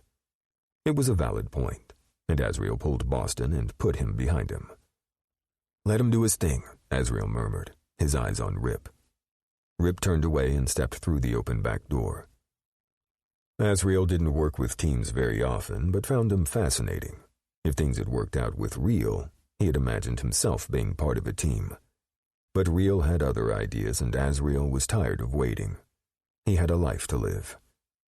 Boston made a choking sound, and Azrael sighed and spun around to the teenager. He intended to coax Boston into giving the team time, but that never happened. A man stood with Boston's hair in a fisted grip, gripping the strands tightly to keep the teenager still. The guy had somehow disarmed Boston, because the knife Azrael had lent the teen was laying on the ground. Rip, Azrael said without turning around, but Rip was already at his side. Rip pointed his 9mm right at the guy, but the man ducked farther behind Boston's head. They were at a standoff. You won't get away with this, Rip told the guy. Try me. I'll kill this one and you'll kill me, and what will that accomplish? Lincoln, I assume. That's right. So send your boy there into the house to get me Rebel, and I'll trade this one for him, Jimmy Lincoln said. Rip slightly jerked his chin at Azrael. The situation clicked over in Azrael's head. How much bigger Jimmy Lincoln was than Boston, of the expansive backyard behind the man holding his friend as a bargaining chip. The weapon in Lincoln's fist was pressed against the side of Boston's head. Lastly, Boston's eyes. His friend was pissed, but behind the anger, Azrael saw fear. And Boston's fear made his decision easy. Azrael spun around and disappeared into the house. Chapter 32. Crow kicked open doors, searching beneath beds and in closets. Fuck. Nothing. Still no sign of Rebel. He yanked at his hair and headed back to check her closet one more fucking time. Maybe they'd missed something. The place smelled like a cleaner, that pine sol stuff, and some kind of scented plug-in his mom used to use when he was little. He hadn't minded the smell because his mom kept the house nice and clean. Crow grimaced. This was no time for a trip down memory lane. Moving the clothes aside, he searched beneath. Rebel, he called out, just in case the man was hiding in there somewhere. But still, nothing. Plus, there were no signs Rebel had been in this room. They had almost cleared the whole house, and Crow felt nothing but dread. Got him, Rogue spoke through the comms. Relief washed over Crow, making him lightheaded, and he hauled ass out of the room and back down the hallway. He spotted the big assassin standing in the doorway of a bedroom. Was Rebel alive or dead? With his heart in his throat, Crow moved past Rogue and entered the bedroom. Standing against the far wall with a gun pointed at them stood Rebel. In one hand, the gun, in the other, a chain that was also cuffed to his ankle. The clothes Rebel wore hung on his slender frame. When Rebel caught sight of him, the boy seemed confused at first. Then the tears came hot and fast. Crow closed the distance between them, and the fucking world righted itself when he pulled Rebel into his arms.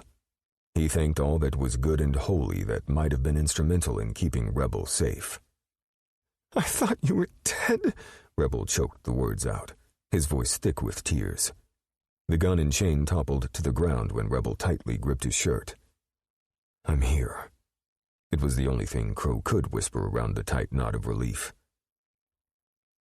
Rogue watched as the tall blonde held the young, dark-haired man as if he were the most precious thing on earth. He'd overheard Crow tell Rip he wanted Rebel to live a better life. Watching them now, Rogue couldn't imagine a better life than that. Happy ending, Wrath said, and Rogue turned and gave his lover a wink. Kind of. Is Lincoln dead? Wrath leaned to glance past him and into the room, searching for a dead body. No, he's not here. Well, fuck. Crow eased Rebel away and looked him over, running his hands over the younger man's shoulders, arms, and hips. Did he hurt you? Did he touch you? Did he... Crow couldn't voice the word rape. He couldn't because he didn't know what he'd do if the answer was yes. No, he didn't.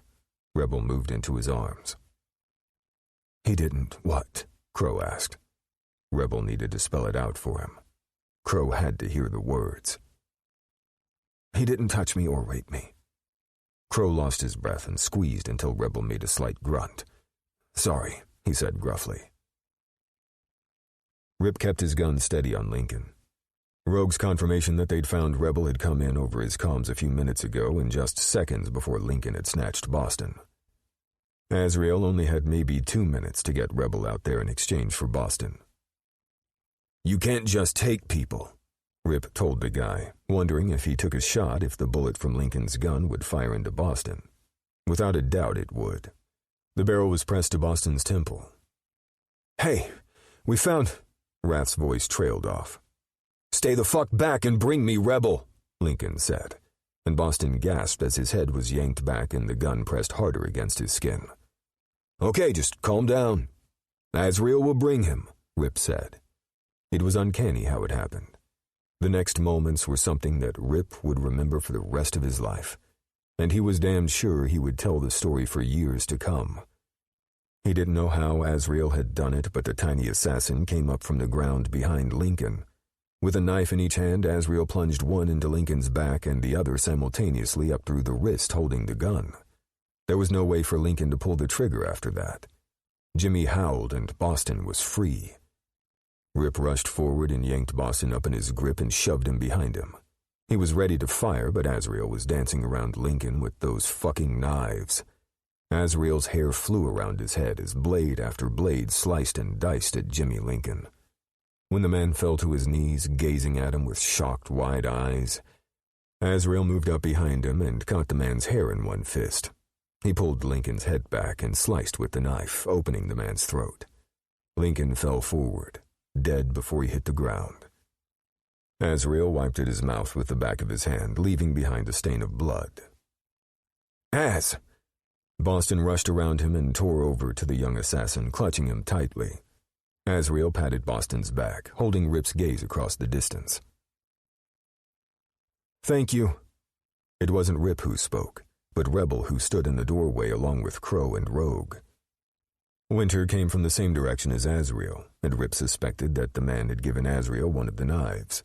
The only one who could have come up behind the man in this situation was Azrael. Because as stealthy as Winter was, the man was too fucking big to sneak up on someone in broad daylight. You're welcome. I'm glad you're safe, Azrael said, wiping both blades on his pants as if it were just another day at the office. Rip had heard the stories of Azrael and of how the guy had killed his tormentor with a corkscrew, and he wondered what the hell Real had been thinking by letting this one get away. If anything, Azrael should be at the ranch improving on skills that were already excellent.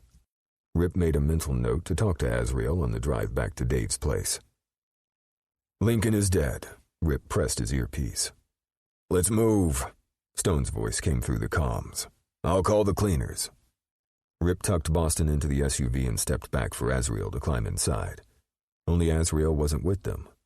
Rip shot a glance around the area, but the young assassin was gone. As if he'd never been there. Within 8 hours after James Lincoln's death, Dave deployed Phoenix to Russia. He hoped that they could eliminate a big portion of drug and human trafficking here in the U.S., and even if it were temporary, it would still be a very big win. Phoenix hit the ground running with one objective: to take out the head of the snake. And that was exactly what Ghost, Frost, Fear, Lash, and Wild did when they gained entry to the home of criminal crime boss Slavik Balagula. The hit was done quickly and quietly, and when Phoenix made their exit, it was as if nobody had ever been there. The next day's news claimed that Balagula had died in his sleep. Real went ballistic when Dave video called him and told him that Azrael had been involved in what went down at James Lincoln's house. He should have known the kid couldn't stay the hell away from the op. What the hell happened? Real asked Dave. Dave sighed and shook his head. You know he has a bad habit of reading in here. Dave waved a hand around the study he was sitting in. Damn it. I thought Savage was keeping him busy with training and light jobs. Dave gave him a look. Are you kidding? Azrael hasn't ever done light jobs. Real felt like he'd gotten punched in the gut. He lied to me. It appears so. Where is he? He's not picking up his phone. Dave took a deep breath, and the former SecDef's next words shot a cold fear into him. He packed and moved out. Where? He didn't leave an address. Well, are you going to get him back? Real demanded, rubbing at his chest. He's 19 and he's still working for Erebus, so there's really no reason he can't live on his own, Dave said. What? Real wanted to reach through the video and wring Dave's neck. How could he be so casual about this? How the fuck would he know if Azrael was okay? What if something went wrong on the job? What if he started seeing someone? Shit. Fuck. I'll talk to you later, Real snapped and jammed his finger at the computer button that would end the video chat. Dave smiled and turned to Stone, who had been sitting off camera. What do you think he's going to do? Stone said. Who? Azrael or Real? Real. I hope he gets his head out of his ass and realizes that Azrael is old enough to make his own decisions, Dave said and took a sip of the iced tea in his glass. It would be nice if others got their head out of their ass, too, Stone said and stood. What? Dave blinked and scowled. Had that been directed at him? Stone stretched and the tight t-shirt the man wore rode up, revealing ripped abs. Go do... Dave waved a hand at Stone. Whatever. Stone's deep chuckle followed him out of the room. Real sat at the desk for several long moments, squeezed his fists, and then stood. He stalked out of his office and into the communications room. Sir, Jeffrey Chambers, the Genesis techie and administrative assistant, stood. Get me a flight to California. Can't you just take the helicopter? Jeffrey asked, confused. No. I want to go under the radar. Maybe I'll take a break while I'm there. Come to think of it, Real thought, he hadn't had a vacation in a long time. So that was exactly what he would do after he handled some recruiting business. For months now, Real had had his eye on an assassin known only as Edge, who worked primarily out of California. His trip to California had nothing to do with a certain young assassin.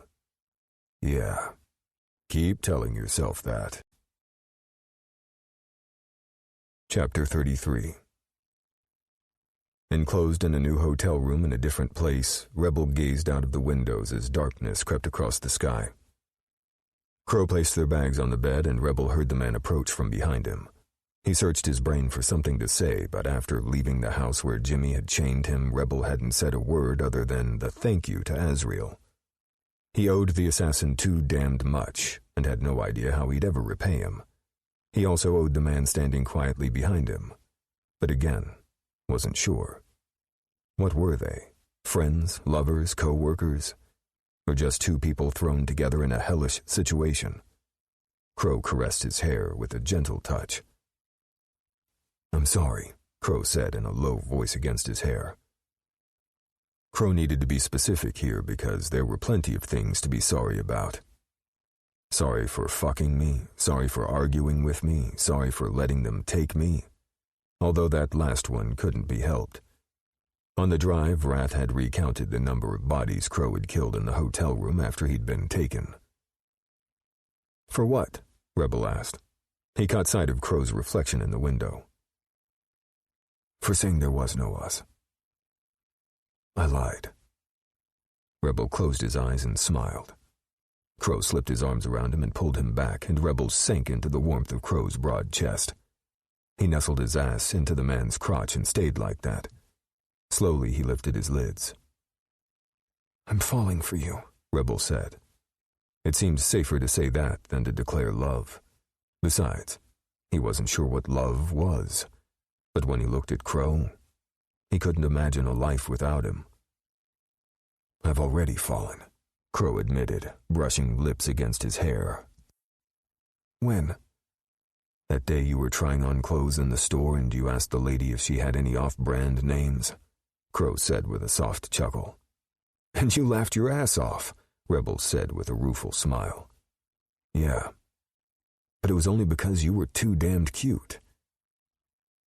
Rebel turned in Crow's arms and gazed up at him. So what now? Now it's your choice. You have the power to choose what you want to do with your life. I'll support whatever you decide. Rebel tipped his head in thought. I want to give the ranch a try. Crow smiled, and happiness flashed in the man's blue eyes. Several hours later, Rebel fell back onto the bed, gasping for breath. They'd gone at it for most of them, exploring each other's bodies on the big king-sized bed. Rebel had traced all of Crow's tattoos with his tongue. He had taken the man's cock down his throat and tasted his cum, and although it had been late in coming, they had had the conversation about being tested, which they both had been. That added a freedom to the time they spent exploring one another, and Rebel wished they could stay there forever. Where do you live? He toyed with the short hairs on Crow's arm. In Nevada. I also have a place in Colorado. 2 houses?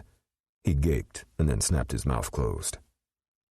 Once you start taking jobs regularly, you'll have money to buy homes too. Rebel shook his head. He didn't want to spend the money on that. What? Crow asked. Will I have enough money to investigate my parents? You won't need money for that, Crow said, and Rebel heard the promise clear as day. Thank you. Rebel rose up and straddled Crow's waist and leaned over to slowly kiss the man on the lips. What will you do when you find them? Crow asked, teasing his mouth with gentle nips. I don't know. They aren't really my family anymore. They're blood. Yeah, but blood doesn't mean they're family. I don't follow. Crow frowned and Rebel laughed, lightly pressing at the lines between the man's eyebrows. You are my family, and we're not blood-related. The whispered words pierced Crow's heart, and he wondered how the fuck he'd gotten so lucky to meet someone like Rebel. With Rebel, he didn't need to hide who he was. Sure, there was an age gap between them, but Rebel kept him young, and hopefully Crow could teach Rebel things that came with age so the young man would be ahead of the curve. I am, Crow confirmed. He was indeed Rebel's family. 1.5 weeks later. Rebel? Mira Sharp said tentatively as she stepped out of her room and found him waiting in the hallway of the hotel. He smiled at the tiny woman who was his birth mother and took her hand. Good morning, Rebel smiled and drew her toward the elevators. He had always known he was of half-Asian descent, and seeing her beautiful face had confirmed it. Her nature was gentle, eyes kind, and her voice soft. And over the past week since she'd been there, Rebel had quickly come to adore her. His father, Justin Sharp, had died a few years ago from cancer at the age of 40. Way too young, and Rebel was sad that he had never gotten to meet the man. Ushering her into the elevator, he punched the button and the car raced downward. Where are we going? Breakfast, he smiled and stepped out into the lobby. He guided her to the hotel restaurant and a booth located by the window. Bright sunshine shone through along with a view of fallen Nevada. The place was known as the Oasis of Nevada with its wetlands, mountains, and state parks. Where's Crow? Mira asked. He'll meet us here in a few moments. Rebel ordered coffee with heavy cream from the waitress, and his mother ordered the same. It amazed him how much he was like her, and not only in food choices, but also in looks. Sometimes her hands waved about just like his did. An image of his fake mother came to mind. He looked nothing like her, and that should have been his first clue. Of course, the woman had caved beneath Crow's threats. All it had taken was stabbing her new boyfriend in the thigh. When Hank screamed and demanded Dory Miller spill the beans, it all came out. It hadn't been the back of a liquor store. Dory had taken Rebel from his own backyard by climbing over the fence. Rather than kill Dory, Rebel had looked at her pock-riddled face and skinny frame. She looked like walking death from the drugs she did. At that moment, he hoped that she lived a very long and miserable life. From there, it had taken the power of Genesis 48 hours to locate his real mother. She lived in Arizona, and had been there her whole life. It took a phone call and arranging a flight to get her to the hotel. "I love the sunrises here," Mira said. Rebel smiled. "Me too." Her eyes were on him and filled with pride, and he knew why. Mira Sharp hadn't blinked at all when Rebel had taken the plunge last night and shared with her about his past. She held his hands, and tears filled her eyes as he glossed over Tanis and Solomon. But she had known. It was some instinctual thing with mothers. They always knew. It was there with her in his hotel room that he had spoken the truth. Rebel had taken a breath and told her of his job as an assassin, and she had spoken softly and calmly. "You do what you must to survive," his mother said. "I know that, but now it's who I am. I'm not going to change that." "Do you only kill bad people?" Rebel was surprised at the question, but nodded.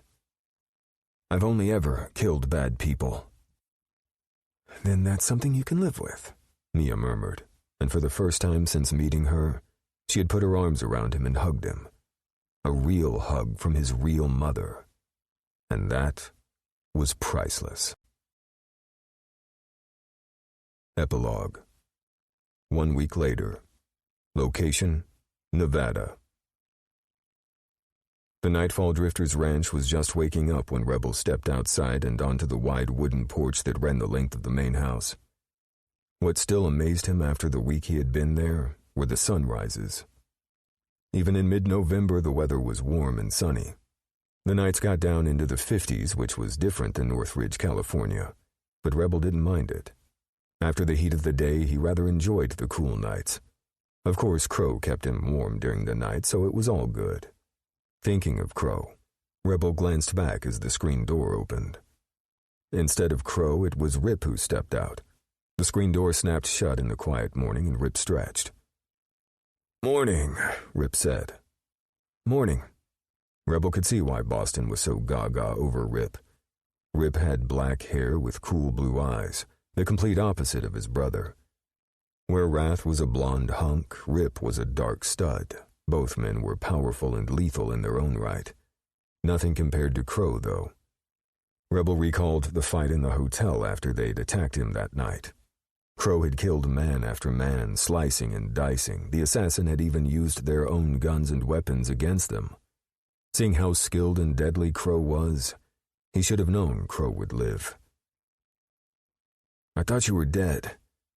I had nothing to lose, and I would have killed Jimmy even if he killed me." Crow shook when he had shared. "Fucking hell." Crow's words had wobbled, and the man clutched him tightly. "I couldn't let him have me," Rebel admitted, choking the words out. "I know, baby. I know." Crow had muttered the words into his hair while holding him, as if he were the most precious thing on earth. "Have you talked to Boston?" Rip asked out of the blue, bringing him back to the wide wooden porch. "Not since right after he got back to Dave's place," Rebel said. The day Rip had demanded Boston go back to Dave's had been explosive. In the end, though, Rip had won, and Boston had been in Stone's SUV. Boston had refused to speak or even look at Rip as Stone drove them away. Rebel knew that Rip was worried, but Boston was still underage, and there was a barrier between them he suspected might be more than only age. The screen door squeaked, gaining his attention, and Crow stepped out onto the porch holding 2 cups of coffee. "You hitting on my boyfriend?" Crow squinted at Rip. "What?" Rip held up his hands and snorted. Rebel burst out laughing. The words caught him totally off guard. "Since when am I your boyfriend?" he teased. "Since now?" Crow quirked one eyebrow at him and handed him one of the cups. Rebel took a long, grateful sip of the hot, creamy brew. When Crow stepped closer and slipped an arm around his waist, Rebel leaned against his strength. This right here couldn't be more perfect. Standing with these men who treated him like an equal was something he hadn't ever experienced before. Having Crow at his side, that was the icing on the cake. Crow smiled into Rebel's hair and delivered a kiss to the top of the young man's dark-haired head. "You ready for next week?" Crow asked. "I'm nervous." Rebel ducked his head, tightly clutching his coffee cup. Don't be. They'll love you, Crow said softly. Mom already said she's going to cook up a storm, and Dad said he'll teach you how to ride a horse. His parents were thrilled when he called and told them he was bringing Rebel home to Texas to meet them. Both of his parents had been his biggest supporters when he'd come out during high school. Rebel darted a glance up, took a deep breath, and smiled. Crow would kill for those smiles. I can't wait, Rebel said, and Crow dipped his head down to kiss the man's lips, tasting coffee and cream.